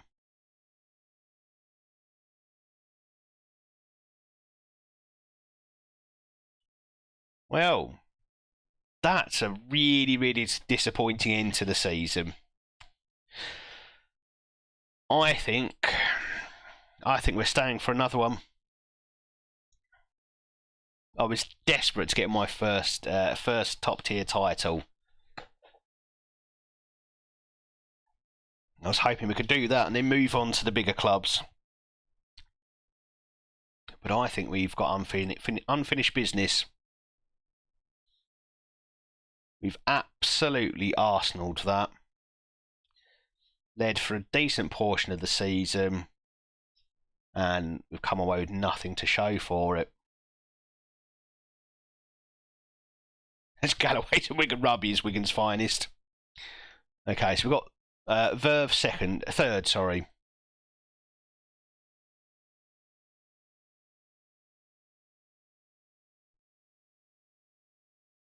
Yeah, we're gonna have to wait another season or 2 before we take the big step up to Gillingham.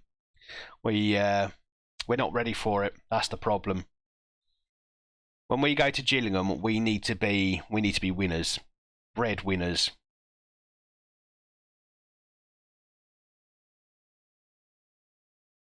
So we failed on becoming the most reputable club in Scotland. I mean, yeah, very disappointed. Oh, yeah, they don't like me much anymore, do they? They're disappointed I'm not signing enough youngsters. I mean, yeah, fair, but I could say I was trying to build a team that could win the league, but we didn't do that either.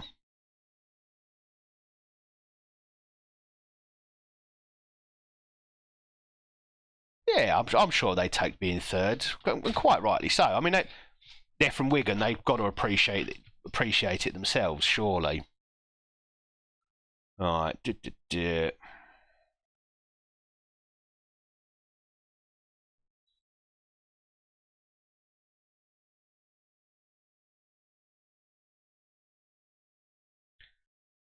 okay, let's send them off on their holidays.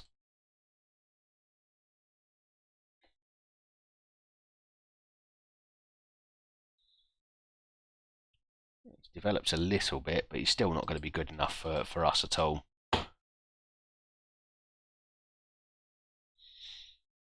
I mean, is there anyone from Wigan who doesn't appreciate the greatness of the Wigan Warriors? Can't be. What was that, second biggest club in rugby league? Yeah, absolutely. There's no shame in being second to the Saints.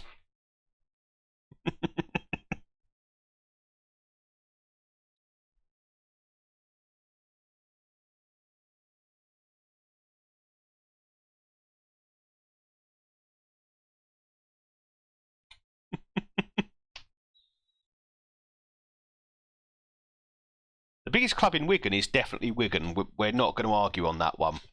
No, you're absolutely right. But I'm struggling to with a straight face because it's obviously the Broncos.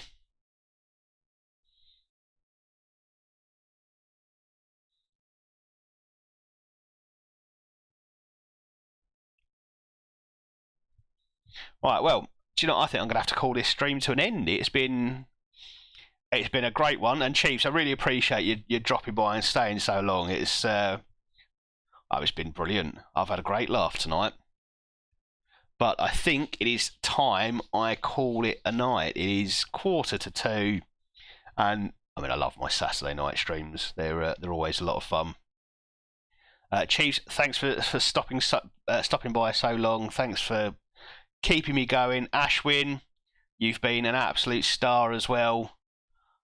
Did you win that community shield in the end? Are you gonna start on the second quadruple? Yeah, Chief. See you next time, mate. It'll be Monday night.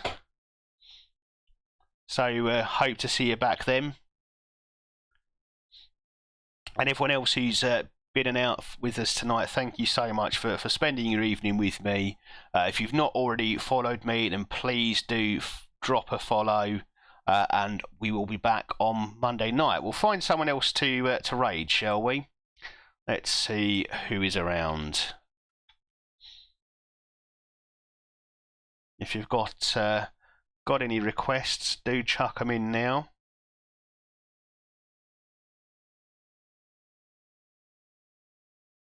It's only weirdos like me still streaming at this time of night, though, isn't it?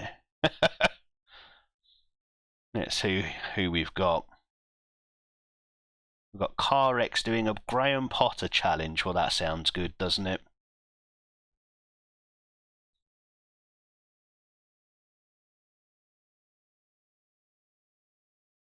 Oh, Ashwin, are you live, mate?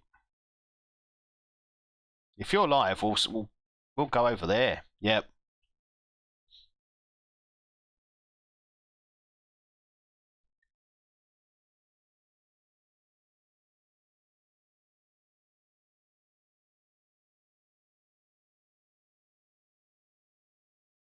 Right, let's all go and show some love for Ashwin.